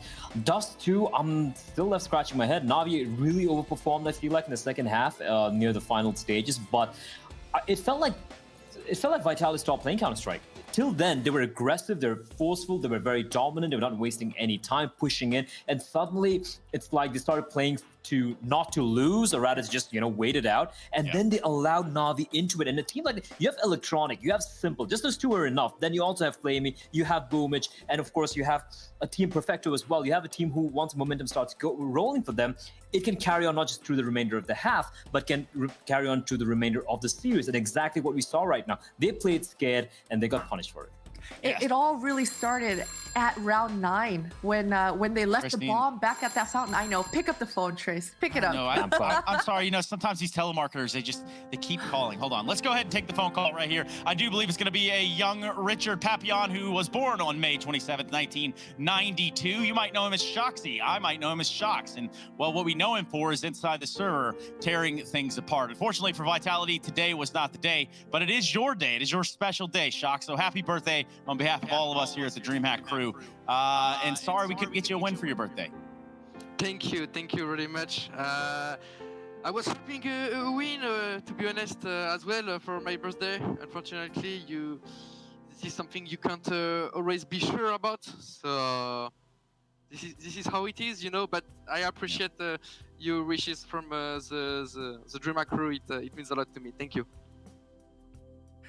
All right, Shox, quickly, I mean, this is a very obvious question. Dust 2, what happened? What happened in the end there? That's a good question. That's definitely a good question. I guess that if we would have the solution, then we probably gonna just turn it into a 2-0. Basically, it's really hard from my point of view to answer you at this time. As I moved to the B with Mizuta as CT, and at the beginning of the CT side, like they were pretty on point on A, and then we began to lose some rounds. But it's really hard to know exactly what happens when you are on the other side of the map, you know. And they basically didn't do a single run in B. I was waiting for it on the side, but they didn't come. And yeah, I just think that I will never be sure about that. But the only thing I think, the only thing they changed is that they saw that we pushed B with Mizuta like 2 or 3 times, and we put some runs like this, and it looks like their answer were like, okay, we still want to play on A. They were confident to play on A, but we are always getting flanked, so we better play A, but faster. This is how I see from an external point of view, and so we didn't have the timing as a rotation from B players to really help. You know, it was either they rape them or either you save, basically.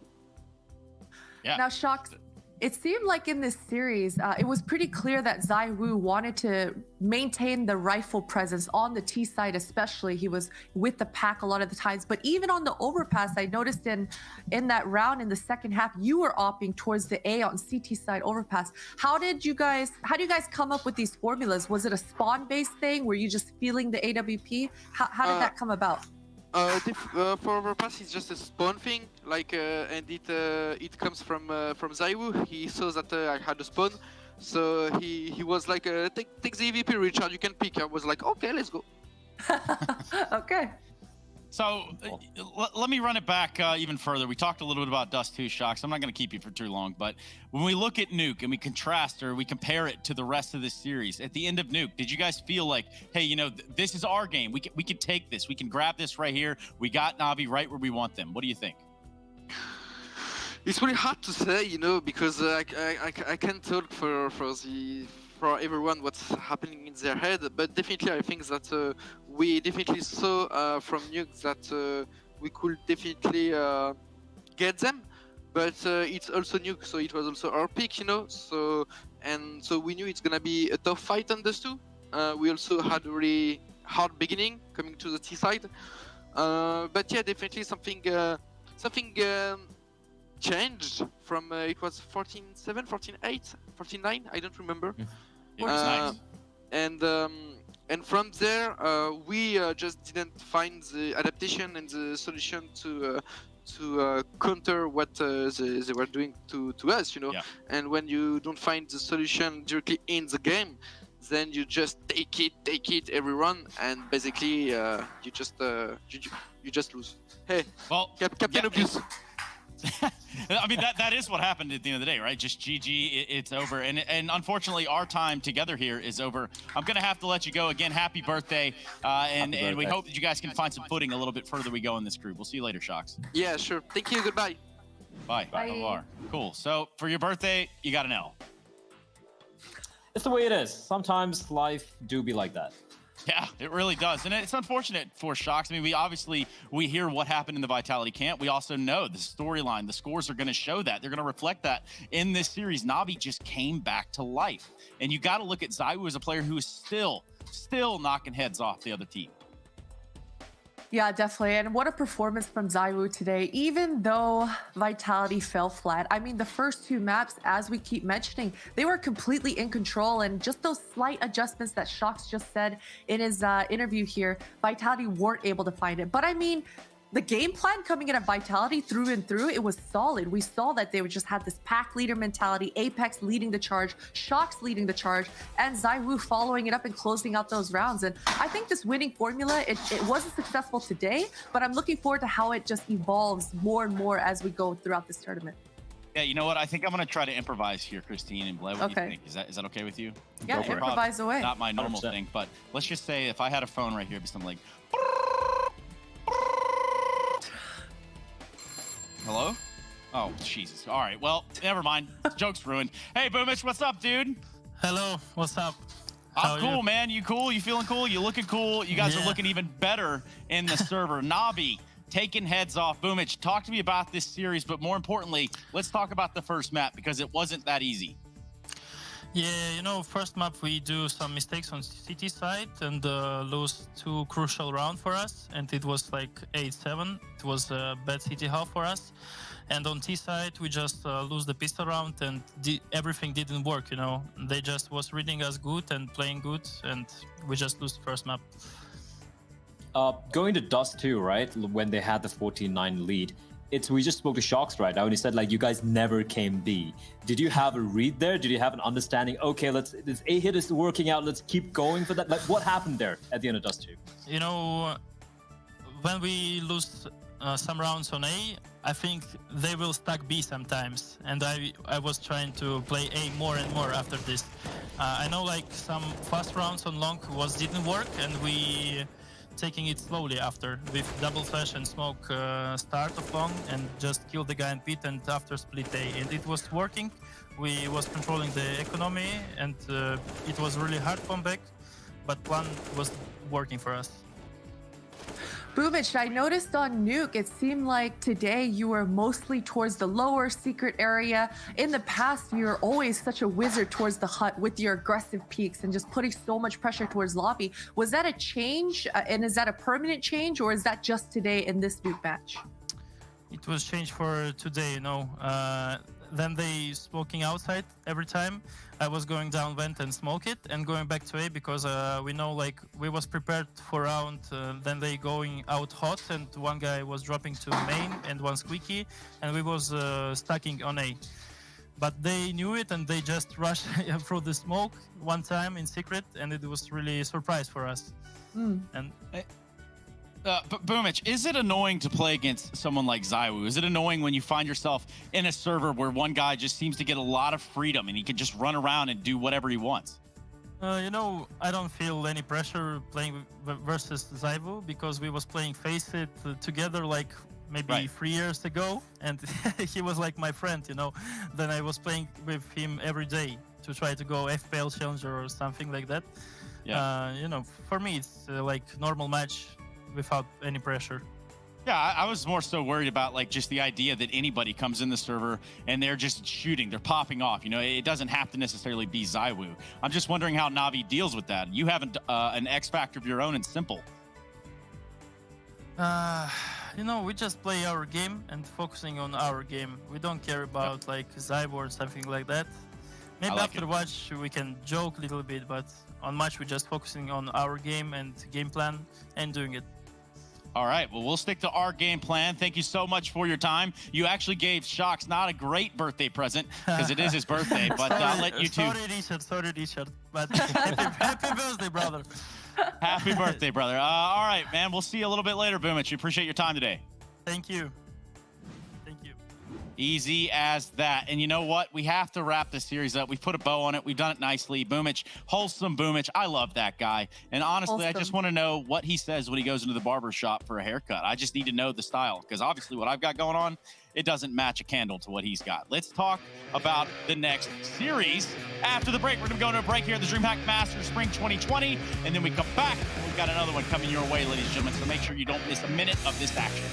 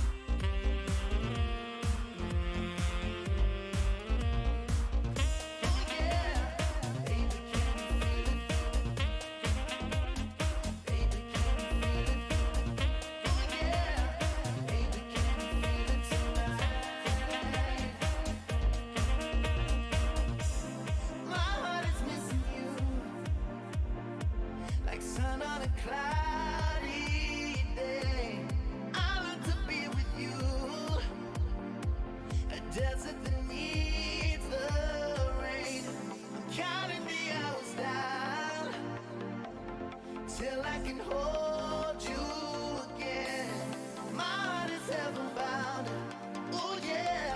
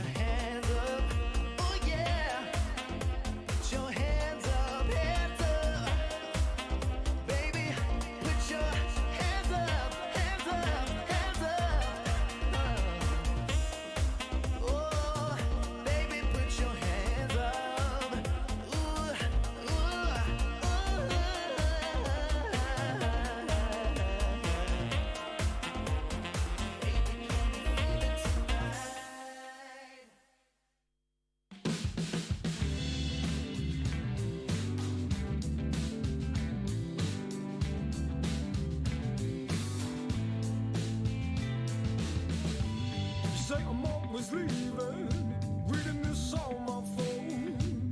I ain't got nothing left to say. I hate you getting angry when I'm out the door. What can I do to change your mind? You I'll always be right. Don't give it up, don't let it go. You got to know it's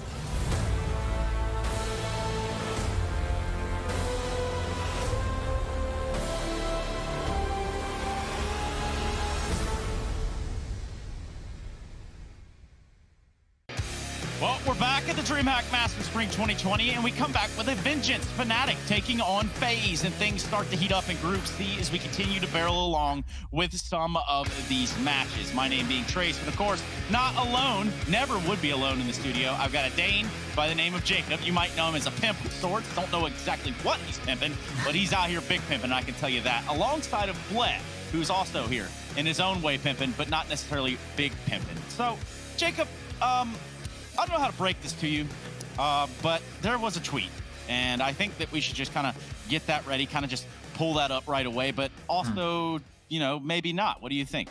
I think we should do it. I think we should. Think so? Yeah. I think we should as well. And while we're doing that, I think everybody should just take a second and read this one out loud. Jacob, read this tweet to me.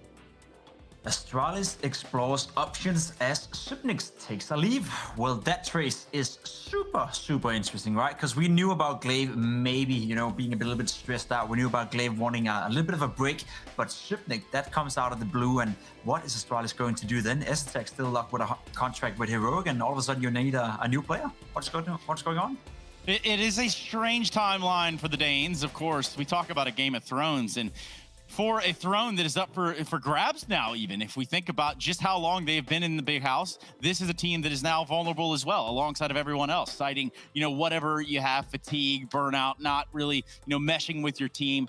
I want to go ahead and cite that of DK for going ahead and giving us that per sources. Now, Jacob, I love your opinion, but obviously we have to talk about this matchup at hand. And Blay, I'm looking at Fnatic Faze. What are you thinking?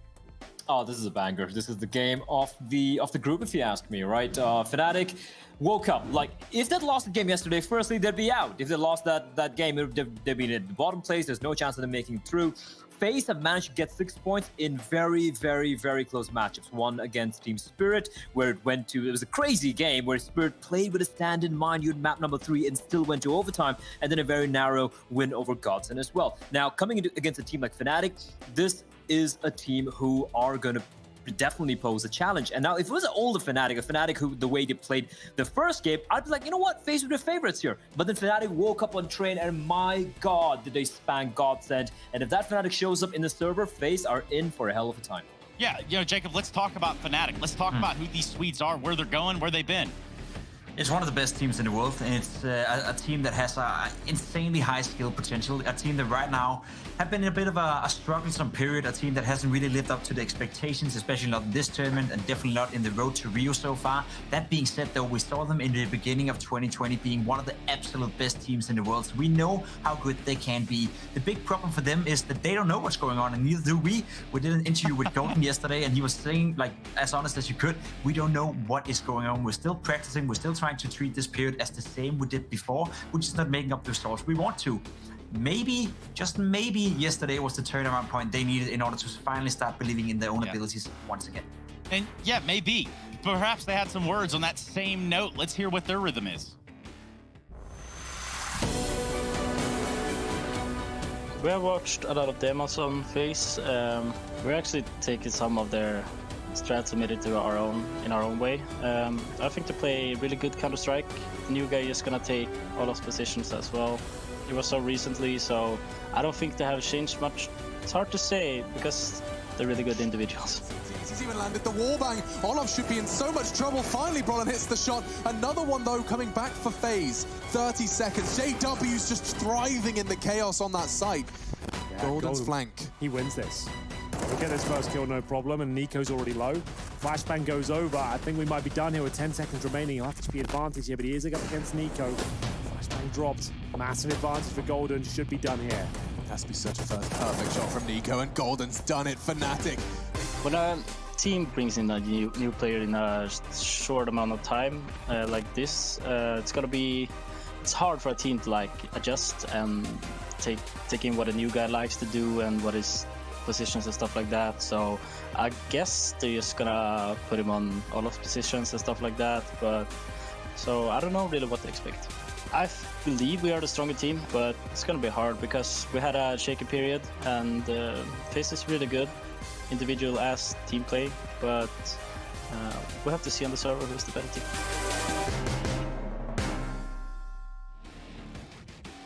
And he says we got to sit in the server to find out who the better team is. Well, he's not wrong, but we don't have to sit very far away from Twitch chat to know who the best Twitch chat user is. Who's wearing the hat in the chat? That's what everybody wants to know. We're still trying to figure it out years later, Jacob. Looks like you're wearing a hat of sorts. But anyway, what would you type in the chat? That's what I want to know. Go ahead and head over to Twitch and type it in. It's going to be #Fnatic or #Faze, depending on where you're putting your hat. Now, again, only the best can wear the hat. Jacob, why the hairstyle? Just trying to copy Blur here, see if I could pull it off. It doesn't really work out that well. I don't know that even is copying Blay at all. I don't have spikes. There we go. All right. I like the little. That's nice. It's kind of like little tails now. I don't even know, yeah, like rave tails, like people cool. that go to raves. Yeah, anyway, we'll go back to work. All right, fine. Let's talk about what's coming up in the rest of this series, because FaZe Clan are certainly a team that need to be discussed, especially when you consider now that they have Bemis over on their side. And we got the first taste of it yesterday in a knockdown, drag-out series against Spirit. And you know what? They're getting better. They're getting better and better, and I think BMS so far in this lineup has done some solid work, especially on the T sides. He seems to be very aggressive, seems to be super good at playing this aggressive and fast-paced style that Faze is practicing right now. That being said, though, it was a bit of a scare yesterday. I think with Mibr on the lineup, with Mibr not having these internet issues that occurred yesterday, Faze could easily have lost that game. So they're not really looking that sharp either. And going up against the Fnatic, that we can't really put a finger on where they are, this bounce up for a good matchup. Yeah, 100%. Like, it depends on the Fnatic wouldn't be seeing today. I agree with him that they have looked definitely better. BMOS as a player really shines on the T side. We've seen some insane spray transfer kills he's got, and not just 1 or 2 rounds. He's shown that he does have the raw skill, maybe not the experience to be in his lineup, but against Fnatic. Now, if we see Fnatic, we saw yesterday on Train, I think Fnatic takes this easy. I think Faze are in for a very rough time. But if you do see the Fnatic who've been struggling a little bit, I think we're in for a very messy affair. Yeah, Fnatic certainly beatable, but it's not always a fun time. Even when they are beatable, they're still knifing people. But I doubt very seriously that FaZe are going to take those knives lightly. Let's go ahead and hear what they've got to say.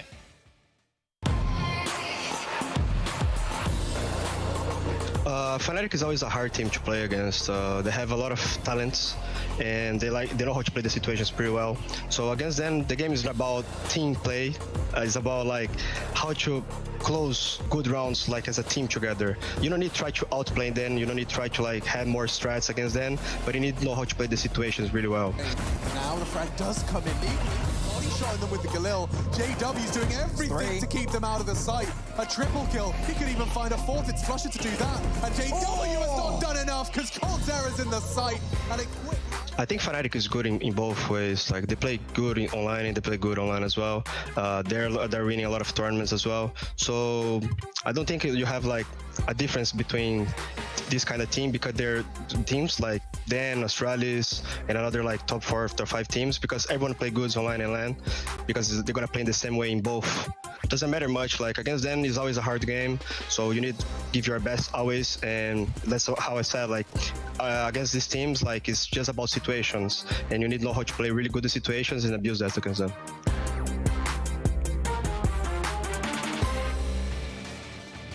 Yeah, and I think that Coldzera has a good grasp as to what's going on within the FaZe clan camp, because it's a little bit of turmoil when you start to replace and bring in new faces. When you're doing it piece by piece, one at a time, things don't necessarily align like you would want to. But again, yesterday we kind of spoke to the rhythm that was Brokey also having to come to this lineup and kind of be nurtured, if you will. Now they're having to do the same sort of thing with BMIS or BIMIS or however you want to say it. What's your guys' take? I think when it comes to Brokey, is pretty much now not exactly a veteran, but he's been around for long enough that he understands how things work. Interesting thing what Coldzera mentioned there. He said how it's not about crazy stats or strategies or whatnot. It's more about playing situations. But when you have a brand new player coming in, and it's only scenarios where it's a 2v3, 3v3, comms get a little messy, he doesn't know the system properly, that's when it can fall apart. And I don't blame BMS for it. He is new. He's still going to take a little bit of time, but that is going to be the massive chink in the armor for FaZe, and that's something I believe Fnatic are going to try and exploit. Yeah, and I think you're onto something right there as well. We don't have too much time before we get into the game, but in doing so, we need to know what the game's going to be played on, don't we, fellas? A best of 3 means we need to know what maps we're talking about at the very, very minimum. So if you have a chance, go ahead and bestow upon me what your expert analysis has come to for this map, Veto. We'll start with you, Jacob. Let's start with me. I think we're going to see some Mirage in there. I think both teams are happy for Mirage. Inferno as well. I met that both of these teams, they play and they play it to a relatively high level. I'd be surprised if they're not involved in it somehow. Maybe they're not. Trace is saying no. He already knows the map. I didn't say anything. You're showing body language right there. But we'll get the video up at some point. Thing is, both of these rosters, are coming into this matchup in a different situation. FaZe, they've had limited practice with BMS, they've had limited practice with the new rosters, so they're going to try to play the more, let's say, easier maps. A map like Dust 2, a map like Mirage, a map like Inferno, it's relatively easy to incorporate a new player into it. We've also seen them being able to play Nuke so far, so that could also be a potential map. Whereas for Fnatic, do they need to redefine the map pool, or do they just continue doing what they're doing already? We'll have to wait and see. So, I want to see Jacob, Train getting picked. Sorry, go on, Trace. No, I was going to say, what Jacob's basically said is it could either be Vertigo, Nuke, Dust 2, Overpass, Inferno, Mirage, or Train. That's basically what you're saying, Jacob. Nah, it requires some brain, of course, to dissect what I just said right there. You don't have that, that's fair enough. But Vertigo is not going to be, Nuke is not going to be, makes sense from Fnatic. Dust 2 and Overpass, that makes sense. And the third map being Train. A little bit surprised that Fnatic is not willing to play Mirage right here. Bled, tell me about this. Tell me about this veto, Bled. Vertigo and Nuke getting banned makes a lot of sense for me. That's like obvious if you ask me. Now, this is what's surprising here is the fact that Faze didn't pick Mirage. It's a map that they've been very, very good on. They've looked very solid on. And like Tim mentioned, it's a free-flowing map, you know, where someone like Bimas can explode. That being said, Dust 2 is kind of similar, so I get that. I wanted Fnatic to pick Train. I know we have Train as a decider, but I wanted Fnatic to pick Train because they looked so good on Train yesterday, number one. And number two, for a Faze lineup who have a new player coming in, slotting him in on the CT side, it's always going to be iffy. I remember Bimas was playing the B bomb side, the inner bomb side solo on Train, and that was getting exploited time and time again by Spirit. And I don't think that's a solution that Faze are going to find easily. So personally, I would have liked Fnatic to pick Train early on, but hey, if they're comfortable with Overpass, so be it. Jacob, are you with us? I'm with you, and I agree. I'm just looking at the maps right now and thinking to myself, if FaZe Clan could have picked Mirage instead of Dust 2, and I guess there's an argument to be had there. I think Mirage is a map that FaZe Clan play to a high level. Look at the win percentage as well. They're sitting at a 90% win rate, so slotting in Grimace to that role Olofmeister had on Mirage seems relatively easy, but going with the comfort picking Dust 2, we've seen them play it. We saw them play it yesterday against Spirit. They got a little bit lucky with Mibr crashing in a very crucial moment, so I'm not too sure I'm on board with FaZe right here. And that they did. We're going to take a look and see what Twitch chat's on board with. We know that these guys and gals and across this entire spread of the universe seem to have a good grasp of reality on what's going on. And it appears, though, they're going the FaZe Clan side, all things considered. Interestingly enough, I'm just going to go ahead and switch this immediately into a prediction segment for you two. And Blay, I want you to kick this one off. This is a hard one. This is a tricky one. FaZe have won. They've looked good. I agree with Pim. They're upward trajectory, but I have a feeling, a sneaky little feeling, a smell that Fnatic are going to be coming in with a banger. I'm going to have to go with the Swedes today. Yeah, I don't know, man. It's a good question. I think it really depends on what Fnatic turns up today. Because if we see the Fnatic we saw on the very last map yesterday on Train playing out to that level, FaZe Clan, they're going to have their hands full. If it's going to be the Fnatic that showed up on the first two maps as of yesterday against Godsend, I think FaZe has enough skill and FaZe have Nico, FaZe have Cold Zero in order to deal with Fnatic. So Fnatic sort of have it in their own hands. If they're playing up to their A level, they are better than FaZe Clan. They should be winning, but if they're not, they're going to lose. And I have a feeling that Flusha, he's not going to shoot as many people through the smoke as he did yesterday. So with FaZe Clan, they're going to take this. Well, if we got it down to rocket appliances, which apparently you do there, Jacob, we have it all figured out, but I'm just going to go ahead and say it. I think FaZe Clan need to bounce back. Producer did me dirty right there. This is going to happen, whether you like it or not, Jacob. FaZe Clan is my prediction. And I side with Twitch chat. You know why? Because they're my people, and I stand for them. Straight up, y'all. Let's go to a break. Let's come back with our casters, and let's get into what is a best-of-3 series here, featuring Fnatic and FaZe, featuring maps of Dust 2 Overpass, decided on Train. We're going to go to a break, and we'll come right back with the game, I promise.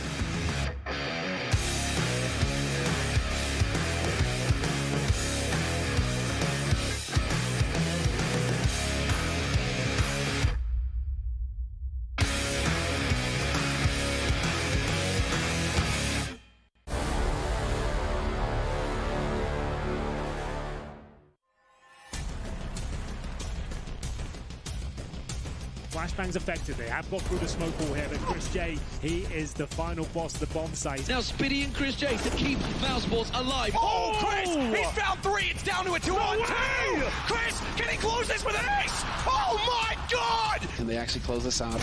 Boom, Chris. Fantastic way to start, and no scopes on him himself. Absolutely saving Mousesports. Hey, it's me, Lily from AT&T. I'm back, working from home, and here to help.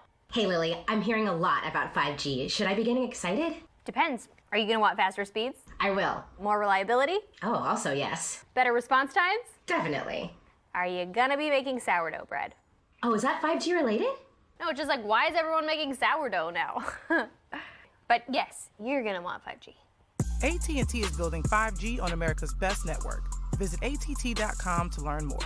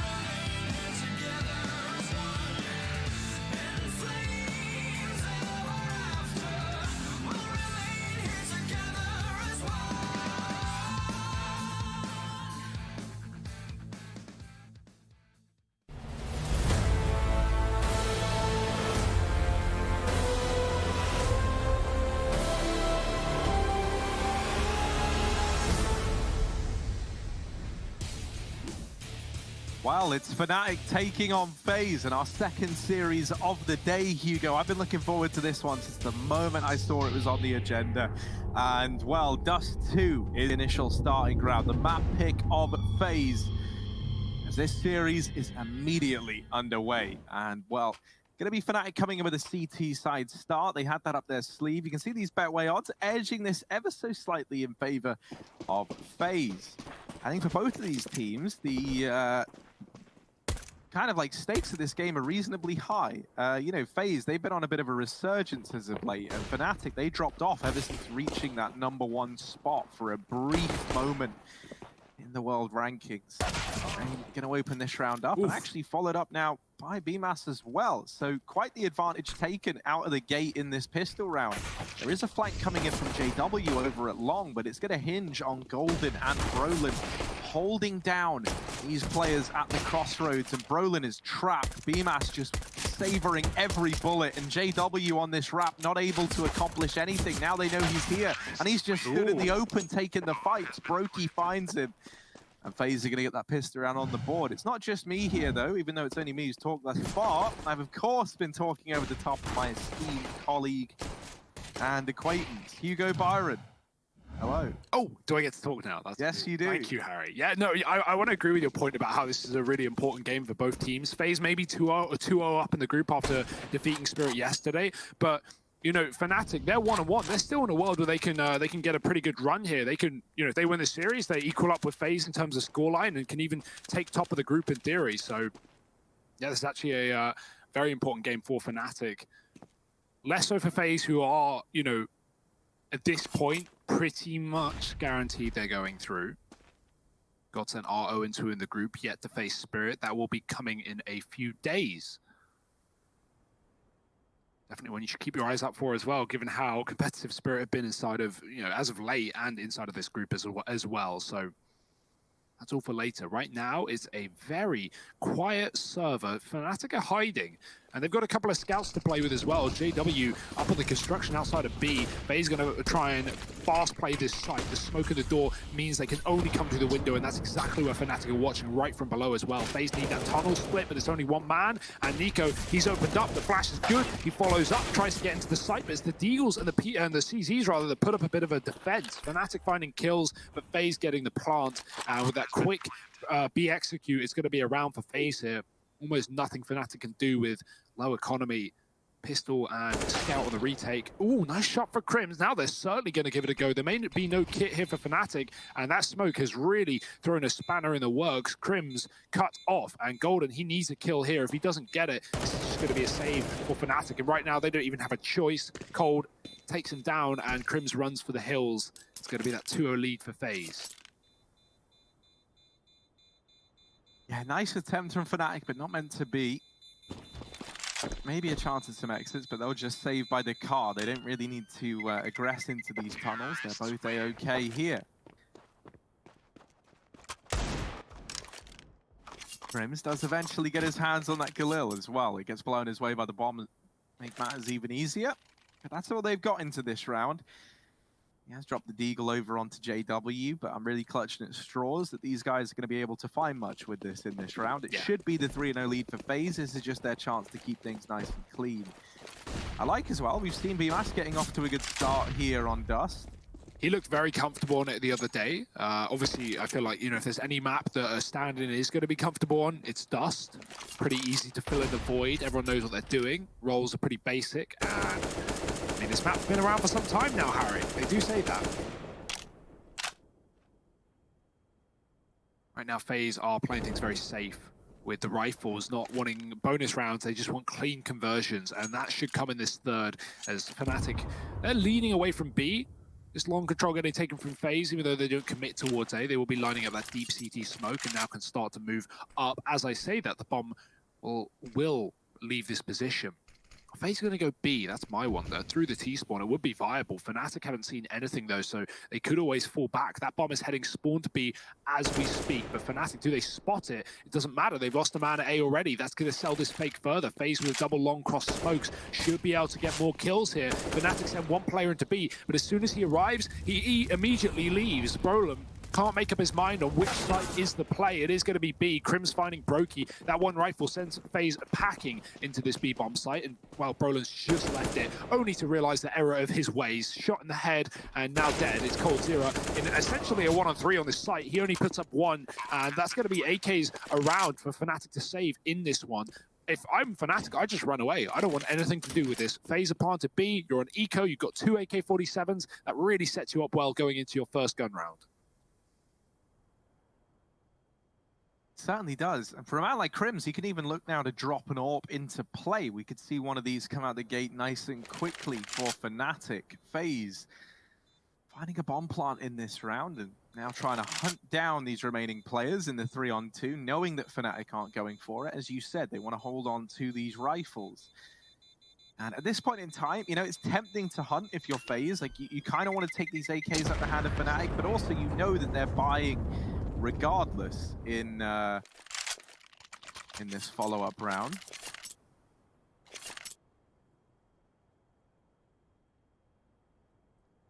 A nice start though. FaZe feeling confident. Fnatic with the first rifle round, and JW's AWP versus Brokey. It's certainly an exciting matchup. Brokey has come into his own inside of this team. Decoy and spawn to fake the fact that he's already shot his AWP, hoping someone's going to peek off the back of the audio. It's a little trick. The only player I've ever seen ever succeed with that was Flipside. Well did it Flipside. On Cash, he once used that many, many moons ago. Right now to B-Rush for Faze, a double setup for Fnatic. The crossfire is good. Golden is going to get a kill as Brolin draws them in. He jumps up though, and the molly burns him. JW comes in from the window, and Golden's going to get dropped, but JW's putting up numbers. The flash is good, Cold, while Blind fires back, and he finds two, not the third. The quick repeat from Flusher finds the team ace and the first round on the board for Fnatic. Lovely stuff on this CT side. And they're going to put up their first round nice and early, reading the B play and having very quick rotations to the site as well. Cold Zero, man, he really puts up a stellar round there, blinded, killing the AWP, but unfortunately not able to clutch it out in the one-on-one.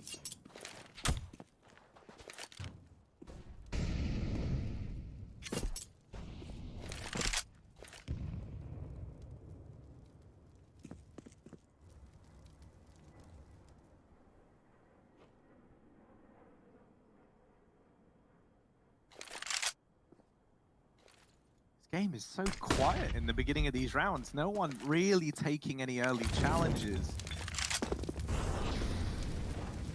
Fnatic's decision to not have anyone over here towards middle has given up this cat control nice and early.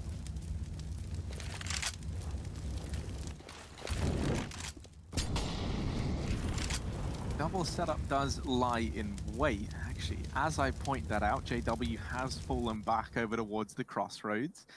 That's an interesting point to note, right? Crims is the man playing the drop down with this M4. Usually it's an AWP here, but Crims able to do just as good a job. He gets that one kill and drops down. Now, the added benefit to having the M4 there over the AWP, right, is like, okay, the AWP's probably more likely to get the kill, but the fact that Crims has got it and now drops down is great, because if Faze tried to pick up the pace there, he can fight from CT with an M4, which is kind of what you want him to have, and JW is still at the crossroads to help out. Oh, Brokey, how have you managed that, my friend? Sneaky. He sneaks down Crims. As he gets full blind, Brokey just leaps across his screen, and Crims has got no idea that there's a player in CT right now.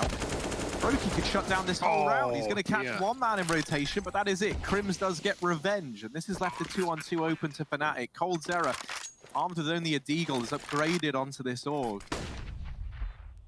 Ooh.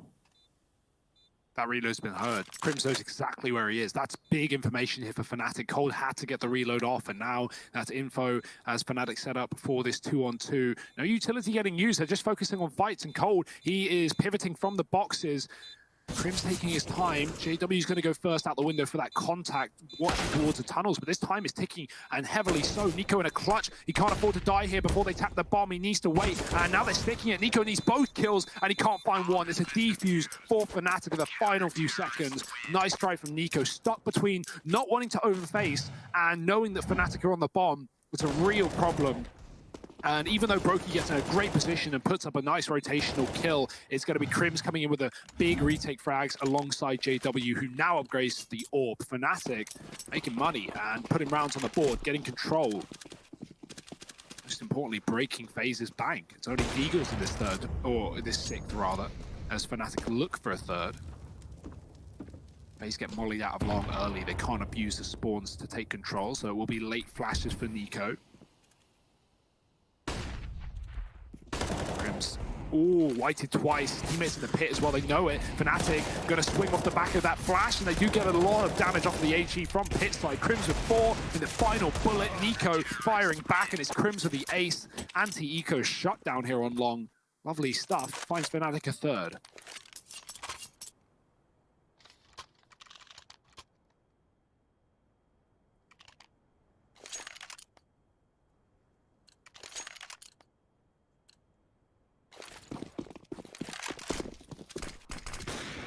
But economical problems aside, we're back to the full guns, Harry. Back to AWPs on either team. And Fnatic, they've fast-catted 2 players. They're going quick into middle. JW and Crims doesn't realize they've run right past. JW getting caught. Crims is ahead of them, but he doesn't know there's a second player there who's yet to turn around. Nico, he's right behind you. Brokey's going to get the kill. Okay, this is a mess. This is all over the place. It's the AWP from Brokey that saves Nico's life. Little does he know it. BMAS caught by aggression through the tunnels, and Fnatic get a big amount of real estate from that kill.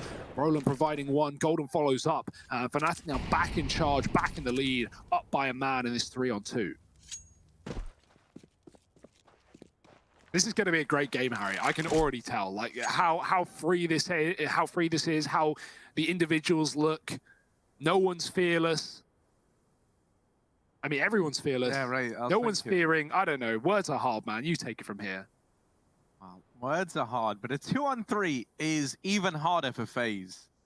And with this flank coming in from Flusher, he's got a few words to say. So we're going to give him the microphone, and we're going to see what he has to offer in this round. Lays waste to the first man, and doesn't even give coldzera this immediate fight. Instead, flashes the angle, then reappears. Flusher, a ghostly apparition down at long. And he will hunt coldzera to the grave. Helped out there by Brolin at the cross. Fnatic, they're going to get that 4th round on the board. This was the back of this like very messy, sloppy fight over in mid early on. Thankfully, Fnatic are able to see this one through to the very end. And now they sit 4-3 up once again, wrecking the economy of Faze in the process. They're laughing all the way to the bank right now. Nade could be beefy. And, oh, it is. Cold, great catch. Stellar catch, not going to deny it. However, not what you want to be catching, as everyone gets tagged by that nade. The Molly's now raining on in as well. They get extinguished by the close smoke. Flashes allow Crims to peek on up and deal with the first man and the second and the third. He's so good. Right, Crims, you love these anti-eco rounds, don't you, my friend? Let's get another one, but it's actually JW to steal them away. Regardless, Crims with another great hold, admittedly only up against these pistols, but the fact that he's done it twice in a row now, you know, he's not getting overwhelmed no matter how many players are on his screen. It bodes well, man. And, you know, Crims has forever been the most consistent pillar of Fnatic. It doesn't matter what roster we've had, what changes we've had, whether it's been Godsend, Fnatic, whoever, Crims has always been performing, no matter who's in his team. And that's so great to see. Pillar of consistency inside of this Swedish roster, and up by 2 now. They've taken the lead back against Faze. They know they've got to play a trapped here. That Molotov is going to be a problem for BMAS, who has to smoke it off to stay alive. He can't exit though, and they could even push him. BMAS has no support. Fnatic obviously don't know that. They're scared of the left side of the tunnels, but JW's covering it, allowing his teammate to watch this corner. There's the cover. Brolin with the shot, and the flash out mid is avoided. Crims is ready for the peak, dropping Nico as well. Already 2 kills for Fnatic in this round, and nothing for Faze in terms of trades. They've just got to go running up the catwalk into Golden. Ooh, tag from JW. Somehow only for 40 damage is through those mid doors. And Brokey now arriving with his AWP. He wants to have a little something to say in this round. JW doesn't catch this second man getting up onto Cap. Crims has heard the rotation, so they're going to be coming in through catwalk on the Fnatic side very, very fast to wrap on in. And with the bomb planted for sure, this is going to be a very contested area of the map. This is where Faze are looking to set up. And actually, Fnatic, they've decided against the 3-man cap retake and put 1 player here alone. This is going to give them a very heavy long presence, but it means this fight between Brolin and Cold is so key. And Cold winning this out has left the post plant open to Faze. A 2-on-3 now with a man at catwalk and bomb planted there. Cold swinging wide, going for that trade. And blindsided by the double ramp retake from Fnatic. There was a 3rd man there as well that was never even discovered. So the defuse comes on in. Fnatic continuing to build upon this lead. Yeah, with Brokey buying the AWP, it's actually costed him the head armor. He hasn't been able to afford it, and look at the result. Flasher just deletes him in a bullet. Brokey doesn't even get to fire his AWP. And Fnatic, I thought that would be a real danger, letting Cold stay on catwalk and not dealing with that when it's a cat plant, especially coming up from long where Cold can cover the cross. But even though he destroys, I think it was Brolin in the back, on Xbox, it's still not a problem for Fnatic to deal with. Flusher coming in with some big kills, and now to see him firing off alongside Crims and JW's AWP was certainly bodes well for Fnatic. B rush in this round though, Golden's watching it. Ready and waiting with the AWP. No flashes yet for Faze, who are throwing in utility in mid to try and sell a bit of a fake, try and set themselves up for this split. Brolin's watched it, but he's also been blinded. Now Golden turning away is going to have to deal with his push. They're already out. He's missed his shot and his only shot. Brolin outside of the door. If he comes through, he's dead. Faze welcoming him into the bomb site. And as soon as they allow him in, they close it out. And Nico with 1 more kill in middle before he's finally finished off. It's going to be a plant now for Faze and a very difficult retake for Fnatic. They're going to float around at first, see if they can get any kills, but if nothing presents itself, this will just be a save. And you already see that Flusher is peeling away JW isn't really a man who likes to say no to a fight. And so the moment he's aggressed into tunnels, he's still gunning for this kill on a Brokey. And that's a decision he's going to come to regret. Flusher, meanwhile, shaking his head at this point. JW, we did say save. Get away with this AK at the very, very least. Now, money's fine for Fnatic, right? It's not the end of the world that they lose the orb there. Oh, Flusher, so unfortunate. He was holding for that. And as he hears them getting closer, a misstep leads him to fall off the box. So they hear him fall. They know that he was in CT. This B site, really one of the only problems right now for Fnatic. And once again, it kind of comes on like the back of an unfortunate timing as they rotate a player out from the site to worry about mid. That's when the push comes in. They lose the player inside, and Brolin tries his best to re-aggress, bless him, but just gets shut out of the round. Here it is again. Faze, they've identified that B's a weakness as well, and they're not looking to let off the gas. They get in, they deal with Brolin, they follow up onto Golden, and yeah, this B hold, there's got to be something done here for Fnatic. Faze showing no mercy. Fnatic were late, man. They were crossing late, and that just gave Faze the advantage. Even though Molly landed straight away for Fnatic, Faze just run right through it with no fear, and a bomb planted. Even with that Molly burning out BMAS after the plant comes through, is that going to be tempting? Is that going to be enough for Fnatic? They have so much util to get players off of the site. This Molly from JW in the window could burn Nico out of position. He's actually going to get received a Molly instead, coming from the window. And now Fnatic, this is the problem, right? Especially with early B rushes, is it means FaZe have so much more utility left in the tank. They haven't had to use anything to get here, and now they can just hold Fnatic out of the site. But flashing back in and blinded is Nico. The time is ticking. There's a player on the car. They need someone to stick this bomb. Cold finally showing his hand from the back of the site. And this one's done for Fnatic. Unless they stick this one. Cold missing this shot, but they get off, and that's going to be the round. FaZe pick it up. JW does survive. Cold saves the day by stopping the defuse. And JW, he trades, but he trades too late. 6 shots. Yeah. But yeah, not enough, sadly, to get it over the line. In all of that madness, no one turned around to deal with Cold. Look at this. No one's ready for him. You know, JW really quick with the trade, but unfortunately the trade is not enough. Crimson's already on the defuse, and Cold not only gets the drop on the player at the back, but Fnatic is so focused on the tunnel, on the car, on the fact the door is smoked as well, that they just don't even really turn around to deal with him. Crims had no choice but to stick the bomb, or it was a lost round anyway.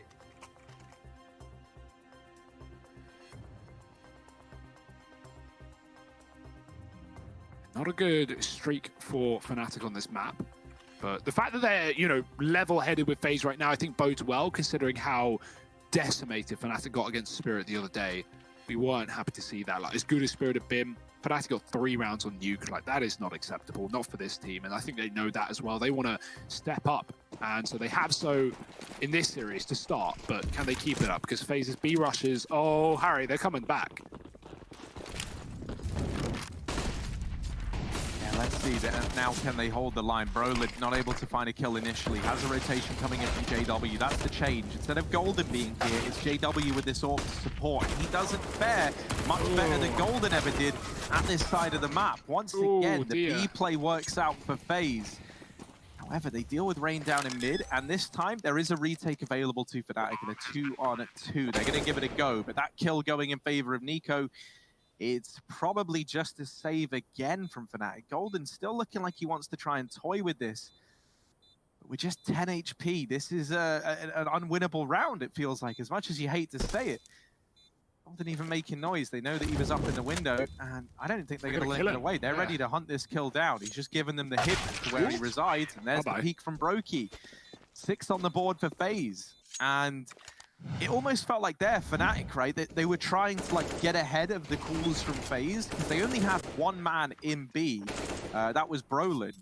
JW was here to help, but he was actually holding mid earlier on. So even then, he's late into the site. And I think what Fnatic were hoping for there is that FaZe were kind of, you know, after going B so many rounds in a row, that's the round they would change it. And that's what Fnatic were banking on, but that's not the case. And now Fnatic stacked 3 at B. Well, this is the round where FaZe change it. They're delayed up by 1 round. They know that they're in the heads of Fnatic at this point. And this is one of the great things about conditioning your opponent in this way. Yeah, FaZe have missed the timing. If they rushed and took long and committed towards A, they would have had Fnatic with 1 man actually in the site. And now, well, Fnatic have seen there's no B rush, and they go, okay, let's go A then. They stack 4 players. JW, what a boost, man. He's on his teammate's head, so he can peek wider and from an even higher off angle. Let's see if this scout can find anything versus the HBP of coldzera in the pit. JW going back, he spots a cross. It's only a rifle though. That's the fight that JW wants to take. Get rid of one of those AKs nice and early. But look at the flash, it signals that BMS is close. JW realizes it. Oh, hit the tag. Can't get the kill, but Cold down in the second shot. JW not stopping. Oh my, 3 with a scout. How does he do it? Decimates Faze on long. And in an eco round, this could still be Phases. Don't count them out. They are down by 2, but these are only pistols for Fnatic. But look at Faze tapping back against these Deegs. Golden does respond, and he will close out the round for Fnatic. What on earth is that scout from JW? Let's run that back. Let's look at it again. Impeccable shots. It doesn't even look like he's reacting, Harry. Yeah, no, that's the nuts thing, man. Like, JW is feeling it right now with the AWP, with the scout, you name it. And it feels like you say, like he's barely even having to zoom in and he just knows he's going to hit the shot. Like the reaction is instantaneous. Faze down on pistols after losing to that eco round from Fnatic. And this is where the Swedes are going to look to bump themselves back into the lead again. They deal with Rain down in middle. They take this man advantage. Crims reaching his 20th kill. And you know, this is why if FaZe want to be competitive in this series, if they want to win this game, they almost have to win Dust, because we look at Overpass as the pick of Fnatic, and it's one that not only has been a bit of a shambles for FaZe as of late, but one that Fnatic will look incredible on. Like, they've been beating some of the big dogs on that map, like NIP, Astralis, Mousesports, and beating FaZe there as well, Heretics. Like, Fnatic have got so many wins on Overpass as of late. I want Fnatic to just let Crims have these eco kills. I want him to break his own Dust 2 record in this game. That would be phenomenal. He set it at 44. Now, that was kills on LAN on Dust 2, right? Obviously, this is online. The kill record for an online game is 47, set by Config. He's halfway there, Harry. Yeah, he is. He's on his way to breaking his Dust 2 record. And it is like, I'm pretty, sorry, for Dust 2, it is a record in and of itself, right? Regardless of on LAN or online. Yeah. So he's halfway there. 22-7 at the halfway point in this game, but there's still one more round to be played. Let's see if Crims can kick this up a notch. It's just something about Dust 2 and this man that go hand in hand.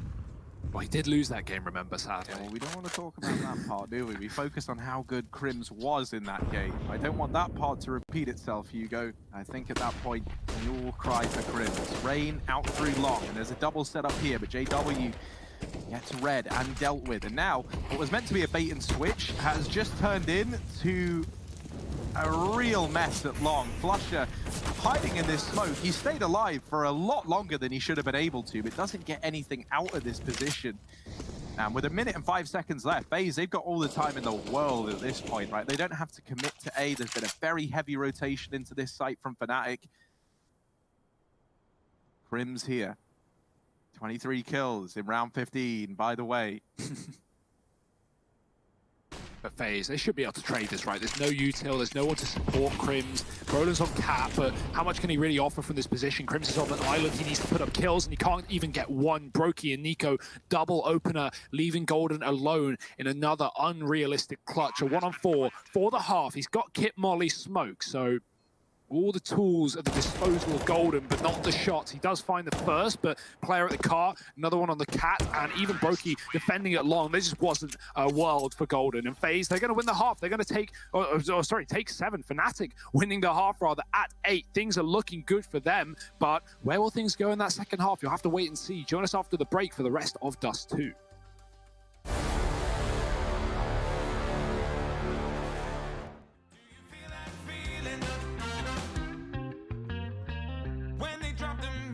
Tonight, gonna give me just what I like.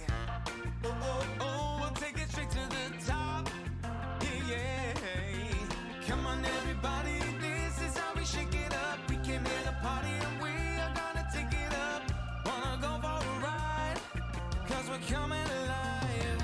Do you feel that feeling? From the floor to the ceiling. It's burning up and we don't stop.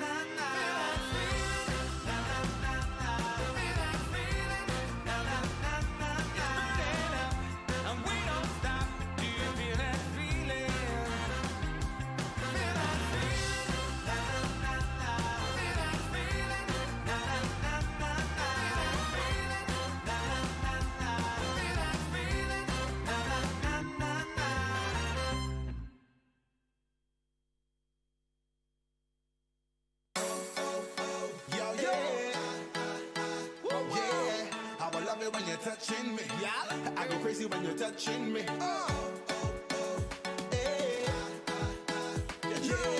I'm a lover when you're touching me. I go crazy when you're touching me. Hey, you got my love tonight. We are gonna party through the night. Your touch, touch, touch. Your touch, touch, touch. Oh, let me take you there. Can I dance without the care? Your touch, touch, touch. Your touch, touch, touch.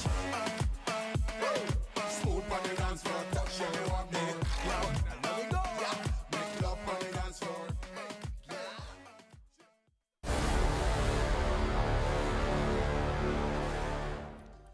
Well, Dust 2, it's certainly looking pretty even, and we've had a lot of big moments in this game thus far. It's already looking good, and these Betway odds are continuing to picture a pretty close affair, and justifiably so. It feels like on either side of the coin, we've had players stepping up. We've had some big moments in this game, and not really a clear winner just yet. No, not at all. I think, you know, Overpass, going back to that again, is going to be more of a problem for Faze. I don't think that's going to be as equal, so the pressure really is on Faze to show up in this map and take Dust 2, take their pick in the series, but we'll see if they can do that, if they can muster the courage, because right now down by 1.5 and a pistol round where Fnatic are going fast, out long, flashes are good and BMAS pushed back, you can't contain. Rain on the car waiting, and no one knows, they're being baited in by the double setup on the site, so Rain could get a lot of value from this position. Oh, there's a lot of bodies here for Nico to find, right, as he's peeking out from CT, but not able to get anything done. They now start to swarm, and Fnatic buzzing their way into this A bomb site. They get up, and now they get this bomb planted as well. 5 on 3 in the post plant. Pretty tricky round for Faze to get back into. Oh dear. However, that shot from Brokey finally connecting is going to go a long way. Now they set up for this cat retake. Nico, what's he doing? He's still holding on to this wrap round in through mid. That's not a wrap that's going to be coming through for Fnatic. Instead, Flusher is just holding down long for rotations. He's available late to come in and help out if his teammates need it. And that's looking like a big if right now. Not going to be required. Nico, all alone, just runs away to hold on to this defuse kit. From an if to an oof, that's going to be a Fnatic pickup there as Faze can't retake the bomb site. And that's a shame for Faze, man. They had everything set up there for that exact play. They were ready for a long take. They had 3 players there. Rain was playing bait on the car. We had 2 holding the cross for Faze. I think if Rain peaks later, he probably gets a lot more done than just immediately glocked out by Fnatic, because, you know, by the time that he peaked, they were just sitting on the corner and they weren't actually moving up long yet. So, you know, they're still considering that position. But while they're rushing, that's the time to fight. But Rain goes in early and gets out of the round. It's going to be Fnatic finding it the first of this half. Back to long they go, but Faze going to meet them in the middle. They've got 4 here on the other side of things. A quick grenade, a bit of damage, but these MAC-10s should swoop in to save the day. Flusher doubles down, and well, 1 by 1, this is a round where Faze already look to be losing. Eagles can, of course, throw a bit of a spanner in the works. But Fnatic, they're just going to play things safely. Cross smokes coming down, and the cross behind the smokes as they set their way towards A with a bomb. BMAS in the spawn. Got Brokey up on catwalk, already falling back to help middle, check for lurkers, and there is a lurker in the form of Brolin here to cut off those saves. Ooh, wow, doesn't exactly go that way.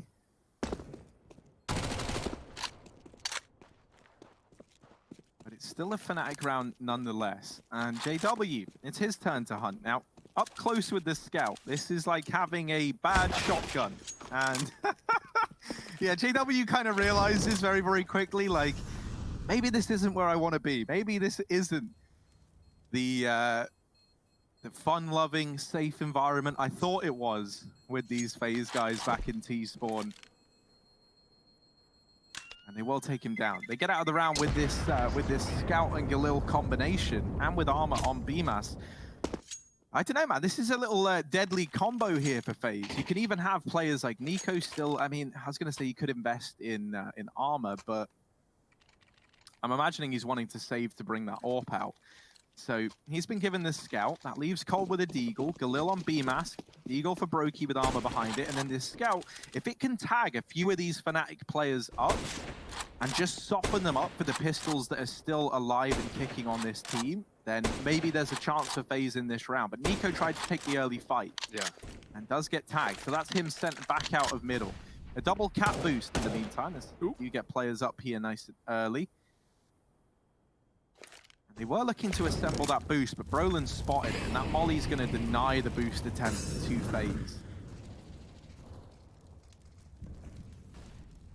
Yeah, this is an A split, but you can see Crims is selling a full B fake right now with all his utility. That's going to keep Brokey close, but aggression from Faze does have a result. It finds a kill to Brolin, clears out the catwalk. Now this play comes down to entirely the long take with Crims on a lurk or a wrap, depending on how he wants to play it. Right now, no one's rotated off of B. That mid player is still hanging around in CT, but Brokey's going to begin to consider, and for good reason. He's getting shot from the cross. Flusher pulling out the primary, taking down BMAS on the site, and now Fnatic overwhelming A. Nice shots from Flusher. This MAC-10 is brutalizing Faze, and they're just going to have to save. Crims did make his way up Cat, looking for kills, but nothing was presented. And now, coming back for the chase might be the play. Two players of Faze in middle, trying to get away with Deagles, or at least exits, but you can notice there's no AKs in this round. Like, Faze, even if they get exits, there's nothing to save here. Two MAC-10s, a Galil, and a Scout. Like, enjoy. And, well, JW's in T-Spawn still, running back out of long and dropping Cold in the middle. It's just Brokey now, and he hasn't got much life left in him either. 36 HP. Ooh, yeah, I was going to say, only take the shot if you know you got the kill, and without it, he will be put down by Golden. Fnatic up to 11. This is a great T-side, Harry. Not only the lead at halftime, but 3 rounds to start off this second half before Faze come in with a bye. And JW's still looking crisp with this. Yes. I don't even want to see him upgrade it. He's actually been throwing a MAC-10. He had the best spawn for B. This is a B rush right now from Fnatic, if you've ever seen one. 3 MAC-10s. A Galil and an AK. That's what they've got to try and get through. Smoke on that Molly. And, oh, JW right up in the face of Brokey. A little too close for comfort, perhaps. As now Cold, the last bastion of hope at B. Fnatic are giving Faze a taste of their own medicine. It's not that nice when your B site just gets raided in the opening segment of the round, is it, Faze? And a bonus round. Good. A bonus round as well. Like, that's, you know, it's not like Fnatic are in an economical problem right now. This game is so close that that's such a risk or anything. But, you know, they're going to profit huge off of that round. Upgrading MAC-10s into M4s, and Crims wants to do the same, as his teammates have already done. He's beginning to hunt, but... yeah, standard save for Faze, 3 on long. They've got a crossfire, they've got a setup, and Crims, yeah, he's going to be hard-pressed to find much here, especially giving away his position with a Molotov against smoke. Master's watching it, and he won't let Crims in. That being said, I mean, you know, for Fnatic, they can just run another MAC-10 round if they want. Nothing's stopping them, but Crims could just throw his body at the problem and try and pick up a weapon. Actually, they shuffle it over to him. He gets dropped it. So full rifles for Fnatic. Look at those upgrades. Even though it's Galil and a Scout, it's still everyone getting away with a gun. And Fnatic brought 3 MAC-10s into that round. So they're going to be very happy with how things turned out. Do or die though for Faze, Harry. This is 4 up in the T side for Fnatic, and Faze have yet to field a round in this half. This is their best buy yet. What can they do with it? Oh, JW Scout over at long.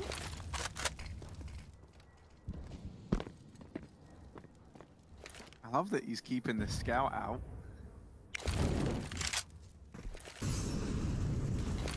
Was this purchased for him going into this round? It must have been, right? Because he'd been given a MAC-10 at the end of the one prior. No, he saved it. He saved it. He shuffled guns over to Crims outside long and saved it, yeah. I don't know where from, but...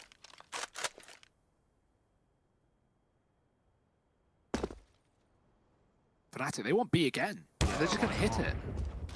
Get it, Nico. does spot one of these players that was trying to come in on the mid to B flank. And Cold now is going to realize, okay, I've got to do this. However, it's not the B play from Fnatic. They throw in all this utility to try and bait a rotation, but Faze, they haven't rotated at all. Fnatic, they were at the right place at the right time. Everything was about to go their way, and now they've abandoned this B bomb site with the hopes of getting into a weakened A side of the map. And that could not be further from the truth. They've gone from no danger, or very little danger, to suddenly danger around every corner. But Flusher missed the danger and shut down the first man. Crims has solidified another, but will they be ready for Brokey at Goose? They're not. They run in with the bomb out. No one checks it, and Brokey has just stolen this round away from Fnatic, helped out by BMAS and Faze. They're going to find themselves that 8th. A little bit of a heartbreaking decision there for Fnatic to move away. You understand why, right? With all the utility they've thrown in on the back of losing a player to Nico early on in mid, you see that. You know that FaZe have been running a double B. You know that Nico is available for a fast rotation. So they throw in all that utility and they assume that Nico is going to peel away from mid into that B site to go and help it. But for a start, there was only one player at B to begin with, and Nico actually did the polar opposite of that. So, and it's a classic that we see from Cold, which is, you know, he throws his util from the site, but then he moves the car. And what that car position provides is he can hear the footsteps. He hears Fnatic run lower and run up towards Catwalk if you're playing so close to the tunnels. So just Cold gives the info. He goes, Faze, don't rotate, just chill. They're coming your way. And Fnatic, what do? They come their way. So good info gathering by Cold and Fnatic. It's a first round loss in this half. Are they going to have an immediate response, or will they let Faze start to build off the back of it? Faze is going to be feeling confident now. Nico's on the AWP. This is the only side in Counter-Strike for Faze that we see Nico primary AWP over Brokey every time, consistently. And that's CT side of Dust too. So Nico feels very free with this weapon, and he sits on the site right now watching Cat. Right now, Fnatic, they're out mid. And there is a double B setup for a change, so they are walking to a little bit more of a setup, but mid has been gifted over. Faze going to have to flash through the doors. They go, Brokey and Cole combine for a couple, Brokey with another, and now Faze can even push through that CT smoke if they want. They do. JW dropped, Flusher has B, but he has no one with him, and no bomb. Yeah, and they know he's here as well. He's isolated this one fight onto Cold Zera, but now 1v3 to attempt, and an AWP staring up at him from mid if he goes for this peak. Oh, this could be the one that seals his fate. Nico is on this angle from the right side of middle. Flusher can put himself in the firing line, and there's Nico to seal the deal. 9 on the board for FaZe, starting to stumble back to their feet here on the CT side. Still money for the side of Fnatic. That's thanks to this great start they were able to get off to, right? Putting those first 4 rounds on the board in a very, very clean fashion, even finding a bonus round in the 4th round of this second half of play. So money's not a problem, or at least it isn't yet, but it's on the verge of becoming an issue for Fnatic, and that is how FaZe can really look to get back into this map. Well, they would break it at 10, right? And then that would just be FaZe anti-ecoing, and then suddenly, you know, it's 12-11, or maybe even 12-12 with Fnatic over invest. So, like, yeah, this is one round away from FaZe being back in control, pretty much. Fnatic, they're going to just go fast. They've already lost a man in middle after getting one favorable trade. Golden killing his teammate, but he takes down an enemy with it, and JW dropping the one man along has rid Fnatic of any problems on this A site. It's just that CT retake for FaZe. Cold's dealt with Crims, Golden's still low, and even a single straight bullet could end this round for him. He gets the plant, Brokey climbs up, he can stick the bomb in the smoke. There's nothing to stop him. JW just has to spam and pray for the best. They're already on the defuse, they won the round, and JW, there's nothing he can do. FaZe up to 10, and Harry, you talk about the money issues. Well, there they are for Fnatic. They might even buy right back in here because 3 kills on the previous, plus a bomb plant. JW can drop a gun. It would be 4 rifles at a bare minimum, but oh, that's such an unfortunate round for Fnatic. Golden even tries to stop shooting, so he doesn't kill Brolin, but then he gets flashed, and that only tempts him to start spraying again because he doesn't know what's going on. He doesn't know if his teammate's even dead, so unfortunate, but FaZe now starting to warm into this game a little bit later on.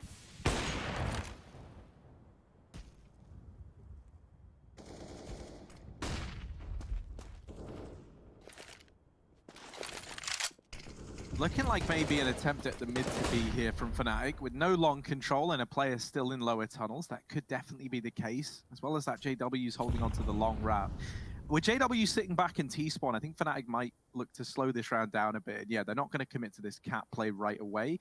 Now actually rejoining JW here, but Nico has been on this angle, waiting patiently for a while, creeping into the crosshair, and he finds JW. Crims falls shortly thereafter. While they do deal with one of these two players at the long side, it's not going to be the majority. Nico falling back into the pit. Rain even came around to help him, now taking this position back up at the crossroads. Knowing that this is going to be a cat play, he gets that information, flashes Nico in for the peek. This shot from Nico, and we'll see the bomb now crossing into this site. It's going to get planted. Fnatic in a 3-on-4 post plant with short control, and the bomb planted for this position. But Brolin's got to hold on, and with 3 players about to come his way, you're asking a hell of a lot. Can he do it? Can he muster up these kills? There's one and a second, but does get traded by the third. Golden now holding down the line, and it all falls onto Nico. 1v2, half the time ticked off this bomb, and he's trying to pick up the pace, trying to get Faze back into this round, and Golden is going to snuff him out from the catwalk. 13 on the board for Fnatic, and suddenly the grim reality of this game comes crashing back in for Faze. And that is that now they've run out of money, or haven't completely run out, but they're at a spot where they're not going to have really anything. Yeah, that is not the time that you want to be getting broken at all, especially off the back of Golden's performance, man. He was a bit quiet in that first half, but right now on the T side, he is stepping it up. Big kills in that previous round, ridding Nico of any chance of winning that 1-on-2 with the AWP. But now, well, FaZe, they're thinking back to the distant memories of actually having money. flusha has over 100 more utility damage than FaZe combined. That is ridiculous, but that's pretty standard for flusha. Loves a Molotov, loves an HE grenade.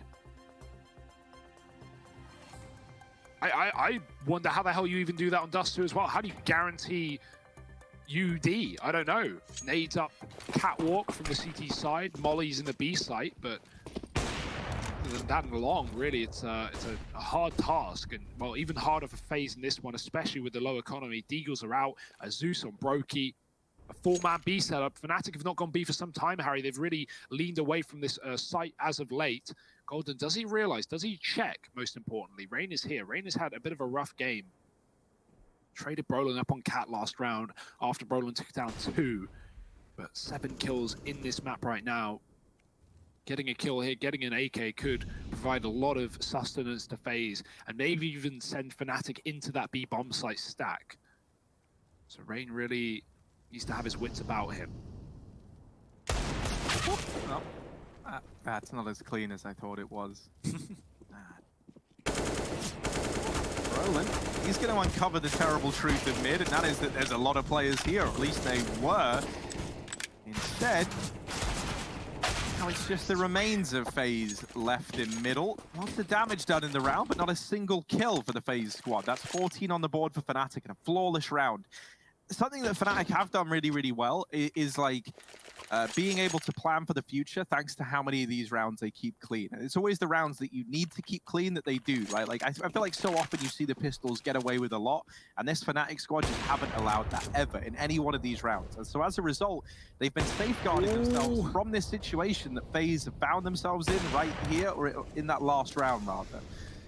So no resets for Fnatic. If FaZe do want to get back into this, it is going to be a grind. You are going to be up against rifles in a lot of these rounds. And Nico getting that kill down here in mid has kick-started this one with a man advantage for FaZe.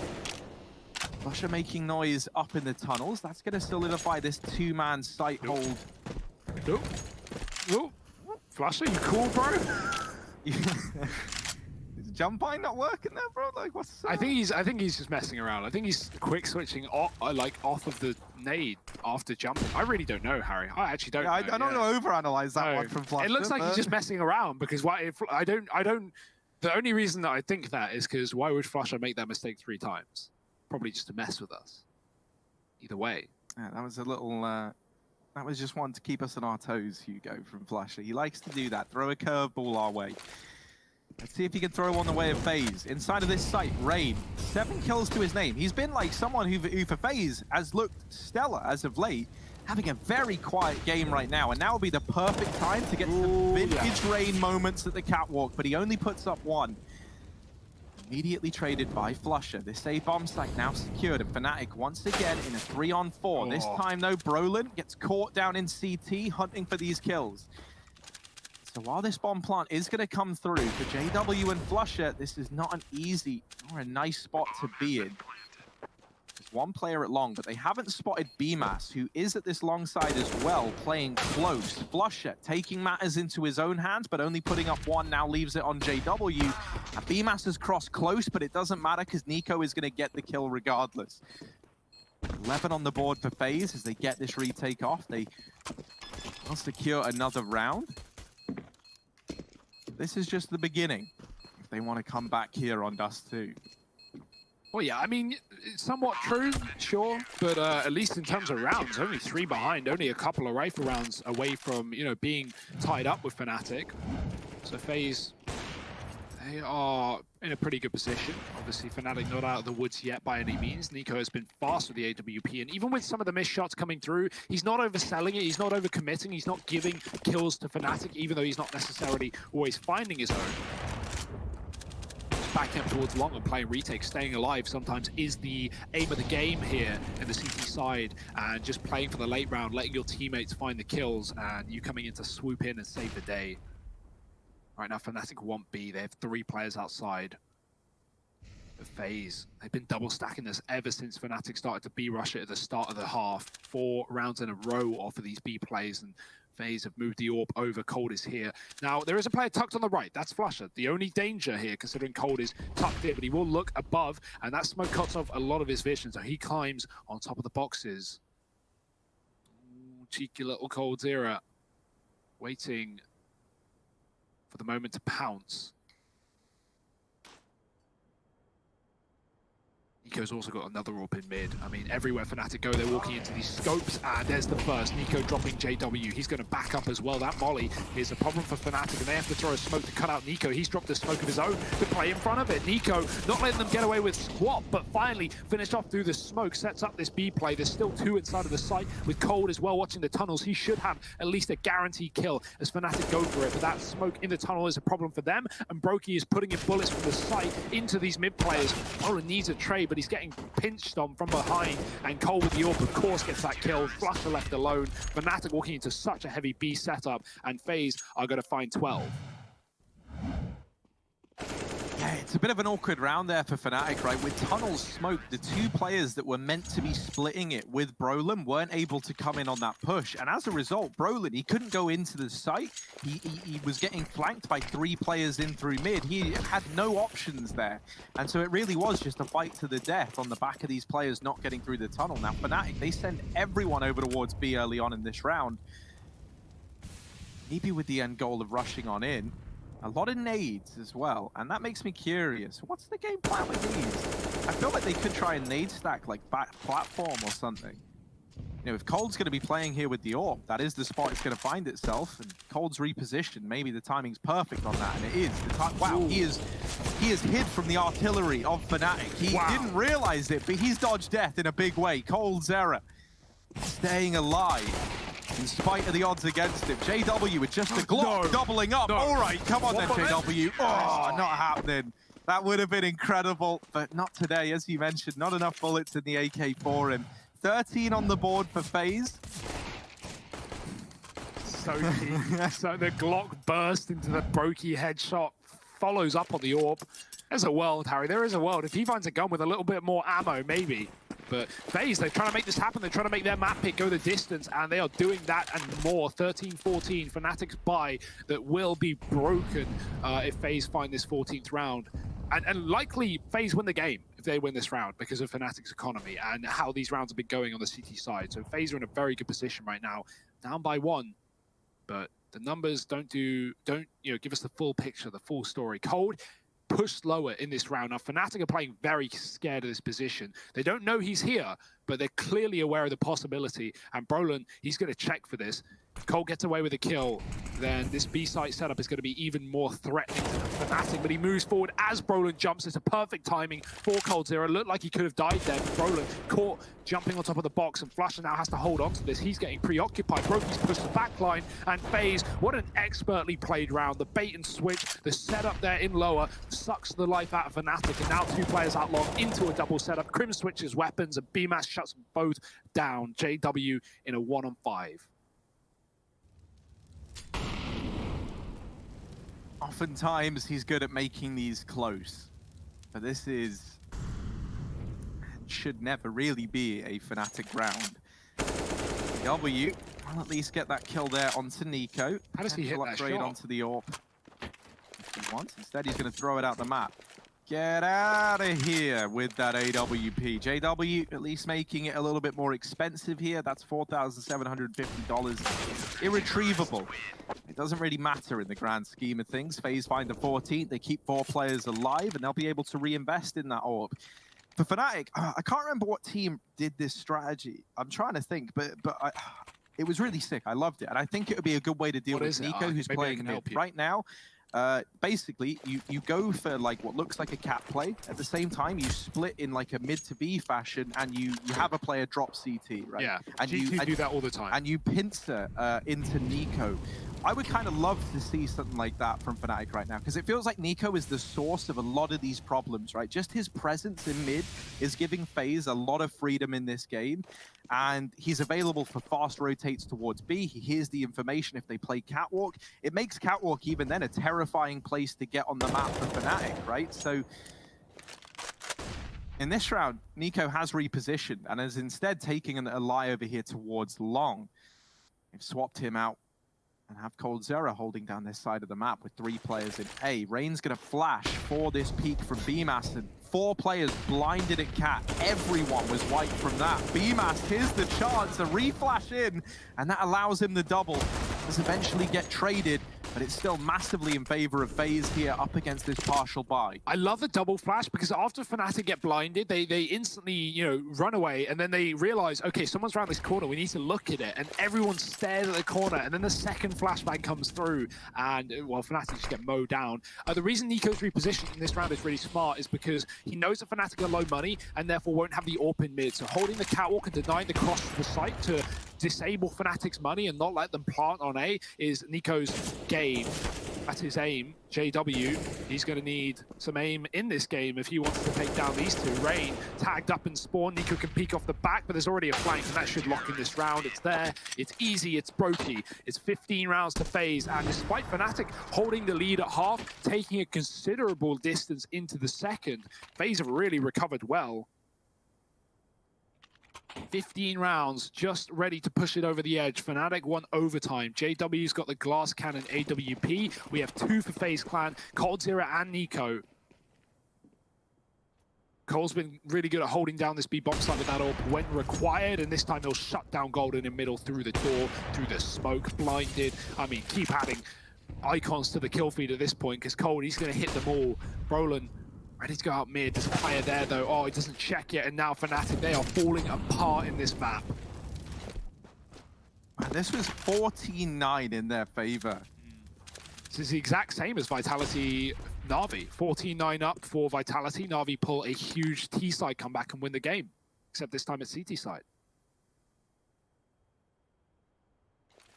It's actually 14-11. I've kind of just done you in there, Hugo. 14-10, Harry. Oh man, I just can't do maths. That's the numbers problem. are hard, dude. Tried to do it on air. There's a lesson about that in there somewhere from Alex Machine Richardson, and you just don't do it, and that's why. Nico get a nade down onto Cat, doesn't find any damage. The bomb is here. Fnatic, they've got JW out in mid. They're going to try and trickle in through the catwalk, but Rain is already pushing the extremities of these smokes, and he's just lying in wait on the other side, begging Fnatic to walk into his crosshair. Sure. Is he going to account for a man in this drop-down position? Rain hidden just around the corner. Flash goes in. Flusher tries to go past and gets caught on him. It's all left onto Crims. 1v4. 27 kills to his name, and it's not going to be enough. Faze, they pick up the victory here on Dust 2. They get it in the bag. Their map pick goes their way. Despite being 14-10 down at one point in time, they managed to recover. Yeah, and Crims, man, he had a great first half, but he really slowed down in that second. Obviously not putting it on him as to why they lost, but just worth noting, we were following that storyline of 22 kills at halftime. Crims, he's going to pop off. He gets like 5 more in the game. And Faze, they have a great CT side. Those double orbs are such a nuisance. And the fact that we have such a deep plethora of AWPers on this side of Faze is always apparent on maps like Dust 2. So Faze, they take their map pick. We head to a second. It's going to be Overpass. It's one that Fnatic have looked so good on as of late, setting us up for a 3-map series. So join us after the break for that.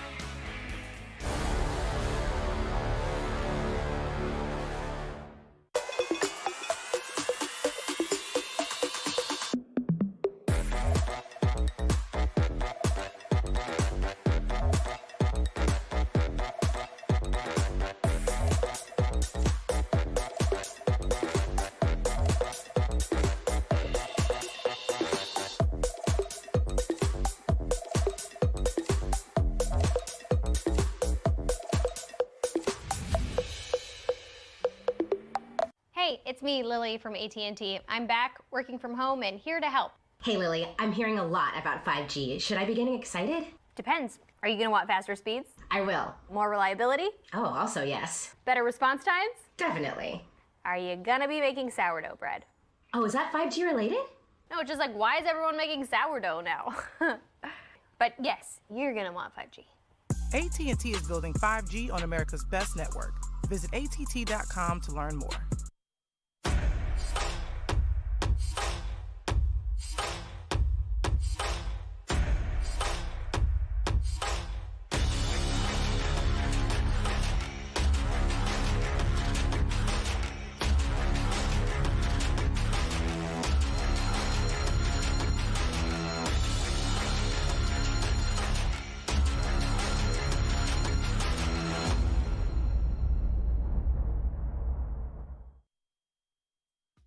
Catch a bad vibe when you're in my.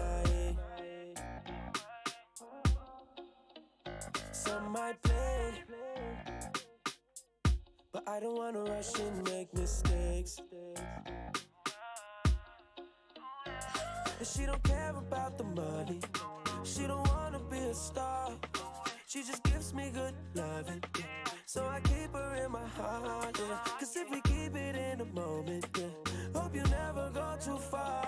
If it's one thing I know, we can move slow. And we can run down the clock. Baby, I got time. 24 hours for you. And you're on my mind like all the time. Yeah, I got 24 hours for you. Girl, I just need 24 more.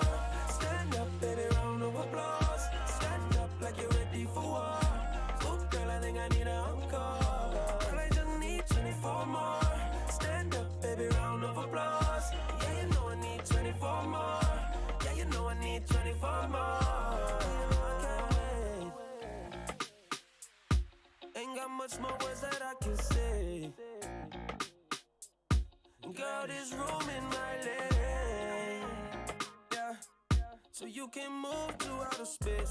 Yeah, cause what's a race without a chase? Yeah, she don't worry about the money. No, she don't care about who you are.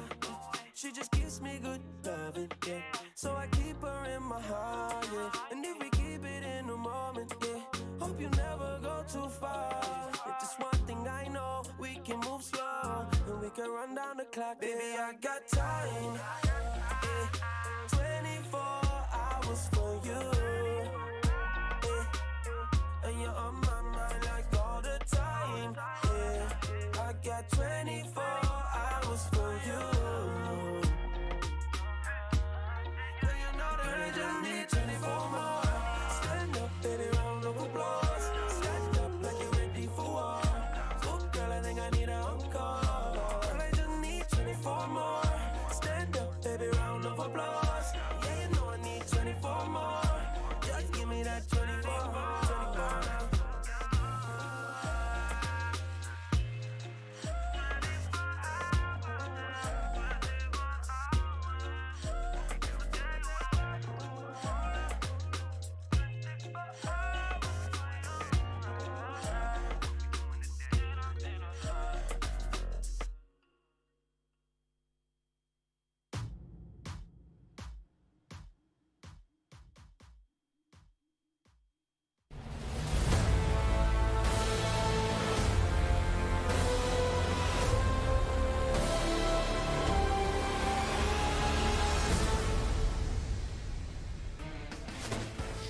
Well, it was all good just a week ago, and then Olaf stepped down, and then now FaZe have been left in such a dilemma, but it looks as though they're handling it quite well. In fact, so well that they have pushed Fnatic to the brink here, right to the distance, and taken us to all 30, 16-14, the final score. FaZe over Fnatic on Dust 2. Welcome back, everybody, to the DreamHack Master Spring 2020. I'm going to go ahead and bring in my analyst here in Pimp and Blett, and I just want to get ahead of this right away. Pimp, WTF, mate?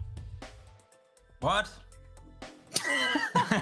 No, I'm trying to wrap my head around some of the things that we see in the server. Obviously, we have spectacular players on both sides. I just wanted you to feel uncomfortable. Yeah, I always feel uncomfortable. Look at me, I'm standing here by myself. I think you look good in that jersey. Anyway, that was a great game. Fnatic, they played well. They played super well, especially Crims in the first 25 rounds. He was all over the place. He was playing so well. There was a round when he could push up Catwalk with an AWP. That was when FaZe were about to make the comeback, and all of a sudden he just gets absolutely removed from the server. He couldn't do anything about it.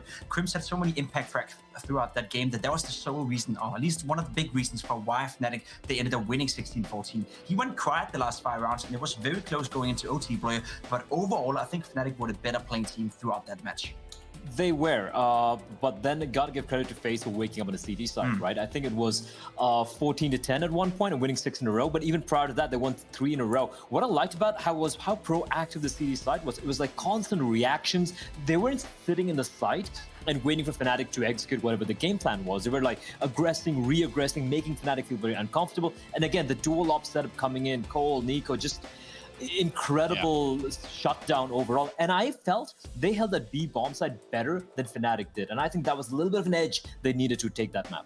Let's talk about some of the edges, or at least what we've outlined, what we're beginning to identify here, that we have a stats helix. Is that correct?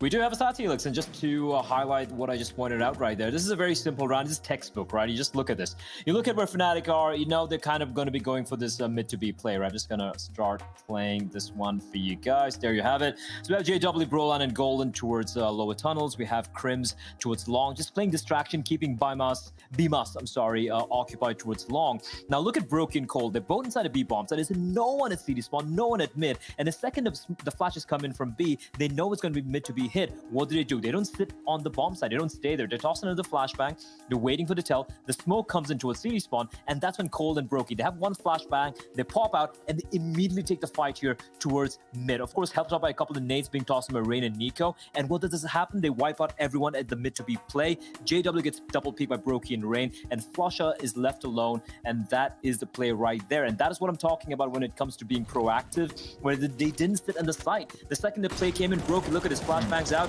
They double peek, wipe out Fnatic. Even if they got taken down there, the trade would have been coming in real fast, and they would have given the teammates an opportunity to go for the retake. So a very proactive decision. I love it. I love it from FaZe there. And I just want to follow up. Quickly on that one, Trace. I want to give some credit to Brokey right there, because he was playing so well on that CT side. I think there was 3 or 4 different rounds where he got a double kill, playing it smart, playing it safe, being set up by a teammate who were baiting for him, all that kind of stuff. Brokey is slowly but surely evolving into become a much better player in this Fade iteration. So he's probably getting some more space now that Overpass is out of there as well. And I just want to point out, that people need to look out for Brokey for the future, because he's getting better and better game by game. Yeah. And it's more experience that will lead him to that. Just to kind of go back to what you're showing in the stats helix play, and it's something I noticed yesterday, actually, when they were playing Spirit. When FaZe was taking on Spirit, they had this sort of approach to the B site where it looked like they want to give it up. They'd rather play that retake scenario than try to batten down the hatches and hold on to B. And so far, it looks so good. We're going to begin to talk about the next map. We got to do it pretty quick here. Overpass, second on the cards. Is there a way for FaZe to close this one out in 2, Blett? I still feel it's going to go to way Fnatic, at least on map number 2. That, like Pimp said, Fnatic actually looked like the better team on Dust 2, and it's going to be Overpass, a map they're very comfortable on. Should be a 3-mapper here, Trace. Well, in that case, Jacob, I'm assuming you're going for FaZe as you predicted in the pre-match. So we're going to go ahead and go to a break. When we come back, we have Overpass, and we're going to see if FaZe Clan can silence Fnatic in 2. We'll be right back here with the DreamHack Master Spring 2020.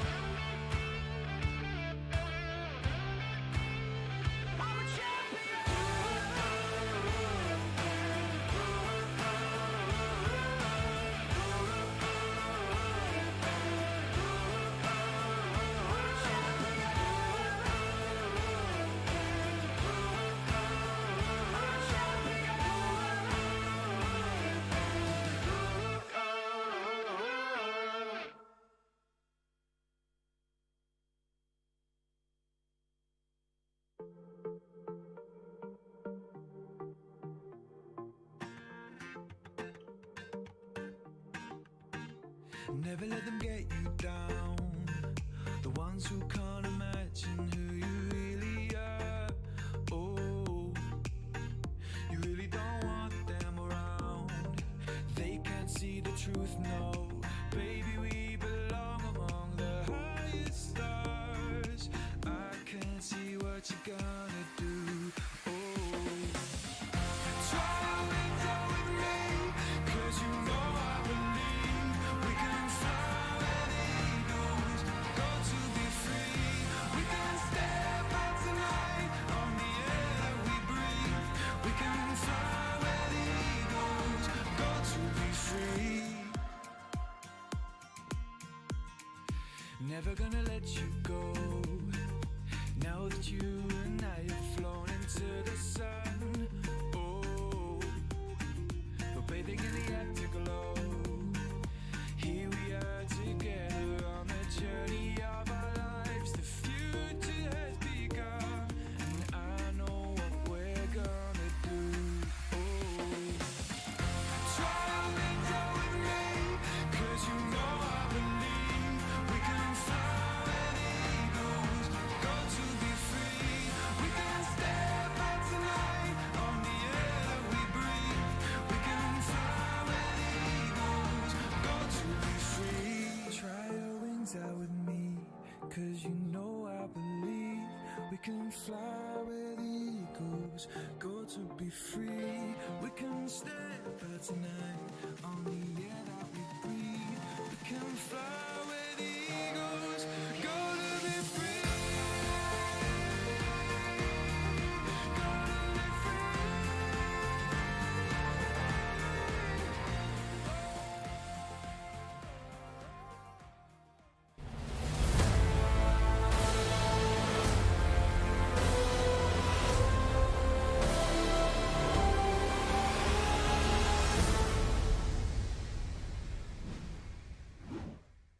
Welcome back, all you cats and dogs. My name's Trace, and I'm taking over for Harry. He had to, well, he didn't really have to go anywhere. I just kind of decided, or I didn't really decide. Just kind of the way it goes sometimes. Way of the road, Bubs. You just want to cast, Trace. You spent 2 months in the studio with me and Harry. Now you're obsessed. Now you love casting. Now you just can't stop. And so we've brought you on to give you this map of Overpass between Faze and Fnatic. Yeah, Faze and Fnatic, the series that is delivering one that you would have pretty much already written off if you looked at this from the surface level in the beginning of Dust 2. Of course, it was Fnatic that were running the boards now. Well, guess what? We get to go to Overpass and potentially Train. There's a real chance for Train here, Hugo. Yeah, I really think so. This is a really good map for Fnatic. They've been taking scalps on this one, beating NIP, beating Astralis, taking down some really good Overpass teams. Faze, they've been leaning away from this map, so maybe they've got some tricks up their sleeve. Maybe they've done some homework here if they're expecting it in the series, but we'll have to wait and see. CT side is start for Faze with a big old B stack. It's going to be Rain spotting mid. He sees the bomb, he runs right back, and Faze can bring a rotation up towards that top site to assist. Here is Brokey. So pretty standard pistol around here for Faze. Fnatic are just defaulting, spreading over the map. We have a smoke thrown from outside B into heaven, and it's all going to be a bit of a ruse here as Fnatic go up the connector, and the bomb heads towards A. Well, sometimes you gotta up the smoke, Hugo, and that's what we're gonna do. We're gonna start to get some more smoke coming out of these barrels over here on this A site. And so far, it's Roland leading the charge with 2 Glock kills. That's gonna go a long way in what is the offensive measure here to the side of Fnatic. Now that they get this bomb down, they can back off a little bit. They can feel a little bit secured, and there's only 3 players from Faze alive in a retake scenario. Highly unlikely. In fact, not likely at all, as it doesn't look like they're gonna go for it. Cold's had enough. He's got the kit, Trace, and he's hanging around B like, yeah, guys, yeah, stick the bomb. It's only 10 seconds. It's fine. You'll be good. They're going to save their armor. He's going to save the kit. He was looking for this kill down B lower, but Flusher is trying to cut off rotations from the B bomb site. He's actually going to get cut down from behind, but does he get a kill before that point? He certainly thinks BMass, but here's the flank from Cold. Uh-oh, whiff shots. Does recover, but I mean, these kills mean nothing for Faze. Yeah, it means absolutely nothing at this point. It's all pretty much for gigs. Oof. Roland's going to have the last laugh after all. Man, they put up 3 kills here in the pistol, 2 pivotal ones that got the bomb planted over in the A site. So hats off to Brolin. Of course, Fnatic securing a pistol round should lead them to have just a couple more underneath their belt. And we're off again. AK's out for the side of Fnatic. A MAC-10 in Flush's hands. Always always a little preferential to the MAC-10. I appreciate the MAC. You a big fan? Yeah. You're an Amanek fan?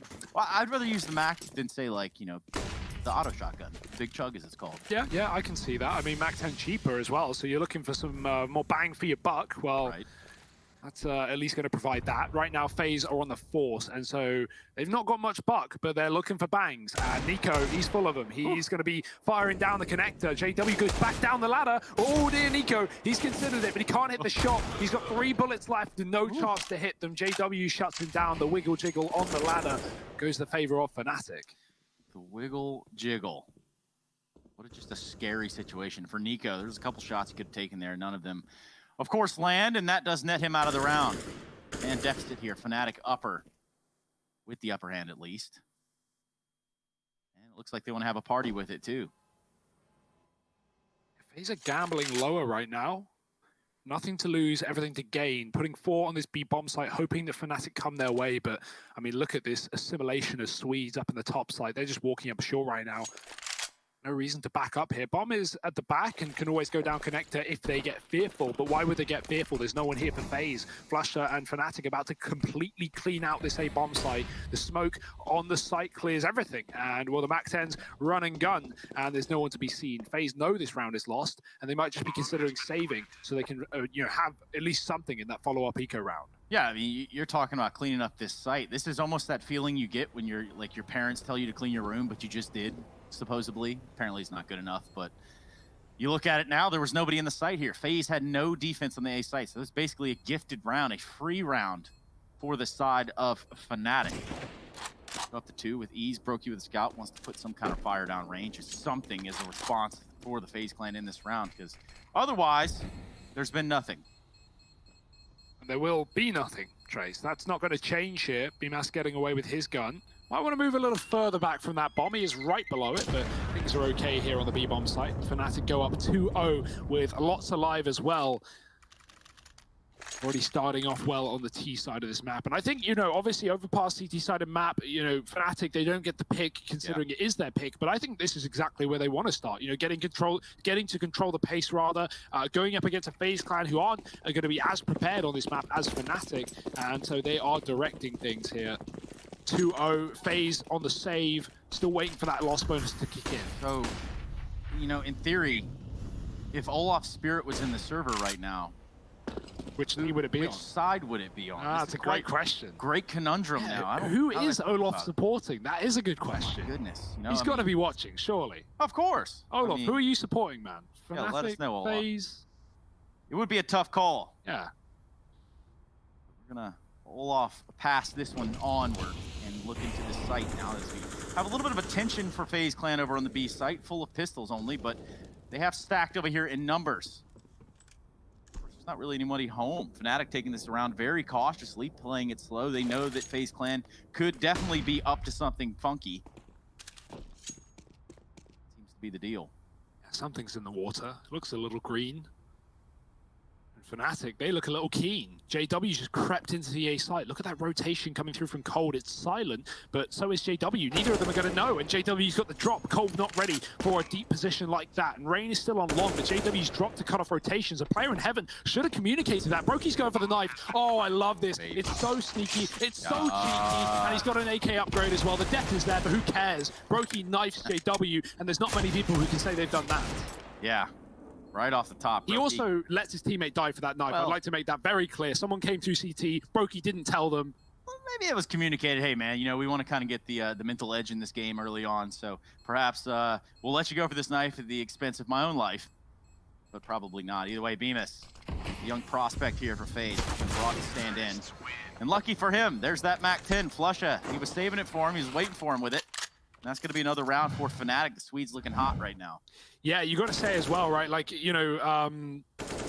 oh dear, yeah, that's so unfortunate. You got to say the knife is good for Brokey, right? Because he gets $1,500. Now he can buy the AWP into the first rifle round here for FaZe clan. It was available, but it would have not been without any, these little bonuses, the kit, the util, etc. So yeah, Fnatic in control, but FaZe on their first gun round, and this is where they look to get on the board.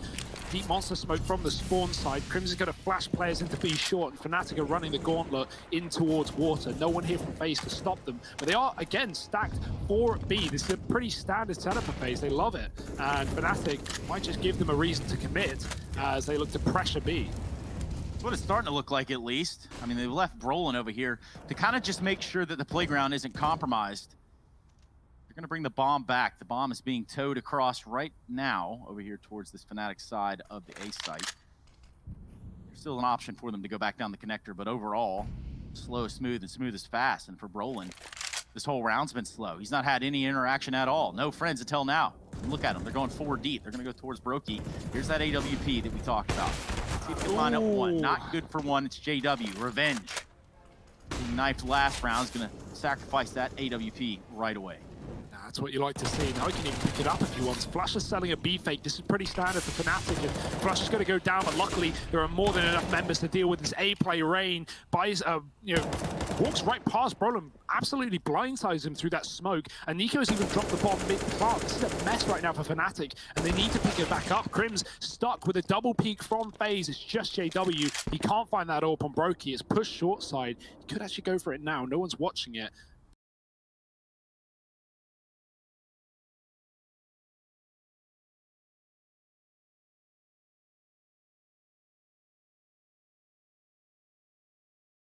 But in a 1-on-4 with 20 seconds, good luck getting away with your life. Coldzera won't let it happen. Coming in from the backline and putting a number on Faze's board. One taken here on the CT side. Yeah, and that's, that might be all it takes for a team like Faze or for many teams. You just got to find that one round. Some teams let 7, 8, 9 rounds slip away to nil before, they find their first round. But, well, it can be the tie changer in a game. So let's see if Faze Clan can respond with another round here on the back of that one. One thing Fnatic have been really good at on this T side is using Flusher as like this lurk player on Overpass. They basically put Flusher on the opposite side of the map to the unit, to the bomb. And, regardless of which site he's on, you'll see Flusher like walking through A toilets, selling a fake on his own. Faze start to consider it's A, and then Fnatic B rush off the back of that. Well, we see the reverse of that in the previous round. Flusher running through Monster as Fnatic commit to that A site just to try and cut off the rotations, kill Faze as they begin to move between sites. And, he doesn't always get a kill from it, but he can provide just a lot of chaos by, prodding the backline of Faze. 3-1 up right now. Brokey back on the AWP, not looking for that long flick shot that didn't connect in the previous. Faze is going to move away from the monster here, whereas Fnatic do quite the opposite. They move into that area, and back to a bit of a fake for JW, throwing smokes to deny info on that A site. Fnatic are ready to execute B, and Faze have fallen for it. Look at this rotation, 2 on A, plus a man in heaven going up. There's only 2 on this lower site. The train gets in the way, though. Yeah, it absolutely did. Somehow Crims, though, just barely missing his shot. It's Bemis, lonely Bemis, all by himself at the barrels, and he's got to hold off a Fnatic that's looking to get in the site. Flusha will be the one to remove him from the barrels itself. But now, Coldzera on a crossfire, can't seem to hold the fort down either. Nico, what do you got for us? Seems to be not much, but has landed us a 2v2 with the bomb planted here in the B bomb site. Oof. Crims looking to tap away, had a remarkable first map. Looking to carry it on right here. Shots being exchanged, but it's Brokey that's slidden out with AWP in the meantime.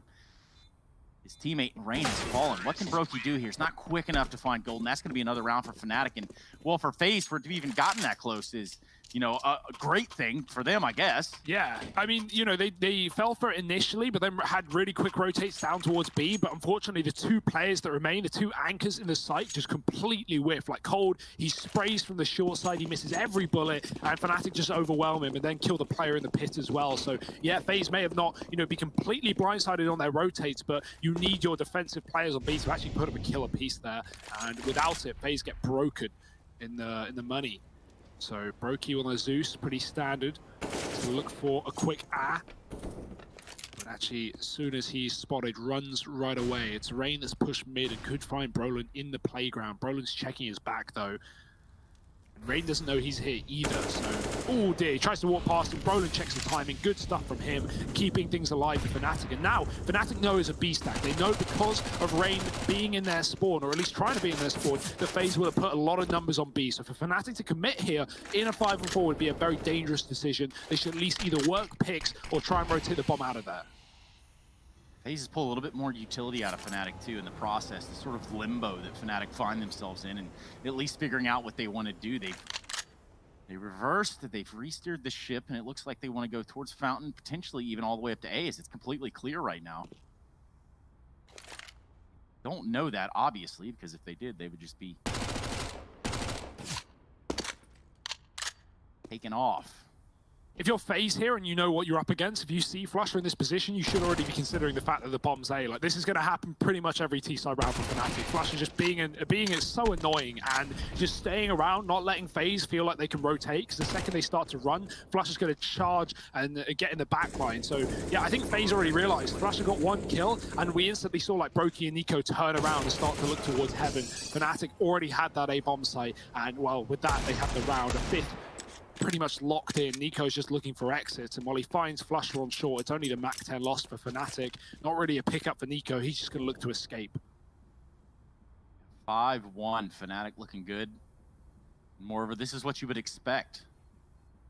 Things in the ways of the world currently, especially for FaZe Clan, who have Bemis, which at some point does stop becoming an excuse.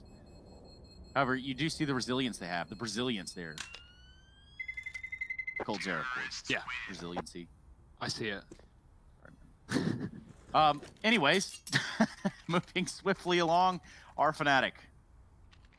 Yeah, in a big way, 5-1. I mean, this isn't really a surprise to me. Like, you know, with how Fnatic have been on this map, with the fact that FaZe don't really play it, and with how competitive that first one was, you know, yeah, Fnatic, they're going about their business and they're doing it well. FaZe rather with a double orb, and that's a bit of a rarity to see it so early, but they're already getting pressured, and Cold wants to try and switch things up. Brokey has got his on that top site. Cold taking his down lower, looking towards B short. Fnatic fully set up outside of B, apart from JW, who gets removed on long. Cold finds a kill from his orbs, and this double investment from FaZe Clan is already profitable, finding 2 kills and no trades from Fnatic. They can't just commit towards B here, although what else can they really do in this round? No map control, and 2 men down. FaZe are even watching Monster, so if this player tries to move out with a bomb, not only will it get spotted, but it will likely get dropped. Just look at the firing line that FaZe have set up across the map, right? In the midst, Golden takes down Coldzera. At least puts one of the AWPs out of there, but a flash is going to work wonders. It's going to be brought to him by Nico. Golden falls out to Bemis' M4. Now 2-on-4, that is. And the firing line, well, it's kind of been mashed up. Fnatic want to get out into this B bomb site. They don't want to let it go just yet. 45 seconds left on the clock. Here comes Nico with the lineup for 2. Easy does it. And FaZe Clan put a second one up on the board. And they get away with both orbs as well. So, you know, getting dropped in the pit, not a problem for FaZe. They can very easily blend in with the ground on Monster, but FaZe do secure everything. And those orbs, well, they do everything, at least to start the round. Look at these 2 opening kills for FaZe Clan. It was Nico finding a double on top of it, and not much Fnatic can really do towards that B bomb site. They're probably going to move away from that now, as it's not really been, you know, full of success. Or maybe they're going to do the opposite. Maybe they're going to rush it. Fast Molotovs from Fnatic. They move really quickly into B short, even smoking FaZe's Molotov to boost up. Could be a collapse. It's only 1. And how quick is that trade? Crims doesn't even let Cold get off the top. What a shot from Crims, and that's the response they need for Fnatic.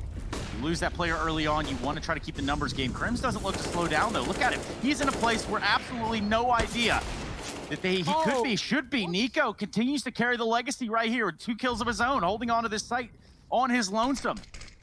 Fnatic have made this a much closer round than they had to. Brolin and JW now the only 2 standing left for Fnatic. Now they make it even numbers. And the plant coming through as well. The smoke provides a little bit of cover, and the shots as well. JW tagging Rain and re-smoking the bridge. That allows FaZe to move out of CT though and set up for this retake, but Fnatic are using that smoke as cover to retreat back towards short side. They've got to be careful from the spam. JW knows they're on the other side, but knowing is half the battle. He might go through this one. JW playing off of the audio. Rain's going to drop him. Very good from Rain. Brolin's now left in a clutch, and Brokey's caught him in the sight. Brolin trying to find that second player. Rain's wrapped, and he will get away with a kill. Defuse just enough time for FaZe Clan, and he should be able to save an AWP as well. They get it done in the post plant. cheeky little try from Fnatic there, and the fact that Crims even gets into the was it Crims in the pit or was it? Yeah, it was. Yeah, it was Crims. The fact that he gets his Steve, like he shouldn't need to do anything else, but Brokey flashes from heaven, and then Nico just flicks shots as Crims is blinded. Like that position alone should win Fnatic the round, but no one plays off the back of it, and Nico's able to just swing and trade. Well, tactical timeout comes in for FaZe Clan, and you're right. I mean, we looked at just the recovery. Excuse me, the recovery that was made by Crims right there. And I have to say, like, okay, you've hit this great shot, and next thing you know, in the blink of an eye, he finds himself inside of the site, and they have no idea he's there. And you would have thought that was enough. JW has 131 knife kills in pro play. That is, wow, probably the most knife kills. Maybe AZS could double check that for us, but I'd imagine it would be pretty damn high if you ask me. Yeah, Brokey.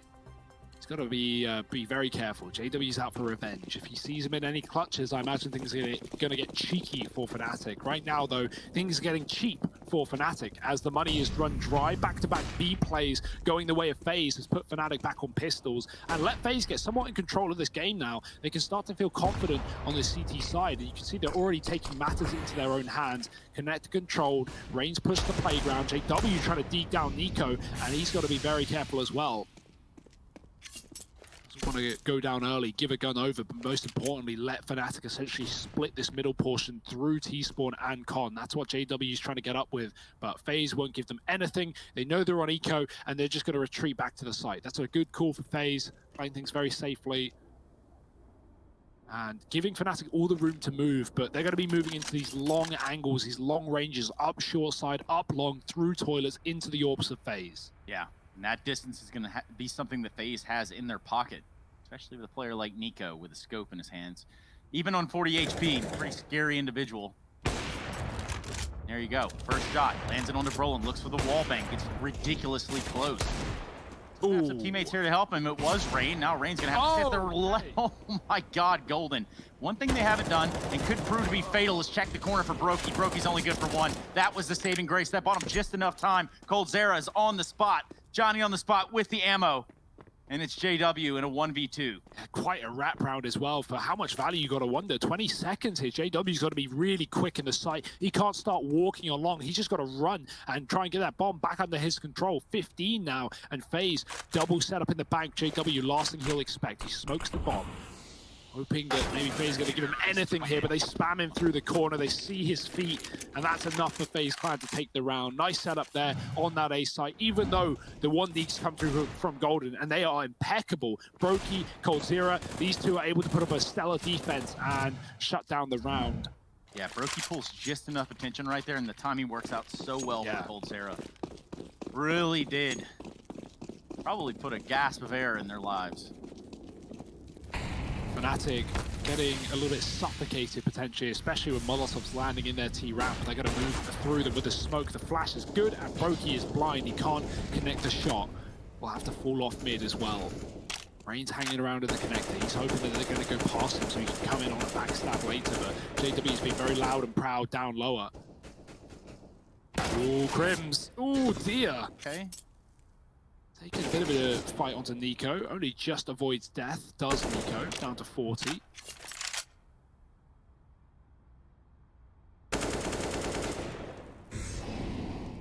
Fnatic's so scared to move through middle, and I don't blame them with how these orbs have been for FaZe. JW's trying to clear connector, but Rain has been silent all round long, and JW, he checks it, but he doesn't get away with a kill. Rain, chance to elicit some pain for FaZe Clan, and well, coldzera will join on that plan. He's going to find Flasher outside of B. Fnatic moving up middle. They have no bomb though, and Rain, like said, on this backstab now from the con side. He won't commit. He knows he's holding a very important piece of real estate here for the FaZe Clan, and in a 5-on-3, Fnatic don't have a lot of chances here to make this happen. Crims is leaving B to grab that bomb just to reroute with a group of Fnatic on this A site. But even if they do so, they're walking into a double setup with an AWP here as well. And remember Rain, he hasn't moved. And he's hearing all of this. Oh, yes, he is. He's got a lot of information, and all of it so crucial. Every second of it that passes. Even if Golden finds that first kill in the Brokey, this is such a spanner in the works. They're going to continue to find some frags, though. So if Rain doesn't hurry up or stop what could be a bomb plant here, start turning very dicey. In fact, Brolin has no commitment. He has no problem Until now, where Rain has the answer, and ultimately they're going to get the defuse. They're going to save some ops, and well, Faze are going to pick up that round where Rain does push the extremity. He does find himself in the back lines, and you wonder, is the timing going to work out? It almost doesn't. Yeah, and Fnatic, they make the best of a bad situation there, right? Crims plants for CT because they know that Rain's coming behind, but Brolin can't really cover because there are two in the dumpster, and they just flash out. Brolin gets blinded, he has to hide truck, and then Crims gets kind of hung out to dry, but like, you know, what else can you do there if you're Brolin? You're blind, you can't save your teammate. And yeah, Fnatic, they just fall in the post plant, but they get the plant, and that's what matters. Giving them a little bit money for the short term, but they're going to spend all of it, Trace. They're not looking to put it in their savings account. They're looking to spend every single penny in winning a follow-up round, and towards B, they want to do it. Would you say Fnatic are being fiscally irresponsible? I wouldn't have bought here. Like, you know, Fnatic, it's not like they made last round close or anything, or they have Faze's money completely on the edge. It is low, but you know Faze are going to force regardless. But Fnatic, they want to go fast. They want to go aggressive, and they're going to at least trade out one. But this heavy B-side defense is full with CTs, 3 of them, and all of them finding kills. Rain's one-tap Brolin out, and again, a plant for Fnatic. It's nice, but it's not enough, as Faze surely should be able to retake this 3-on-1. Yeah, you do love to hear that. There's something so satisfying in that headshot, you know? It's just nice. Either way, JW with his deagle out, 1v3. He's gonna work his way up the sandbags, try to position himself here after picking up an AK. Just try to stop the defuse. Now, he hasn't heard the bomb get tapped yet, and that's because they're not even close to it. They're not in the site, but they're starting to lock it down. Nico goes far, he checks Monster. Here comes a flash with the smoke and the spray for JW. They're gonna stick it. The bomb's gonna get defused. JW didn't quite have the bead on it, did have the read on it, but at the end of the day, it's FaZe Clan that pick up the round. They put 6, Fnatic. Well, they're gonna have to go back to the drawing board. Yeah, a little too far to the right for JW, and also when you're spraying a smoke like that and you get a kill, so often you think you've killed the defuser, and instead you just killed a man blocking the defuser. So yeah, FaZe get that retake, even though it takes a minute, and they're going to be up in the lead now on the map picker Fnatic. This is a good start from FaZe. Can they keep up these appearances? Brokey with the AWP in middle. I'm liking how fast all these decisions are in the round, right? Like, every round starts and closes with a bang. We don't have a lot of slow defaults from Fnatic where they're just holding mid, you know, for a minute. They're working the map, going for these kills, and they're taking names. Moving back to middle again, sneaky Fnatic. FaZe have rotated a 3rd man up to that top site. B's been pretty quiet so far, and with BMAS holding a deep line towards B short, he's cleared that entire area out. So FaZe, they're expecting an A play, and they're expecting it right. Key on the AWP. Pivotal here. Nico's got the first kill in the round, but it'll be Brokey that has to find some action if they do continue to press, which it looks as though they've wisened up to that idea. They say, you know what, Nico, you can have this whole thing. We're good. We're going to go ahead and get out of here. We'll catch you later. But little did they know, Bemis spotting off of sandbags. Here comes a pop flash from JW. Now they're going to open the door at the same time. That's going to give them that lead time to try to clear water. Golden, probably a little flashbang by his teammate there. Of course, timing. I don't think he thought there was a second one coming. Yeah, I don't think anybody did, really, yeah. Ooh, BMAS, he is very close. JW could jump on his head, the full-on Goomba stomp potentially in the site. Fnatic are going. Flusher's going to clear him. BMAS gets away with one, but Flusher doubles down. That's huge from Flusher, but is it enough for Fnatic? As only Brolin is again left in a clutch here. A 1-on-3 bomb in the site. He gets a kill, but this AWP is still here. This AWP is still holding down the line, and with every second that passes, Rain gets closer and closer on this flank. There's only 10 seconds left. He needs to grab this bomb right here, right now, and missing the shot from Brokey. Brolin can tap it, but he should be dead to Rain, and they're going to rush him down. Oh, Brolin, he's not got it. He's not got it. Rain can't move. He shouldn't move, and he won't move. He'll wait for the kill to deliver itself to him and take the round for FaZe Clan. Oh, you have to look at that too and think, wow, could it get much closer than that? Nico starts the round off. Brokey's just kind of left to his own devices on A, and then Brolin by himself. That's actually a really good call for FaZe to make Brokey sacrifice his life there instead of Rain, because if Rain rushes and Brolin fakes, which he does, Rain can die and Brolin can stick the bomb with Brokey not being able to cover. Right. Plus, Brolin doesn't know Rain is there, obviously. So the fact that Brokey's essentially suiciding for that round has set Rain up for the clutch. If it goes the other way round, Brolin wins it. So yeah, that's actually a really good play from FaZe, using the information the Fnatic don't have against them. Brokey's won 63% of the one-on-ones he's been in. Not bad. That is damn good. It's better than Nico and Flusher trades. I mean, you know what they say. D's get degrees. Do they say that? Actually, I think it's C's get degrees. But regardless, Only D's that we're going to be talking about around here will be these rounds. Yeah, of course. 7-5. FaZe Clan have found the rhythm that they need on their CT side, Hugo. Smiling face.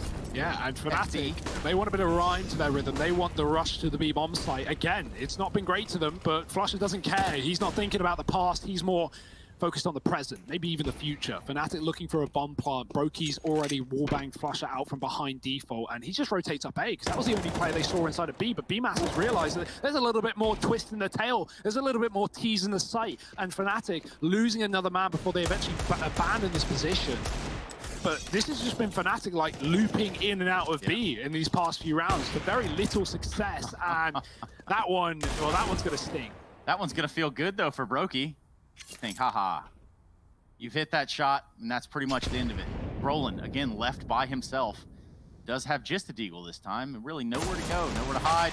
He'll be able to take down Nico before he finds himself exiting the round. 8-5. FaZe Clan making it look good right now, making it look convincing, moreover. When you start to think about just maintaining some lives at the end of each round, maintaining weapons, and maintaining economy that's going to set them up for success in the rest of this half.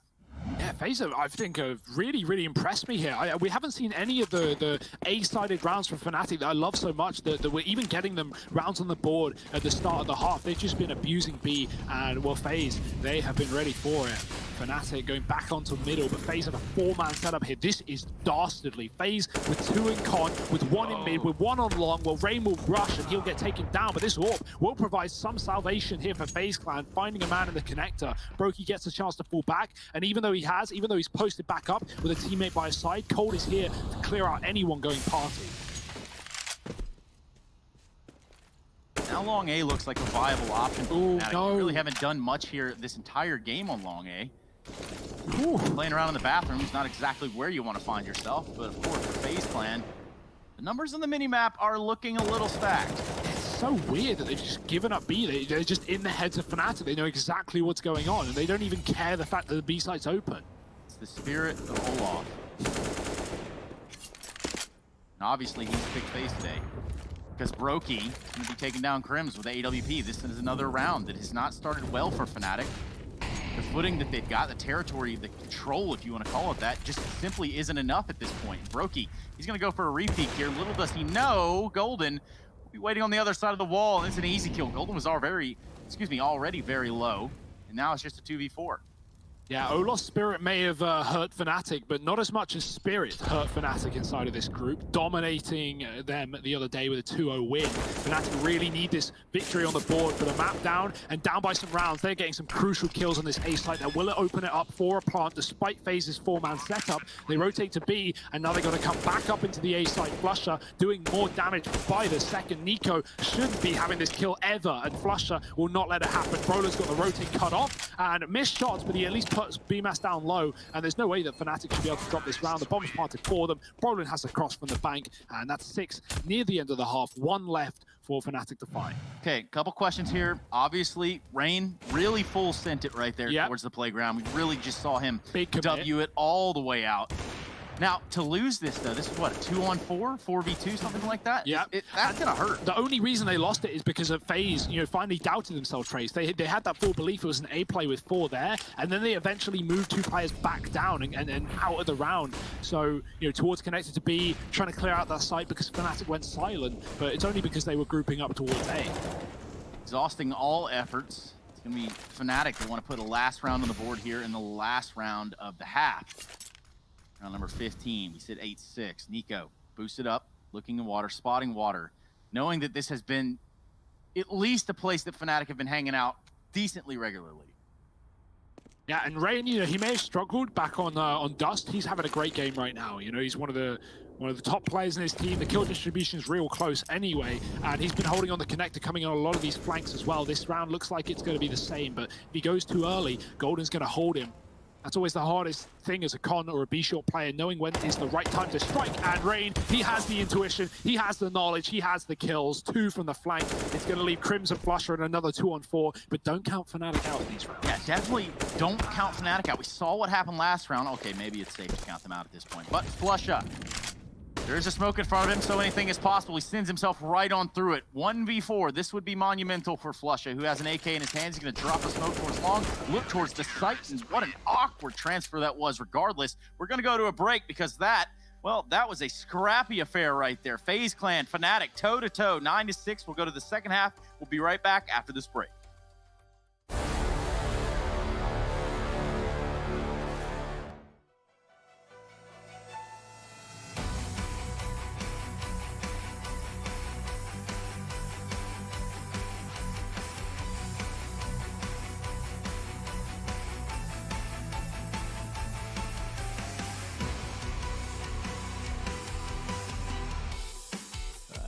Face without a name, a hero wrapped in shame, a soul that is rejected by a world of judgment. Now the sun begins to fade, will the moon ignite my flame? A symphony of everything I wish could change. So I'm making a final will.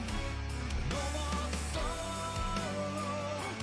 In my dreams I couldn't be anything. Do we understand the suffering we bring? Paint the shadows on my past and dream that angels sing.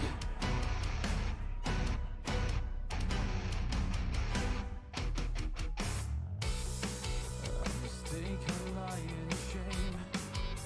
This world that has no place to me. No more trying, I gave it all. And now the sun begins to fade. Will the moon ignite my flame? A symphony of everything I wish could change. Do we understand the suffering we bring? Paint the shadows on my past and dream that angels sing. Somewhere trapped between the heartache and the pain. There's a place that I could stay forever to remain.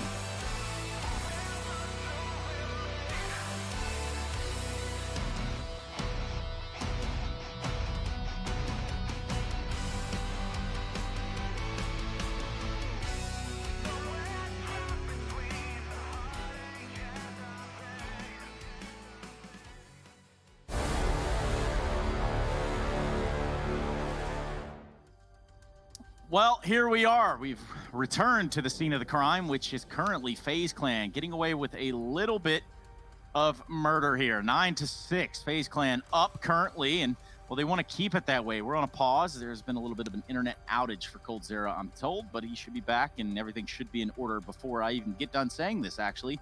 And so we've mixed things up here. We had Hugo in the first half, and now we didn't bring in Alex Richardson, but we brought in Harry Russell, a stunt double, if you will. Yeah, about as close as you can get, right, without the real thing, and and that's what I aim for, really. I think Alex Machine Richardson has approached perfection, and the rest of us, we're just basking in it, trying to imitate his glory. What an essence it must be. But Trace, we've had quite a game on our hands, right? So this series starts over on Dust 2, and there, Fnatic were up 14-10. It looked like they were on the path to close that one out, and then FaZe, they were able to pull it back. They 16-14 their map pick. Moving on to Overpass, being real, I kind of expected Fnatic to come into this with a rip-roaring start, right? Like, this has been a good map for them as of late. It's one that FaZe have had like their fair share of struggles on, and I do think that integrating someone into this into this map in particular, trying to find where BMAS slots on in was going to be pretty challenging. And he's not fragging out. It's not like he's topping the charts, but this FaZe squad, they have stood the test of time over on their CT side. And now with the T side about to begin, 3 rounds up, FaZe, there is a chance they can 2-0 this series right here now on Overpass. Yeah, and it's hinging a little bit on this pistol too. If you think about it, for FaZe Clan, they win this, they could begin to even consider running the gauntlet right here, 2-0ing Fnatic. Unheard of, really. Here we go. Rain's gonna be one of the first ones out. Crims with the response. He can only hit so many shots before he runs out of bullets. But it's all going in the way of FaZe Clan. So far, so good. Just Brolin and Flusha alive in the site. Brolin trying to tap him down, not really given an angle, and does deal with coldzera there. So this is left to 2-on-3 open. Defuse kit on Flusha. They do have time to work with for Fnatic, but it is dwindling and starting to tick away from them. Brolin trying to spearhead this retake, looking for Nico, and a convincing tap there to find him. BMAS and Brokey, double Bs. Let's see if they can buzz their way back in to this retake. They swing, they peek, and Brolin shuts them down the first time around. A stellar pistol from Brolin as he locks in this round for Fnatic. 7 on the board as they look to make this comeback happen in the second half. And what a round right there from Brolin, right? He shows up late to the party, but who shows up on time to parties, Harry? That's kind of the real question that we need to be asking ourselves. Brolin here, well, guess what? He is the party. He's able to take them all down. He's running the board right there in that pistol round, and that's certainly something that Fnatic needed. They put 7 up to FaZe's 9. That's going to go a long way.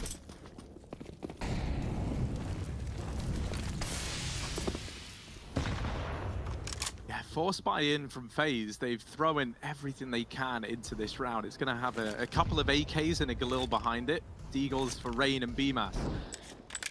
Early on, setting up down here in the connector with 2, focusing out, trying to grab this mid control. They've got BMAS unarmored with the Deagle, floating around outside of B. Now, he's just trying to keep an eye on this side of the map and deny any aggression to Fnatic. However, denying aggression in the way of these Swedes is a pretty tall order, as he finds out. Crims goes aggressive and shuts him down with the MP9. Brolin holding close in the toilets, and in this second half of play, he's looking to come alive once again, finding the kill that keeps things in the advantage of Fnatic here.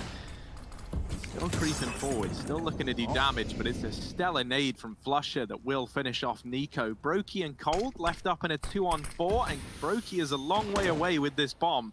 He's trying to get a bomb plant at B, and Cold is just faking into this A bomb site. He has got a lot of players here keeping an eye on him, but this doesn't mean that the B site is free real estate by any means. As they dealt with Cold, Brokey walking on in, Golden just tucked back in CT playing retake at this B site, and actually does get shut down. I was waiting to see if Brokey arrived, and he does. Now bomb planted for FaZe, and a 1-on-3 for Brokey to find, despite being low on HP. It's not impossible, but that's not to say this is a round that Brokey should ever be picking up either. Fnatic all grouping up, coming in through CT, and they're just looking to play a numbers game. Brokey is going to be hard-pressed to find much from this position, especially with them keeping good spacing between them, trying to keep these trades open, and Brokey will get blindsided. Defuse going to come on in, 3 players staying alive with upgrades onto AKs on 2 of them. If you're Fnatic, you're going to take that all day long, and with a bomb plant for FaZe, they can at least put a little bit more into this round here and now, and bring those AWPs out into round number 19. And you just got to think about this, right? Because coldzera is fighting from long. He's he's by himself. He's trying to sell this grand illusion that, hey, we're still going to go for the A site. And every second that passes after his death is crucial for Brokey. He has to, A, find the kill inside the site, because odds are they have left someone inside of the site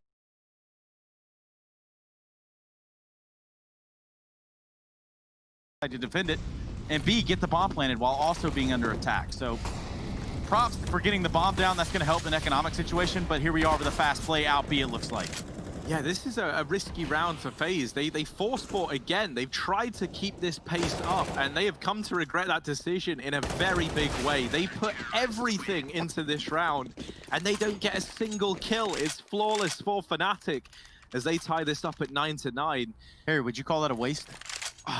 Well, so here's the problem with that kind of buy, right? Like, you go for it, and then you try and go for like this fast B play. You're hoping that Fnatic just aren't ready for you to have weapons. And it's one of these rounds where, like, if it works, you look like a genius. But if it doesn't, then yeah, you are left looking like the fool, because now you've got no money. You've set Fnatic up to get off to an incredible CT side start and build up a huge bank of money.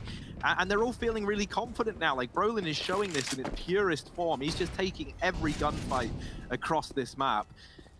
So yeah, like I say, for FaZe, if they went in there, they get a couple of kills, they get a bomb plant, I'd have a different outlook on the whole situation. But that force, it's a high risk, high reward force buy. You take the high risk and you get no reward. So this is a pretty awkward spot to be in now for FaZe. Fnatic should find themselves in the lead, and with a lot of money to spare, they're set up in a great spot to make this comeback happen here. Oh. All right, Brokey. A quick stop. Yeah, just a little pit stop on our journey. Just Brokey's been taking Deeg lessons from Nico, obviously. God. Doesn't even seem fair. But what is fair now is 4 versus 4. The numbers have stabilized, have equalized even. That's caused Fnatic to show a little bit more interest over here towards this A site. And again, it's Brolin on the case. He's around every corner, it seems. If you're FaZe, you are feeling that every single time. Even now, Brokey just gets a grenade off and somehow take down Brolin in the process. Keeping us equal, keeping us honest. 3 versus 3. Vine's very hurt though. Some spray coming down from long A. And it's Flusha that's close. With the Deagle, we know that he's capable of using this thing, wielding it to its best power. Take a look and see if FaZe Clan can get inside of this site and perhaps even get the bomb planted at the very minimum. They've got 2 rifles as it stands, but the HP's not looking so pretty, Carrie. This site holds come through. There's very little time, and they do at least deal with BMAS. In that situation, he wanted to die at the end of the round, right? Like, you don't want to risk going down after time, so they just run the gauntlet. Best case scenario, they get the kills, they get the bomb planted. Worst case, they all go down as we kind of expected, and that is the outcome in this round.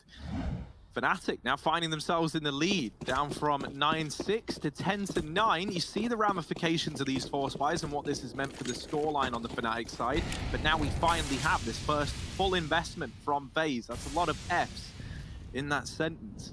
You did well, not bad.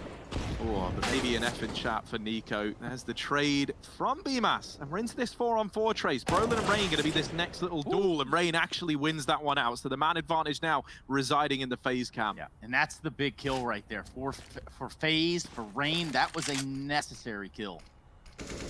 In this round at least, one that Nico went out almost as fast as he came in. Flush and JW and Golden left alive here. Golden's going to investigate a little bit. Perhaps give himself some forward positioning. Yeah, he wants to see him come out of connector. He wants to catch him off guard, but for the time being, this bomb's going to be going towards Monster. Yeah, Golden is a key swing player in this round. Based on the success he's able to find down here in short, really does decide a lot for Fnatic. And if Ranger swings this door open and deals with him, then it's bad news for the Swedes. There is Flusher over in heaven. Golden can hear all this utility. He knows what's going on. Rain was tagged up earlier on, and he just gives that kill away. Brolin now rejoining the rest of the gang at B, and actually this has prompted a rotation from JW. So now we look to coldzera. He's the key man for FaZe. He gets deep within the A bomb site, and he's going to sneak on up just to wait to cut down these rotations. JW shouldn't be aware that players are this deep, especially not with that bomb only just going down now. Cold, not exactly a mystery where this AWP resides. And he'll just wait. And in a way, the longer he waits, the more effective this position becomes, right? Because JW, I'm imagining that... Oh, he is going to check it, but Cold able to mop that kill up as he looks to put a 10th on the board for FaZe. BMAS has heard a player on rotation as well. And he comes in on the behind of Golden, deals with that frag, leaves Flusher in the 1v3. And this might be a round that's asking a little too much of Senior Vac. Don't think Senior Vac has got a shot in hell in this one. 10-10. Going to be going into what is a tie game. Terrorists win. Here for the DreamHack Master Spring 2020. If you're just joining us, pretty opportune time. It's about like you to show up on the 3rd map of the series. And by that I mean the 2nd map of the series. Not quite to the 3rd yet, but in due time perhaps. Yeah, we certainly could get there, right? It felt like Fnatic were just going to steamroll this second half, but obviously that was on the back of like risky forces from FaZe. And then in that round there, we see the first head-to-head of full weapons. FaZe do come out on top. So I don't think we have like a clear picture of whether or not we're going to get there yet. But Fnatic have certainly shown that they've got the resilience needed to get us to a 3rd map. JW, I like this. Assembling this little boost for vision over the smoke. That's for any player crossing out at the top of connector. They haven't been gifted connector yet, so this is a lot of real estate for them, but it is by design. They were hoping that they were going to walk into that boost up at the divider. while all this has been going on, while connector control's been taken, these two players outside of B in Biomass and Nico, they've been throwing in a lot of utility, and look at what this has done to the Fnatic CT hold. 4 players now find their way down towards that B site, and this leaves Brolin alone up on A. Is going to drop that smoke, and on the back of Fnatic not getting any pressure down at B, they do rotate this second man back up now. Faze, the timing to hit this kind of barren A bomb site is out the window. That's not necessarily what they're playing for here. They've got Rain up close, they've got connector control, still players outside of B. Your options are open to you at this point in time if you're Faze. So even as you're pressuring this A site, you know, if you kind of see something that you don't like, or you hear that you've got players on rotation, you can change your mind. And they certainly might on the back of these 2 players at B getting into this site. Now, there is some resistance offered up from Golden. Damage being done up at A in the meantime. Fnatic, they're very confused as to where this play is looking to end up. And FaZe, truthfully, they didn't even know until moments ago. This bomb rotates down towards B, and they will get it planted. Flusher out from heaven, not able to go toe-to-toe with BMass. He's on 3 kills. He has secured FaZe an 11th round, almost single-handedly. What a round where split-second decision-making comes into play for both sides. Not even just as a T, or as the offense they're trying to get inside of a bomb site, but as the CTs as well. Fnatic thrown in a disarray. They seemingly are as confused as FaZe were. It's kind of like the old approach. It's, how can our opponents know what we're doing if we don't know what we're doing? Yeah. Exactly, right? Yeah, and you know, in essence, that is kind of what that round shows. It's like, you know, you've left every option open, and so any option could be the one that you choose. And in a sense, you know, like neither team really knew where that was going to end up until these players got deep within B. And then suddenly you have that moment of realization, right, well, if we've got this much ground, then they've got to have a heavy A stack. And then we see that rotation for FaZe. They'll put that 11th up on the board, and with it, they bring an economic reset onto Fnatic. No money here for this CT side. And so a 12th might be loaded in the chamber already for FaZe.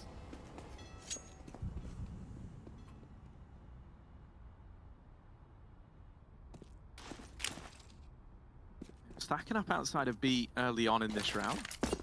Nico's going to even throw in this complementing Heaven smoke.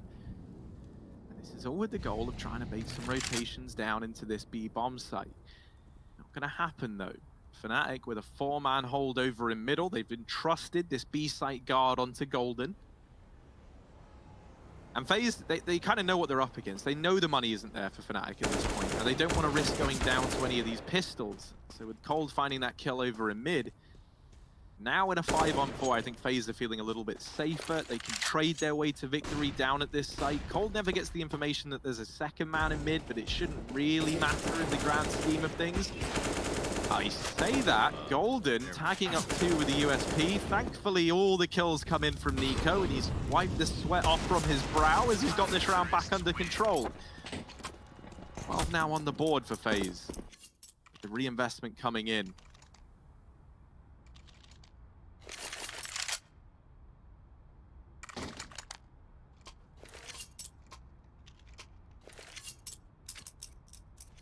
Brolin 23 and 14. A lot of those were just him left alive at the end of the round, it seems like.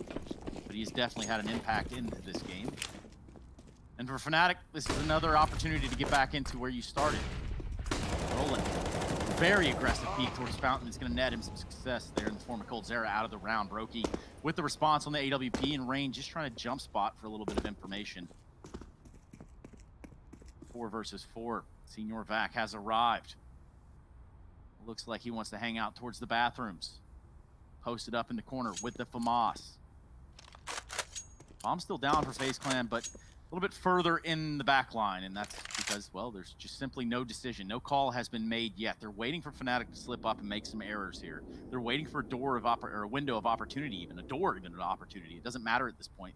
The idea is to get inside of the bomb site, and if Fnatic can give them any of that wiggle room, then they're going to take it.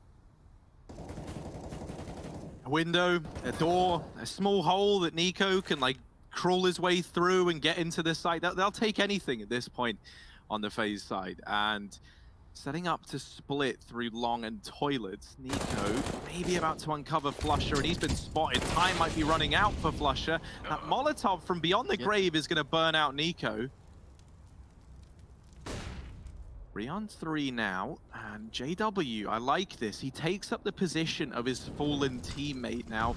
This isn't just him out for revenge, but that's definitely a part of it. What he does from being here is they're likely going to discount this position, because why on earth would there be a second man here? And indeed they do. Rain checks it, but he doesn't really believe in the check.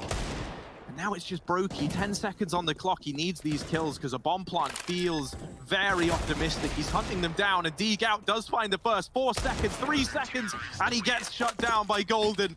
11 on the board for Fnatic. That one comes down to the time, and it's a team ace for the Swedes. Everyone stepping up and pulling their weight in that round there. Excellent decision making. Side of Fnatic there. Reoccupy the position. Brokey does exactly what he can. You know, almost feels like if FaZe somehow 2-0 this, if they actually win this series just outright, period, 2-1, whatever it takes, they will have basically gotten away with murder in this group.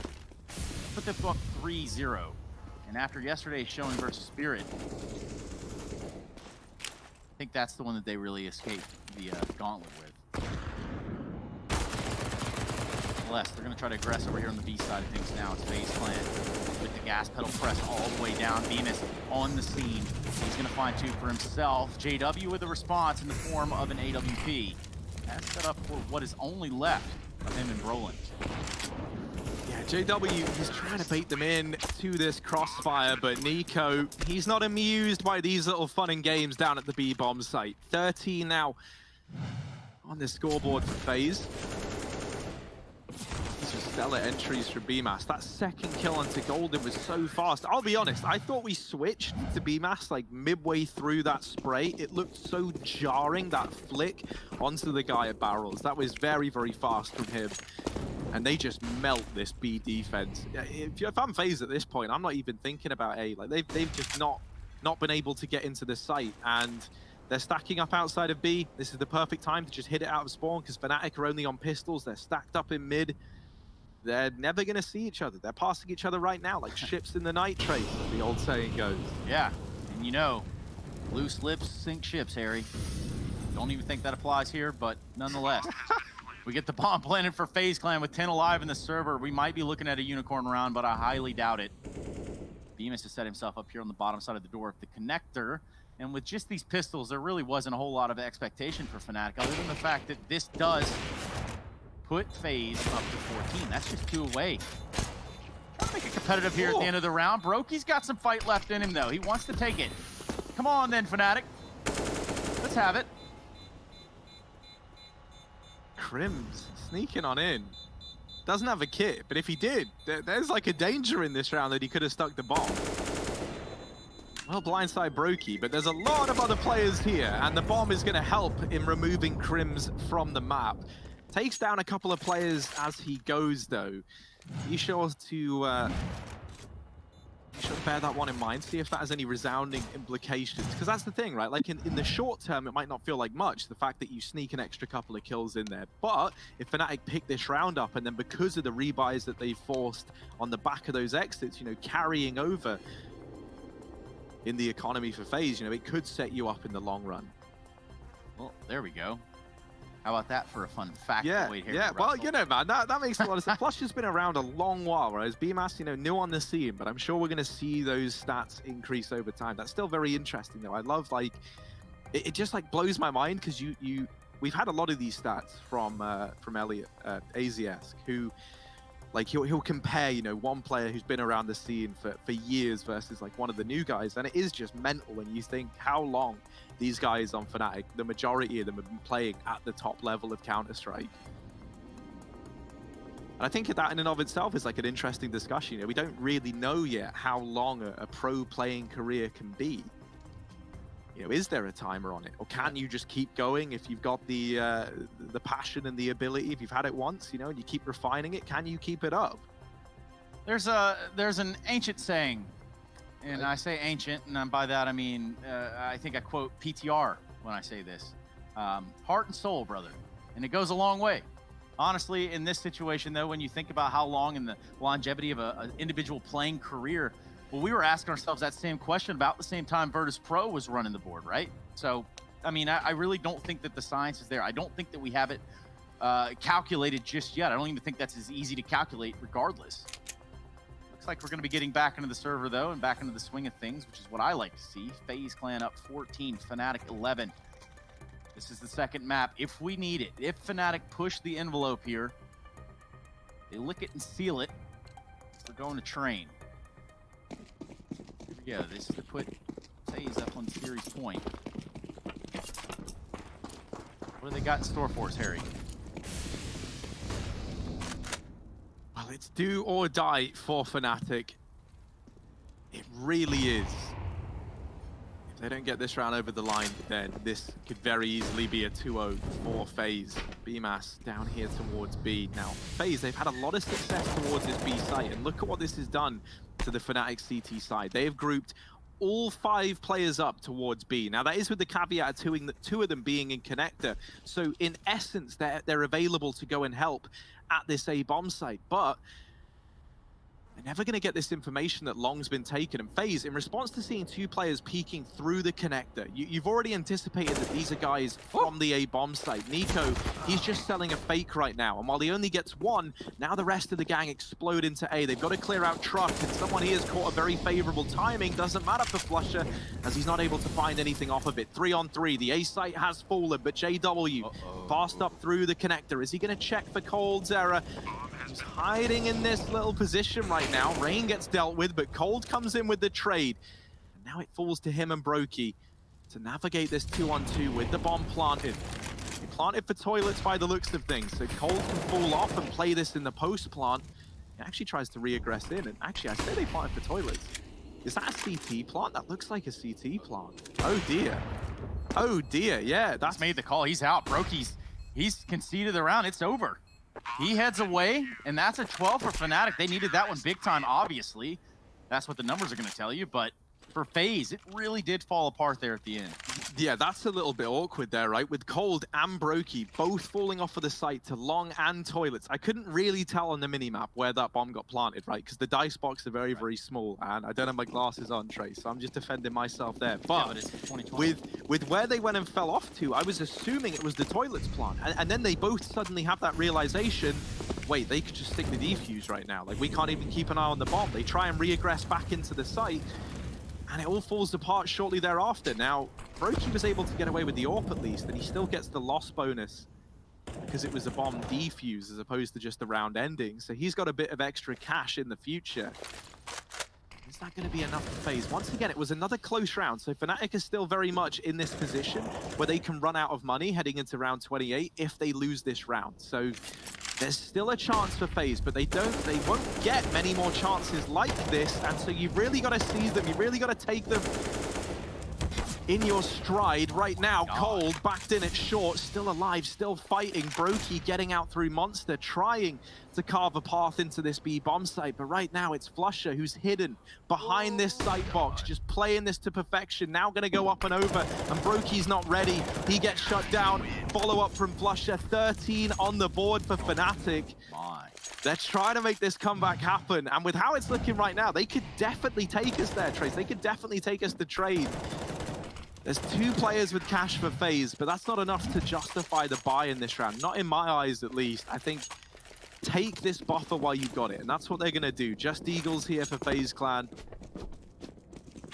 My oh my, Fnatic, they could make this comeback happen. And you look at this, and you see a couple of rounds ago where it's Nico. He walks up to sandbags, just 2 bullets a guy. And you think, okay, well, why don't we do that every round? You know, why don't we just get up there, send a couple bullets, toss a couple towards a couple heads, and just walk away with it. Instead, now it's FaZe Clan that finds themselves on them deagles. So it doesn't get any easier for them by any stretch. But you're right, they will have some investment in the next round. That's going to leave a little bit of room to run over here on the side of Fnatic, who are making a case for a comeback, Harry. Spammage going there in the way of Nico. Brings him down to 62 HP. And it's even going to back him away from the connector door overall. Job's done. Yeah, it's going to be another one of these A plays for Faze. I hate to say it, but BMAS should have been dead there, but he's able to deal with Crims up close, and man advantage taken, still only Deagles, right? It's going to take a little while before you get too worried, but now this is where you start to get worried. JW, he's a man who doesn't really... Oh, okay, never mind. He just gets deagled out the round as well. The Deagles might be enough for Faze, Flusher, and Golden. 2 on 4 to try and deny an eco victory from Faze Clan to find match and series point. Nico has retrieved an AWP. That is a scary sight in and of itself. Faze Clan, more like D Clan. Look at them go. This retake is almost impossible here for Flush and Golden, but we've seen stranger things happen. Yeah, kit on Flusher, smoke on Golden. They can try and get that onto the bomb. I think that's really the only combination of things that are going their way. Flusher, mid-air. All right, buddy. He gets that kill. Smoke on the bomb. Flusher taps it. He is the man with the kit. He's got to stick it now. They've got to get him off, and Nico's going to nail it with the Deagle. 15 for Faze. Match and series point. And all 10 players in the server perish in that round. But ultimately, if you're looking for victors there, boom, with everyone dying, that is going to massively benefit Faze. They had money anyway. That was an eco round with players already on $4,000 heading into it. And so money's great for them. And you look over at Fnatic, the team that have grinded their way to making this comeback feel doable. And they've got absolutely nothing to work with here up against this full buy. Fnatic need this round. They need it now. This is a serious point. And this for Faze is the point of them going undefeated in the groups. Slow is smooth, smooth is fast. They're going to continue to do just that. Faze Clan. Going to seal the deal. So far, everybody a little bit tense. And obviously so. Checkered flag is out, and they are ready to wave it around. Crims jump spotting. Doesn't have any info from it. Doesn't see anybody there just yet, but he's going to back away. Now we're going to see Faze can occupy the position.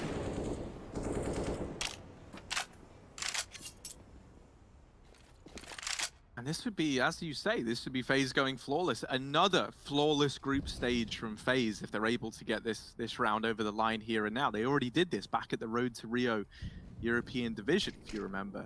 Of course, when they reached the playoffs, it wasn't as plain sailing, but this is still a good look for Faze, a squad that infamously recently has had trouble winning games that they should be winning. And so I can't imagine the kind of relief it must feel that finally you're starting to see the results of all the hard work you're putting in outside of the server. You're starting to feel them tangibly in the server now. Golden gets the information that they're outside of B, and so a full rotation coming in from Fnatic. But these AKs, as they get up close, they're going to turn Fnatic into mincemeat. Can the Deagles get this over the line in this round for Fnatic? It's not looking like it, but so little time, 7 seconds. Luckily enough, they deal with Crims just in the nick of time. Faze, they'll take this series 2-0 over Fnatic. And what a way to get this one over the line, right? We had a very back and forth game to start this series, and Overpass remains the same. That comeback gets denied from Fnatic. It's heartbreaking for them, because it looked like they had it in the bag, Trace, at one point. I mean, it's heartbreaking if you picked Fnatic to win this. Yeah, now, okay. I can't say that was all of us here, right. But of course, there's still some more to show to do here, I suppose. Yeah, no, there definitely is. We still have a whole other series yet to come, and this guy right here, he's got to be on the desk in a matter of minutes. So, to give him time to prepare, we'll throw this one over to a quick break. We'll get the hell out of here, but stick around for more Counter-Strike coming up.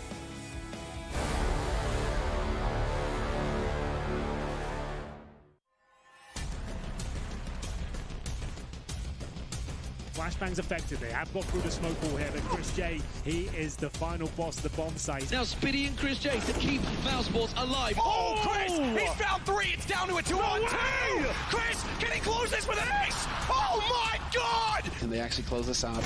Boom, Chris. Fantastic way to start, and no scopes on him himself. Absolutely saving Mousesports. Hey, it's me, Lily from AT&T. I'm back, working from home, and here to help. Hey Lily, I'm hearing a lot about 5G. Should I be getting excited? Depends. Are you gonna want faster speeds? I will. More reliability? Oh, also yes. Better response times? Definitely. Are you gonna be making sourdough bread? Oh, is that 5G related? No, it's just like, why is everyone making sourdough now? But yes, you're gonna want 5G. AT&T is building 5G on America's best network. Visit att.com to learn more.